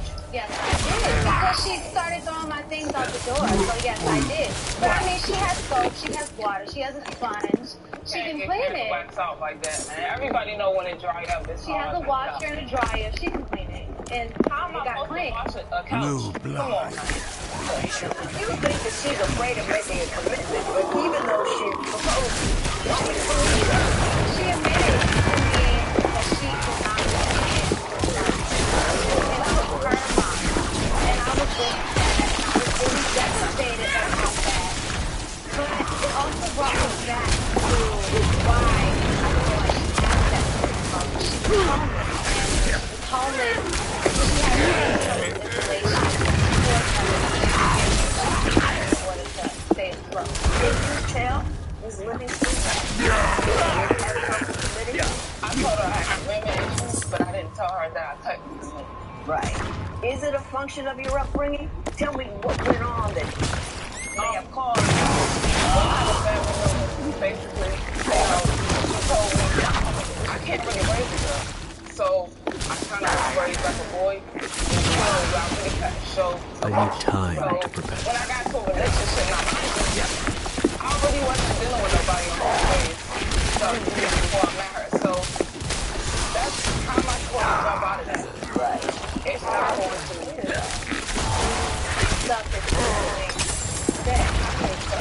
When you said that commitment thing, that was in the year of the light, you're still not committed. Let me ask you this. Do you want to have a committed relationship with Miss Livingston? Is that really what you want to do? What I need to do at this juncture is step back from all of the problems. I want to take a look at the compatibility test, and then I want you to tell me why. Because right now, all I hear is a hot mess. 15. Tell me why you're still considering even the possibility of marriage, given all of the difficulties that have happened. We were friends before we even got into a relationship. That's why I'm so hurt that she would even betray me like this. 10 seconds in, you went straight negative.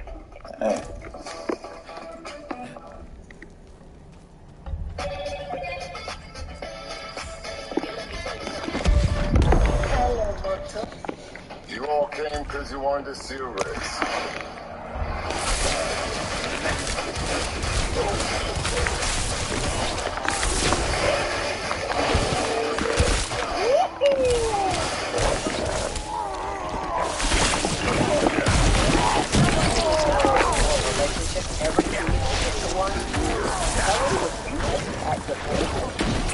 Today's question sponsored by Divorce Court will be right back. If you would like your case to be heard on Divorce Court, call us toll-free at 1-877-311-2222 or log on to our website at divorcecourt.com. Listen to watch full episodes on our streaming platform and for exclusive content.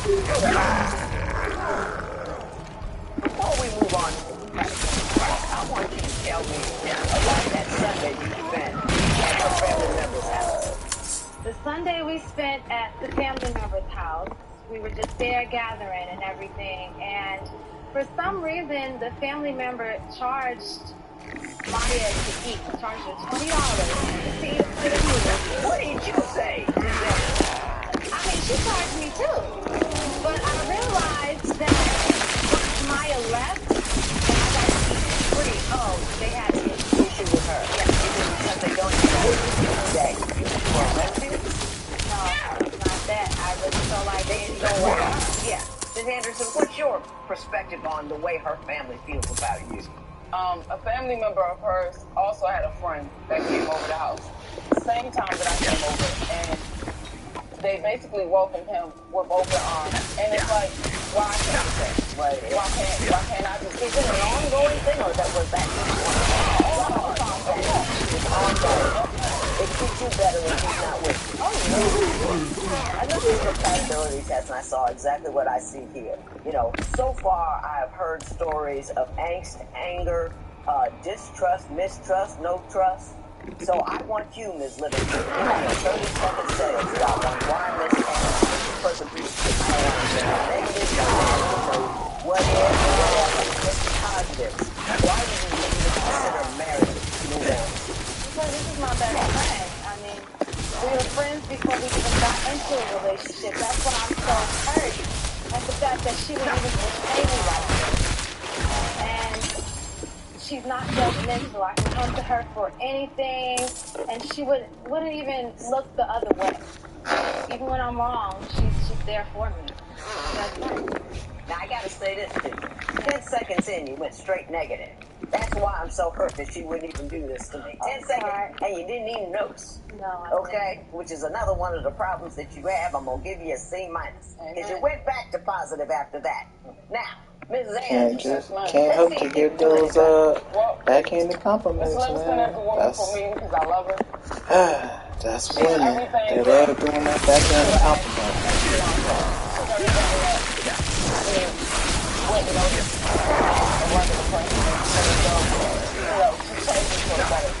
And that's why today, Judge told her, I want to do something.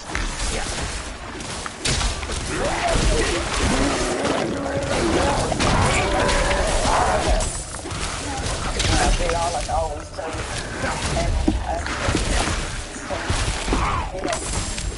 And hopefully marry me again. I know it's the second time. I want to do right by you. I want to commit to you, and I want you to trust me. And if you can do that today, I want you to put the ring back on. Oh, hey! I didn't even propose right. I didn't say you could do that. I didn't even say that you do that. Get out.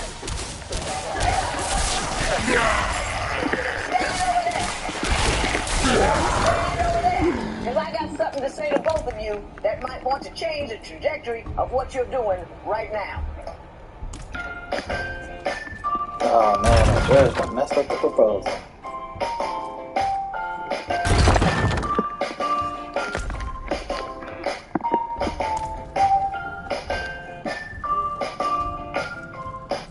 Discover La Roche-Posay Anthelios Fluid Lightweight Sunscreen by La Roche-Posay.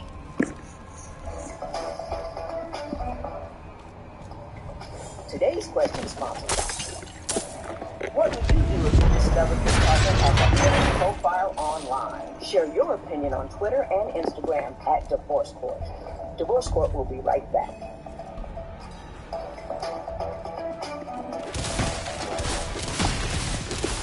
You two are spectacular ladies. I like you both. You are living a lightning and low life. Everything is hot, everything is big, and everything's foul, or everything is flowers and candles and vampires. You cannot conduct a marriage in a lightning and low manner. You have to be able to have a conversation about difficult things without exiting the premises. You have to be able to have a conversation about difficult things without raising divorce, causing chaos, and spilling candle wax on mommy's couch. You two are both so afraid of being hurt that all you do is hurt one another. You spend all of your time securing your heart and your position, but you're not settled, centered, and mature enough to come to someone fully vulnerable and unafraid. And if you're not fully vulnerable and unafraid, you can't love fully. You're searching for security, but you're so insecure, you're not that great. You want to be together because you want to cling to one another, because you need one another to feel safe. But that's not where safety is. Safety is within yourself. Because if you're not safe within yourself, you'll never be able to be together and calm and collected. You have nuclear response to trustworthy problems. And so do you. It's like it's all boom. Everything is life or death. And it just isn't. You two have to mature and calm down. What do you want to say? I'm really at a breaking point. And my breaking point was when the woman that cheated on me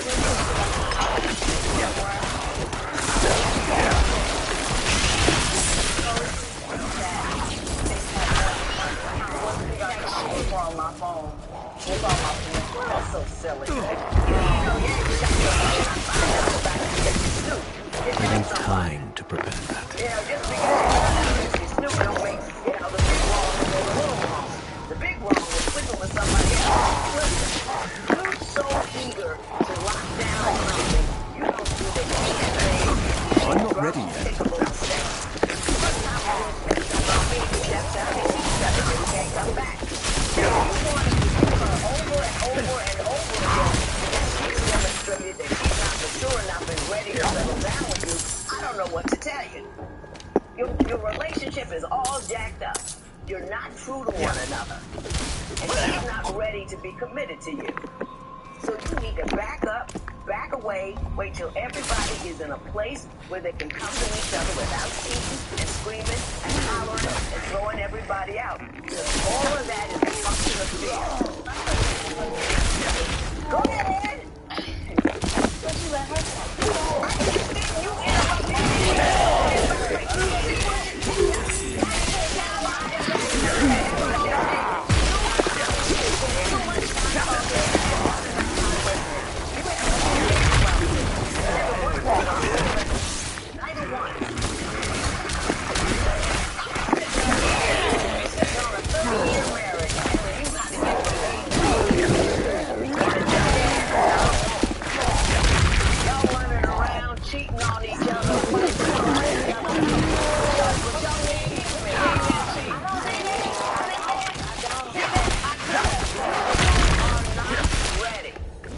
interrupt need to go into individual counseling and deal with your own issues of insecurity and fear before you're ever anywhere. I'm not insecure. You are insecure.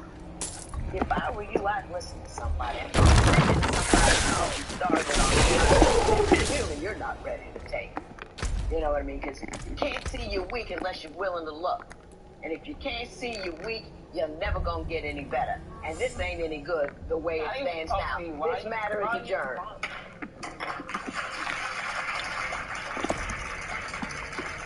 What does she have to do now to convince you to put that ring back on your finger? She has to show me that she's going to commit to me. I'm tired of hearing the talk. Let's talk more action. Yes. So with this type of fear of commitment, why do you think you're ready to propose? I know that I can, stop the game, stop the lies, and just fully commit to it.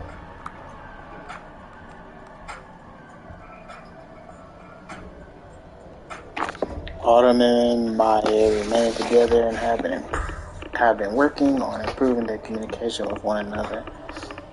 Maya has been spending more time at home and hasn't cheated again. They decided to take things slow to build a better future.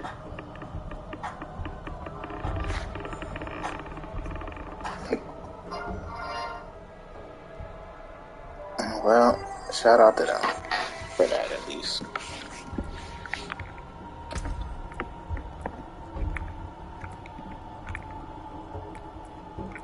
Today on divorce court, I don't trust James because he lies.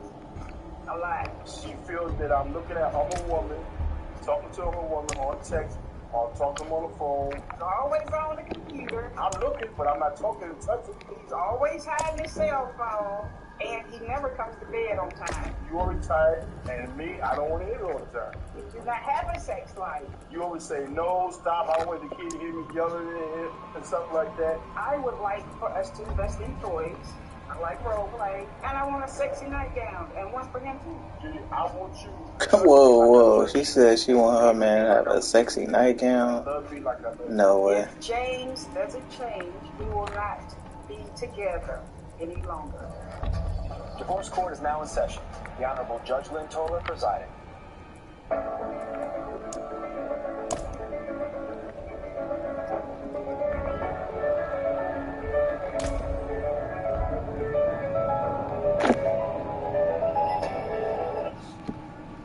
Good day, ladies and gentlemen. I'm here today with Judy Tyson and James Tyson. Mr. and Mrs. Tyson, you have been married for 3.5 years and you do not have any children yet together. Mrs. Tyson, you say you're having difficulties in your marriage. Why don't you tell me a little bit about your union and why we're in divorce court today? We're in divorce court today because I am say that I'm married. Say that for the record. Early on in our marriage, I mean, there was a doing this and made me to believe that, you're looking for, somebody else that I want to woman. We had a computer at the time, and I was sure, came home. I wasn't even stupid. I'm not a stupid thing. Just popped up when I got married, and it, and there was a profile of women,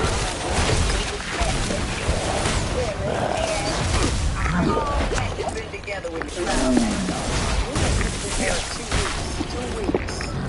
Ah, dang, that boy was on the prowl after 2 weeks. That's tough. My wallpaper, my pictures of my kids in the background. We didn't know that for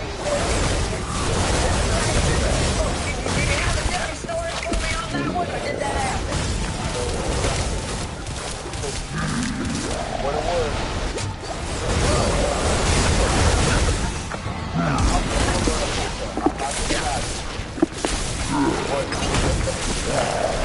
And what happened was, my friend took a picture of me. He said, "You doing it?" I told him, "Why do you do that?" My friend was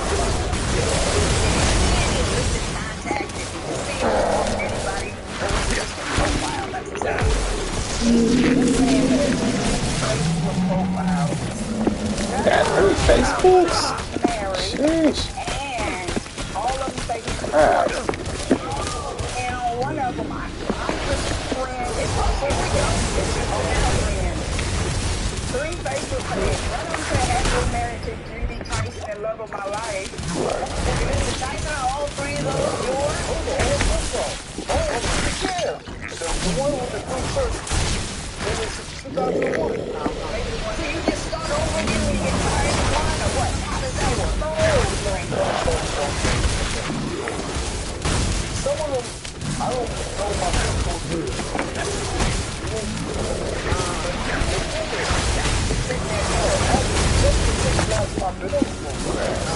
You say nothing going on? No. You got nothing to worry about? No, that ain't how come I know. Now that first one is pretty easy to look up and down the background and all that stuff.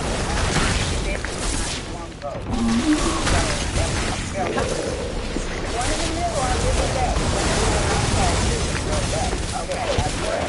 100. How many you never cheated on it?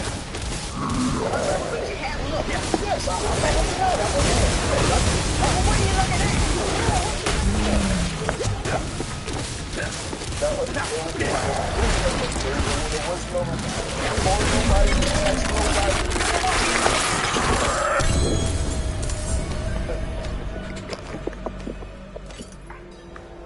How did it get to you? On my Facebook, it just come right there, and I just looked at it. Right. That's what he tells me too. Yeah. Did you know who you were looking at? No, I don't know none of these women. They just sending you stuff on I don't know. I understand you found a dating app on his phone, Yes, though. I did. And this was like on Christmas night, a year after we've been married. We just had Christmas. And his phone was laying in bed. I don't see Hang on. it just happens to light up when I get near. You wouldn't even know this man had a cell phone. When I'm home, you don't see the cell phone. Right. But if I go to work and call him on his cell phone, he answers. So I was shocked to see this cell phone magically appear, and it was an icon that I saw, so I hit it. And it was a conversation of him saying they was pretty intimate with each other. He said, let's be a family and all this stuff. You know, they were texting back and forth. I don't think they ever met, but they were talking like they were planning the future. Yeah, Mr. like Tyson, do you know what she's referring to? No. That's what he said to me too. You had no clue what it was? No, I don't even know these women. What she talking about? Was there a dating app on your phone that she saw? No, not on my phone, no. On your computer? Maybe on the computer, but not on my phone, no. Were you talking to women on that dating app on your computer? Okay. A lot of my pictures been up there, like I told you, way before I met her. Okay? Because I never took them down, and I wasn't married at that time, and I never changed them. One reason, because I lost the code on my phone. And that was two different new phones that I had. You say that, you know, you got what's going on around the house, and you home all day alone with no car, so you peek. I'm looking. You do a little peeking? Yeah, I look at this. On the regular? No. Is that once in a while? Once a blue moon. Once in a blue moon. Got nowhere else to go, you take a peek. Yeah, but I don't text, I don't call. You don't call, no conversation. I don't even know these women. You know, just on my Facebook, I can see my phone, and it just females right there. I'm just looking at them. Okay. I'm gonna release you, Mr. Tyson. I'm gonna let you go. And then I want to ask you the question that I think is your major concern in this union is, you believe that Mrs. Tyson has a rather significant drinking problem. When I first started talking to her, and that was November 3rd. He remembers the date. That's why I know he's lying. He know about that profile. Well said, Mrs. Tyson.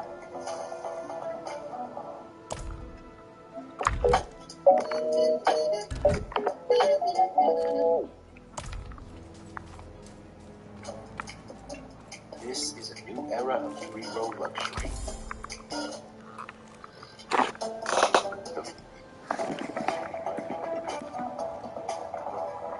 Now, Mr. Tyson, you claimed that when you met Mrs. Tyson, she drank occasionally. But since you've been married, I train under the best. That it's a little How more can I than help? that. Why don't you tell me what you discovered? Okay, well, when I first started talking to her, Here you are. November 3rd. A worthy exchange. He remembers the date. Yeah. That goes in his face. That's why I know he's lying. He know about that profile. Well said, Mrs. Tyson. No. Well, good point. I didn't know she was drinking. These bits still have some life in them like yet. that. Come home from work, one of the first things she did was one of her drinks. That's not unusual for people to have a cocktail at the end of the day. Is it more than that? Yeah, it's more than one drink. Yeah. How much is she drinking that causes you concern? Every single day. 7 days of it. It's How much is she drinking? Is she just having a glass of wine with dinner? No. That time she was drinking vodka. That's not yeah. How much vodka would she go through in an evening? If the bottle's just big. That's a big bottle, but okay. Half a bottle. Not half, but it's a lot. It's like 3 or 4 glasses. And Mrs. Tyson now, in all honesty, you're right. Do you believe you might drink? An audience with Glenn. I do not drink, and then I stopped the heavy stuff because he didn't like it. I was going to be here maybe because sometimes I can't remember some things I did. I was like, I did that. Why not? Some things I may have gone too far. I know that sometimes, and then I said, okay, I'm going to stop. We display these trophies to him. I will handle and that's not every day, and even with a little glass of wine, if you see. And you don't get good wine from the grocery store. Even if we go to the grocery store and I pick up a bottle, it's already a fight. I haven't even opened it. It didn't took a sip yet. So I don't have a problem. Did she go from vodka to wine? Some days. Yeah. Yeah, some days. Some days she turns back to the vodka? She didn't tell you that she be hiding in her car And instead of making coming home straight, she took make a long way coming home and have a blast when she come home. I know what I'm going to deal with when I get home. I don't be drinking in the car. Thank you for... I'll be in the parking lot. I don't be drinking and driving. Don't drink in the parking lot and drive home. You know what you got to face when you get in the house. I can just walk in the door. Let me take up for you just for a second. Okay. To a non-drinker, the fact that a drinker drinks every once in a while can be frustrating.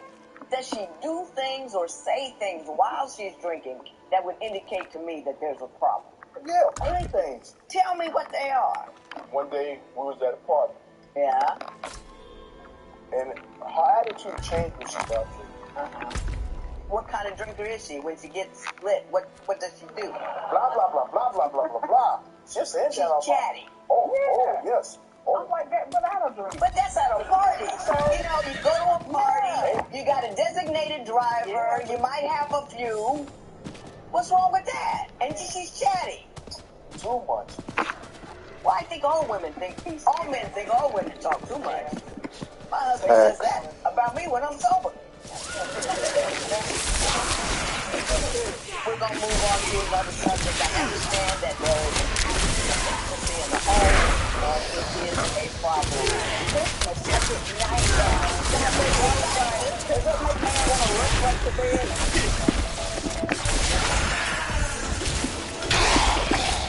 Well, okay, for a married person, the first thing that's for fun. How is it I support for? Today's question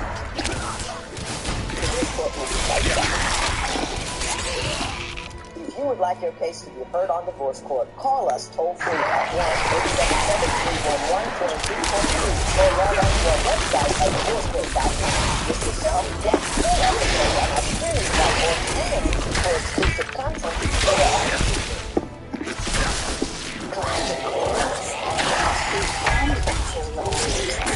All men on protection.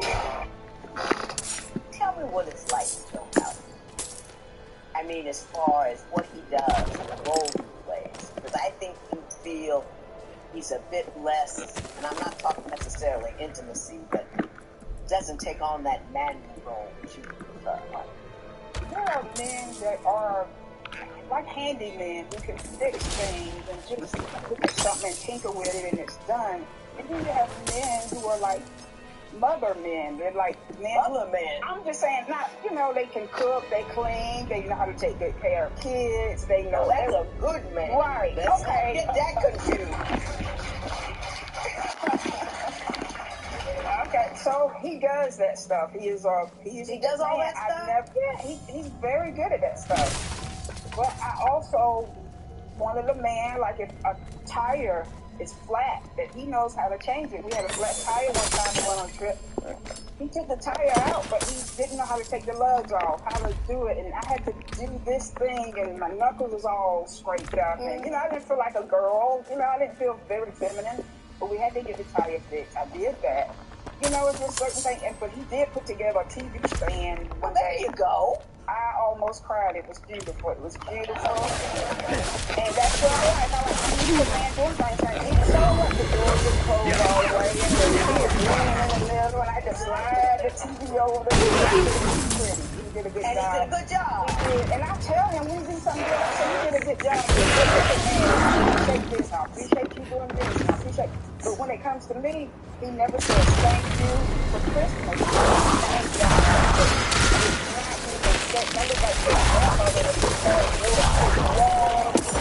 Nightgowns, and they got little bottles and they're this long and they're black and they're not even set. My clothes got soda on me and I myself in the bathroom, but I'll be all over because since I don't.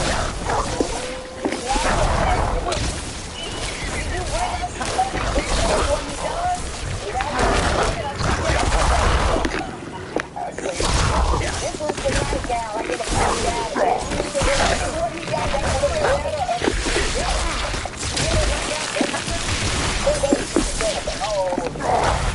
I'm not ready yet. yeah, not only thing.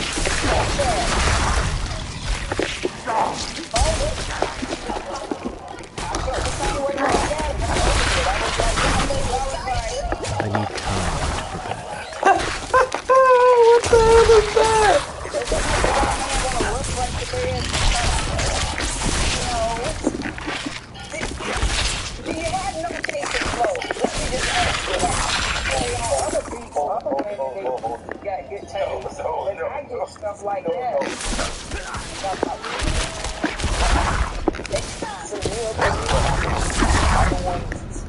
can't tell my I bought a clothes, this and that. Okay, not all of them. If this is the first time down here, if I see your boy in there. Okay. What else have you bought? Panties, bras, pants, jeans, shirt. Hold up. Panties and bras? Yeah. I say he's a mother, father. Really? Yes. Really? Yes. Did she say I need some of this, you know, a size and all of that? That's very interesting. But don't you love that?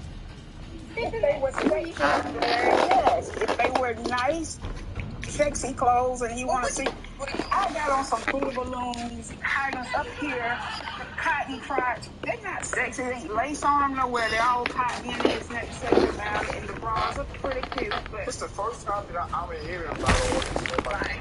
Right. I couldn't get my husband in the lingerie section to go order and buy me some things. You got it. Don't be looking at the horse in the mouth. He's looking pretty good over there. I got the day. He's looking on the computer. I know he is. But other than that, he's looking pretty good. But I guess what you're telling me is you want romance and you want today's question. What would you do if you found out your new spouse had a drinking problem? Share your opinion on Twitter and Instagram at Divorce Court. Divorce Court. Life is life has to offer. Whether you're at home,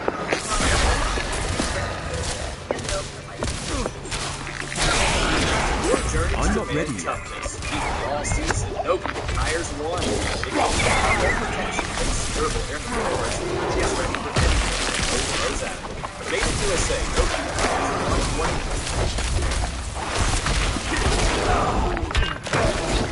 Shit. I knew I was about to die, man. Freaking bastards. That's cool. Now let me tell you what she's looking for. Now she's looking for a little romance. She's looking for a little. I still think you're sexy, baby. I think she knows that you look in the computer a little bit, and then you know probably the women you looking at a little younger, a little smaller, a little this, a little that. I'm leaning on 60, and I know how it goes. And what she's concerned is she don't feel like your woman no more. She feels like more of a friend. You know, she wants you to do more manly things, not just because they're stereotypical. She wants to feel more like your woman. You know what I mean? You know what I'm saying? It has benefits for you, Dan. You know what I'm saying? Or does it not? You're going to with the brother on Front Street like that. There's a Tyson, you know what I'm saying, right? Treat it like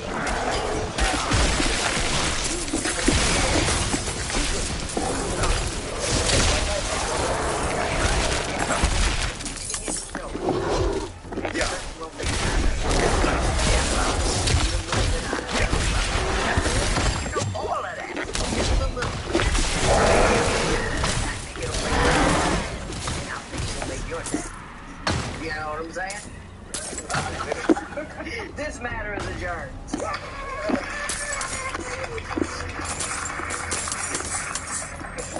A little romance. There it is.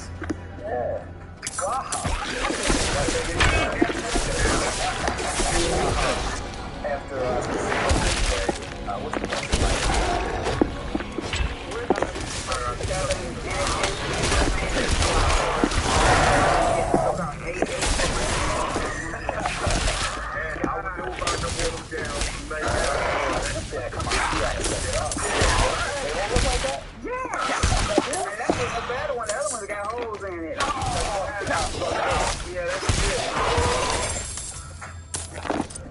James says he no longer flirting with other women online. He tries to hold Judy's hand more often. Judy says James has been showing her more attention. She's made a Christmas list to help him buy the right things.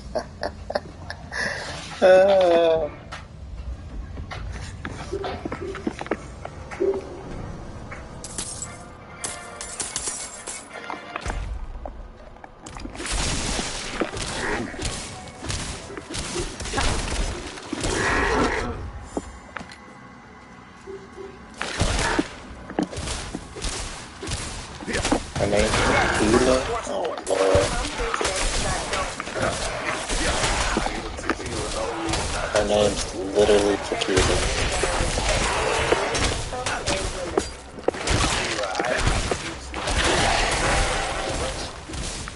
Just take care of yourself more. Be happy with yourself.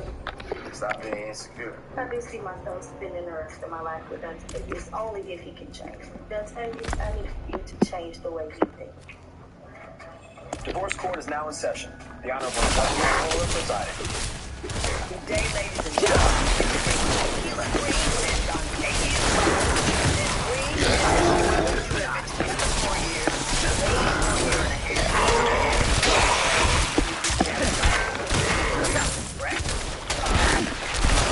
Before you out, you would like to know my opinion. You give me a copy of your and filled out my compatibility test. I have in big red letters. Wow, that's the one. So I'm just letting you know what's coming up. So, Miss Green, I'm going to start with you. Why don't you tell me a little bit about your relationship? I came here today because I don't trust Dante. Okay. Octavia has given me numerous reasons. Dante was able to tell me what came in.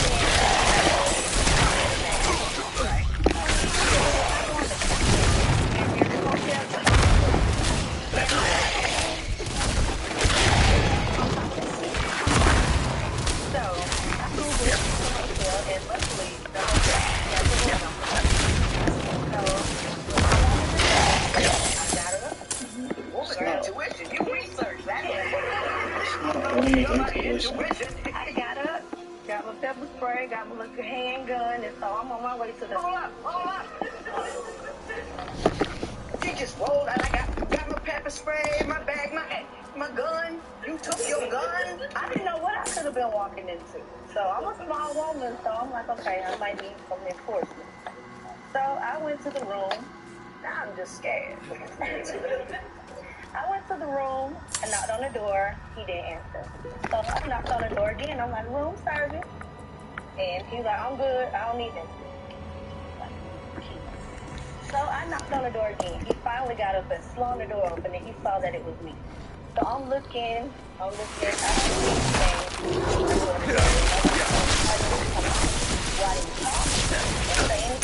I'm not ready yet. I was working on some music. In a motel.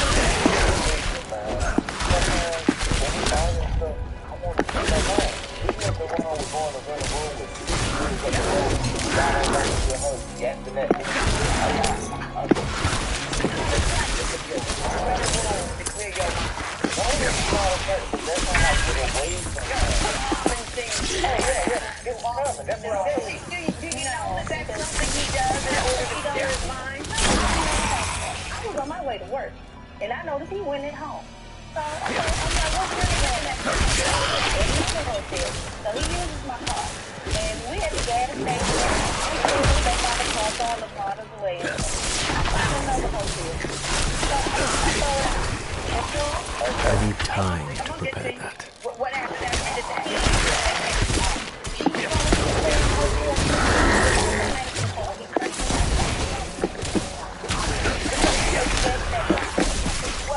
Your version of that thing. Okay. The first scene was live. I told her. The second scene, I was at the studio. I gave 2 people a ride. I said, you send the note. Or whatever. I dropped the other video. I got him off in West End somewhere. So he probably was staying in a room or something. And I told her, I can get proof of it. I couldn't hit up Buddy on the phone. She just in the live. She makes up a story. Do you believe she's insecure? Yeah, she believes she's very insecure. Any moment. You see, a woman has gone out to what for so long before something happened. She snaps about it. What did she do? You looking at him too loud. She ain't something like you. I didn't know what I needed to start my career side. You did. Online program. I mean, you got to control yourself. Come on.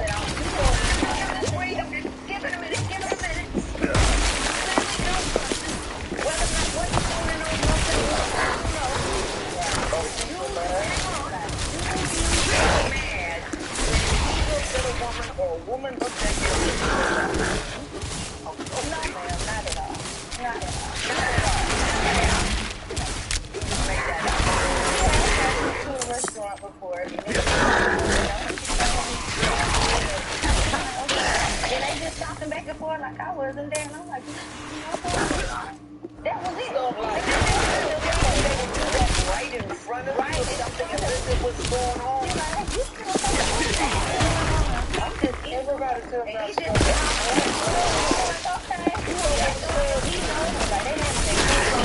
that's how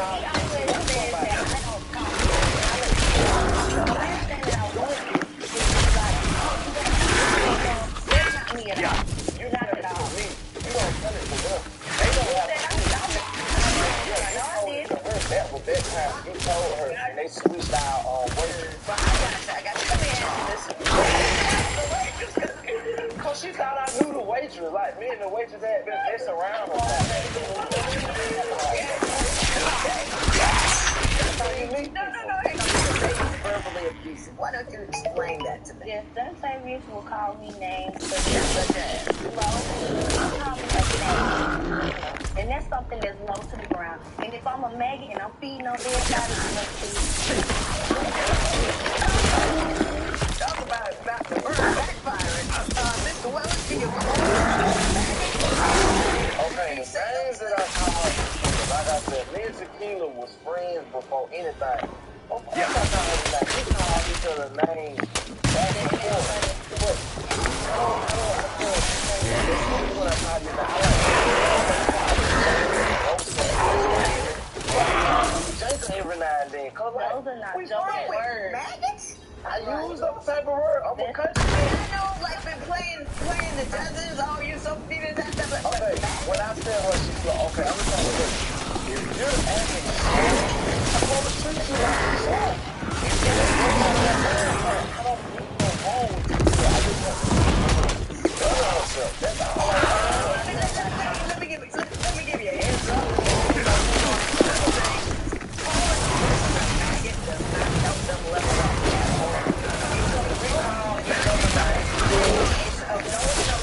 Every time. None of that makes them any better. None of that.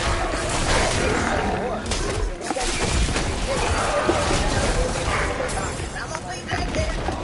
Come back to what I want to talk about.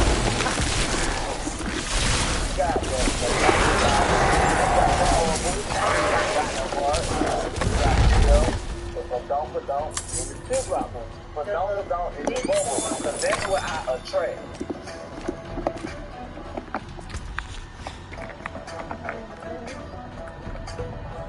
Ms. Green, you say you booty shame. Please explain that concept to me. The Savior says that I have a Mexican booty and a teardrop booty. I would like to give you this to look at. A Mexican booty? Yes. And a teardrop booty? Yes. Now, of course, I'm not very much familiar with either of those booty forms. So, Mr. Wellens, do you say that? I said that. I'm going to ask you to describe what you mean, but I understand we have their plasma, so maybe you can point things out for me. Now, here, I understand the booty types. Yes, ma'am. It's booty types. Now, talk me through the booty types. Okay, you got the box bottle, you got the bubble, Booty type we got. you got the heart, and you got the shell, it's the donka-donk, and the teardrop booty. Now, what's the ones that you like? The badonka-donk is the bubble, because that's what I attract. Like, bigger women like that. Yes, ma'am. That's what I prefer, but I don't want a teardrop. Because she don't understand. Hold on. I understand that. In reality, she not realizing, okay, it's different things from food. If she had a heart booty or a bubble booty, I'd be like, hey, you got a bubble booty. But you have a teardrop booty. So it's not negative, it's descriptive.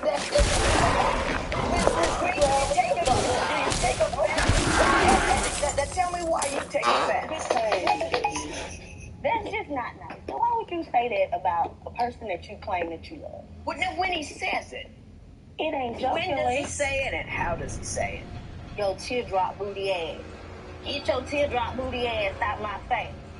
It's not a badonka-donk. If it was a badonka-donk, I'd be saying, get your badonka-donk booty out my face. But you like but it? I say, okay, I'm cool with my teardrop. I tell you that. I'm not saying nothing is wrong with your teardrop. Your teardrop is cool. It's all right with me. But I think I got a nice booty. It's nice. It's okay. Whatever. You were doing fine till that last comment. You know, he's okay with your teardrop booty. I believe that. I just believe he says things. I think he's very verbal. I think he has got a lot of mouth going on. You know what I mean? It's been some really bad things. I have been through some health issues. So I am very emotional. Very, very emotional. And that's something I'm saying before we even make this decision. And he was okay with that thing. But there was a time where he really just killed tell me what he said. I don't know they really passed away. But he said, you want to go to the funeral? You know, we got 2 days before we have to move out. That was my man. Someone that raised me. He didn't even consider it. Mr. Wallace. Did it happen that way, or is there another story you need to tell? It happened kind of that way. Tell me what happened. Wait, we live up here. They live 4 hours away in the center. We got situations going on up here to handle and things that's going on up here. I understand that they're happening, but guess what? We put here, but guess what? It's cool. It's good. I'm going to get in this center. I'm going to get a hospital. We got to move. We finna be put out. Mr. West, let me tell you what a grown man does in this society. Someone close to your woman dies, she goes to the funeral. That's what happens. No, I'm about to say that happens one time in her lifetime. Her grandmother dies once. Just the once. You can move anytime. You can get in there. Hey. Child. Don't interrupt me again. Oh, so sorry. I should have been a better ship. I should never. Of a close family member is up there. And if you have some logistical concerns, find some of your buddies, one of the ones that left the key in the car to help you move, so this woman can go with her family, support her family, grieve with her family, and there's no discussion about that. You were just wrong. 9 ways from Sunday, wrong. Unholy priests that dwell here raised your body with a magic soap.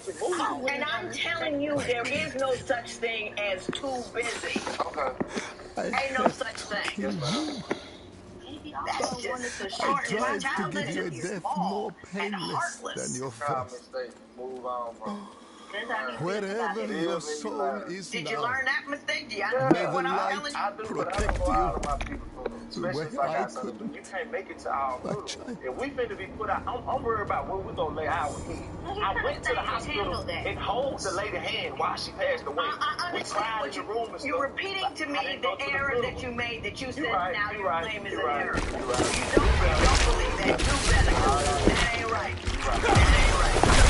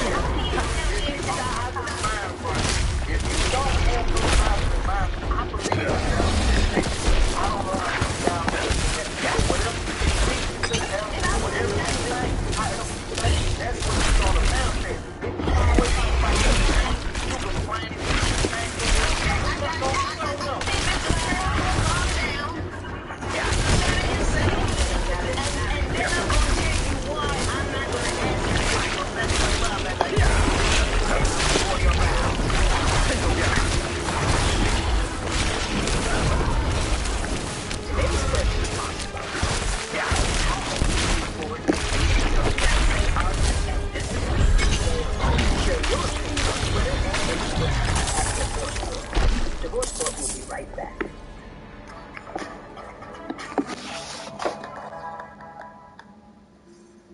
Y'all have no business being together. None whatsoever. You're an angry know-it-all who doesn't know much. And there's nothing more dangerous than that. I do a lot of reading on a lot of things. The spirituality about which you speak, you do not have. You are jamming. When you say I'm going to jam knowledge into somebody's head, that is positive. Don't you say another word. You have no self-control. Yes, you have no respect. You are loud. And you are demanding and you are demeaning. Anybody calls you a maggot, that means you need to walk off. I don't care what kind of background. Don't say another word. Sorry. If he's demeaning to you, if he feels in his profession that what he's going to give a wife is only knowledge, that means he thinks you're not good enough. He doesn't like what you know. He doesn't like what you think. He doesn't like what you say. And he doesn't like what you do. I think you're a little over the top with the jealousy. You mad and hot and angry and gonna get mad at the waitress and all that. But somebody who is angry and insecure and a guy who is overbearing and controlling, it'll never work. It'll never work. It'll be one explosion after another. Boom, boom, pow, bang. You know what I mean? I'll expect to see you here 6 months after you get married for a divorce. It's not going to work. Now, if you want to work on yourself and become better people, before you start correcting other people, you make sure you got your stuff together. I'm trying. And you know when not to speak. Know when not to interrupt people. Know how to respect an authority figure when you see one. Know how to talk to a woman in a manner that uplifts her and not downgrades her. There's so many things you need to know before you tell knowledge with anybody else, because there's so much that you just simply don't know. Run. Run. This man is adjourned. So, Judge Lynn told your girl to run. How do you feel about that? I can't feel no type of way, man. The clock, it moves forward. So, are you staying? Are you going? What do you think? We'll be friends. Friends. No matter what, we'll still be friends. Despite Judge Toller advice, Keela stayed with Octavius and plans to marry him. She says they are a work in progress.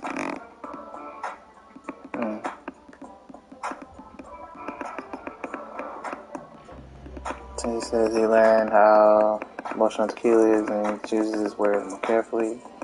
Just wants to show Tequila a better life. Oh man, I can't believe her name is really Tequila. That is disgusting.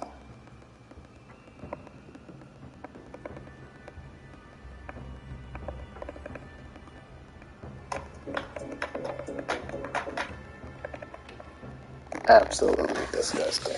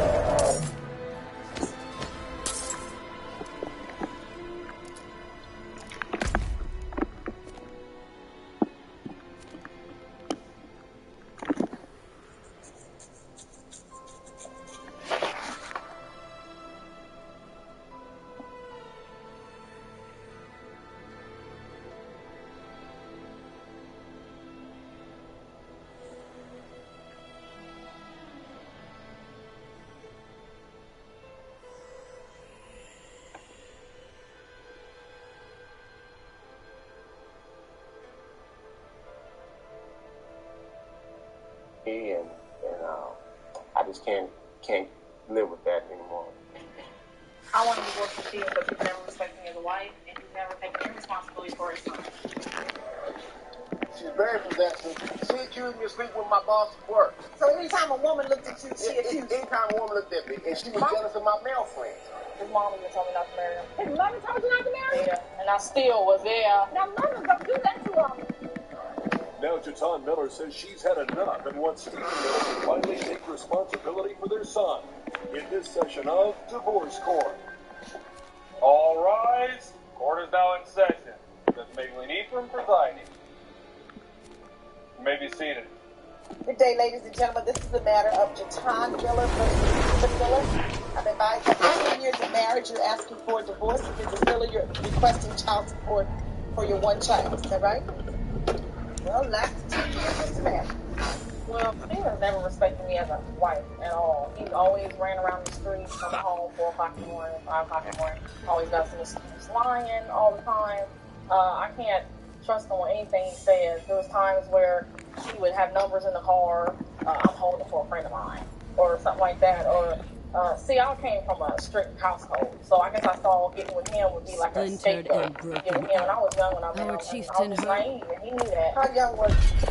17. Well, when I met him, I was 15. And you were trying to get out? Yeah, where I was. Trying to jump out of the fire and just frying pan. Huh? Yes, ma'am. So, how did you manage to stay with him 10 years if he's so restrictive and he's such a runaround person? He was my world. He was my world. When I grew up from a stable environment. My parents were married 25 years. My grandparents 50 years. I felt when you got your husband, you went through everything, thick and thin. How old were you when you got your husband? You met him at 15, but how old were you when you married? 18. So as soon as you became an adult, you're like, I'm out of here, right? Yeah. So did you marry to escape, or did you marry because you were in love? I thought I was in love with him. And escape both, to be honest. Both. Magnificent. I thought I was in love with him. Was he the first person you were able to go out in the house with? I wasn't even allowed to do that. So you couldn't go out until you married? My parents are real strict. I wasn't allowed dating or anything. So that's what I'm saying. The first date was when you got married. Exchange. Yeah. We were dating, we were dating before that. We were sneaking. It was sneaking around. I had a car. As soon as I got my car, it was on. I was out sneaking around with him. And then I moved out soon. I had a good job when I first graduated from high school. Well, so you did graduate from high school, thank God. Yeah. It's not hot quick.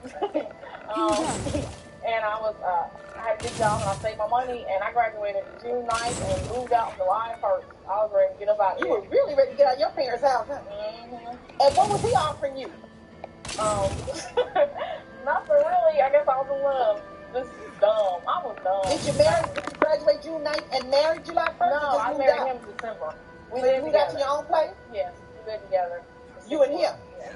And why were you in such a hurry? She explained she was ready to get out of her parents. What was going on with you?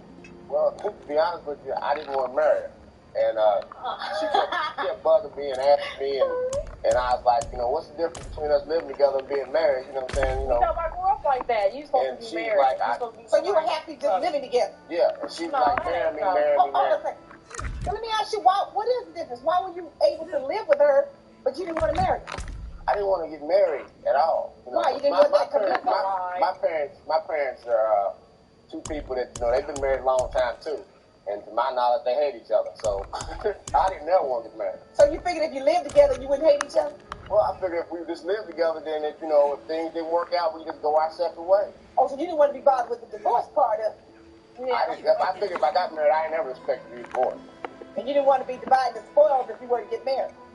No, I didn't think about it like that. I just thought about it as like, said, two people I know of who've been married the longest hate each other. You know what I'm saying? They stay together because they got these kids together. All right. You know what I'm saying? So I was like... What's the difference if you're going to live in the same household, under the same roof, snore in a person's face, have sex, do everything else? What? If you're still committed to it? Okay, you thought because you didn't marry and have the license, you could still go out and do whatever you want to do. Yeah, go out and do everything you want to do. No, that's not the difference. When I told her the same thing, I said, well, we living together in this house, and we doing everything together. What difference will it make if we get married or not? She wanted to get married. He did that before we were moving in together. He wanted to get married because that's the way she believes in doing things. And you said no, right? He never said no. I said I didn't want to, and then to make her happy, I went on ahead and married her. So, but you didn't want to get up out of there either. No. Get up out of there? Yeah, that's what I thought. Hold on a second. She wanted to be married. You didn't. The two of you living in the house together. She says, I want to be married. If we don't get married, something was going to happen. She wasn't left. Oh, you didn't say that's his attitude. She ain't going nowhere. He did whatever he wanted to do. So then why did you marry her? To make her happy. To make her happy. And it made you miserable. See, she was like, she's very possessive. She's very possessive. And she's very possessive, and she's always telling me, you know what I'm saying, I believe you're going to leave me, or you're going to cheat on me, or you're going to do all these things. And I said, well, look, I'm here with you every day. You know what I'm saying? I love you, and we're living together. But she's like, no, if you marry me, all this will change, and I feel more secure. And you know what I'm saying, you know, things would be different between us, you know what I'm saying? Because we wasn't all that happy before we got married. In 6 months we were together, it's like, okay, she's like, well, I think you're running around, you're doing this. What do you expect when you come home 4 or 5 o'clock in the morning? But excuse me, Mrs. Miller, if you believe that he was running around and he was cheating on you and he was coming home at 4 o'clock and he wasn't committed to you, did you think that if he went down to the altar and said, I do, that would make him committed? That's exactly what I thought. He was so good. Did you think that? Yes. I thought you thought you could get him to say, I do, in the presence of all those, quote, witnesses, that it would matter? Yep. I thought he would change. I found out later, Commitment is, what I say, commitment is a matter of the heart, not the wallet. I guess I was committed. He wasn't. I was committed. I thought I was committed. He wasn't. Apparently. Yeah. Okay, she's saying that I was not committed to her. All right. She's saying that I cheated on her. She cannot prove since the day we were married that I've been with any other woman besides her. Can you tell the truth about it?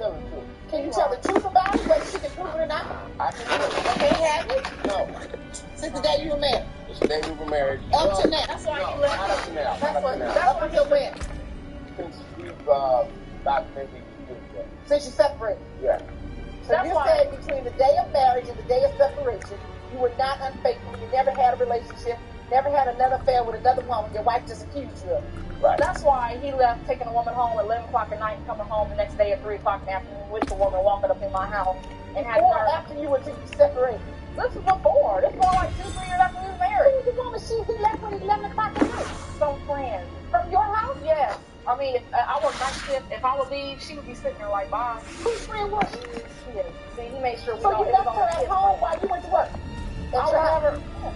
If I question Steven, he act like it was all my fault. I'm crazy. You tripping. You didn't know the lady? Yeah, I knew her. Did you trust her to be front? No, I don't trust no woman. When divorce court continues. She accused me of sleeping with my boss at work. So every time a woman looked at you, she accused you?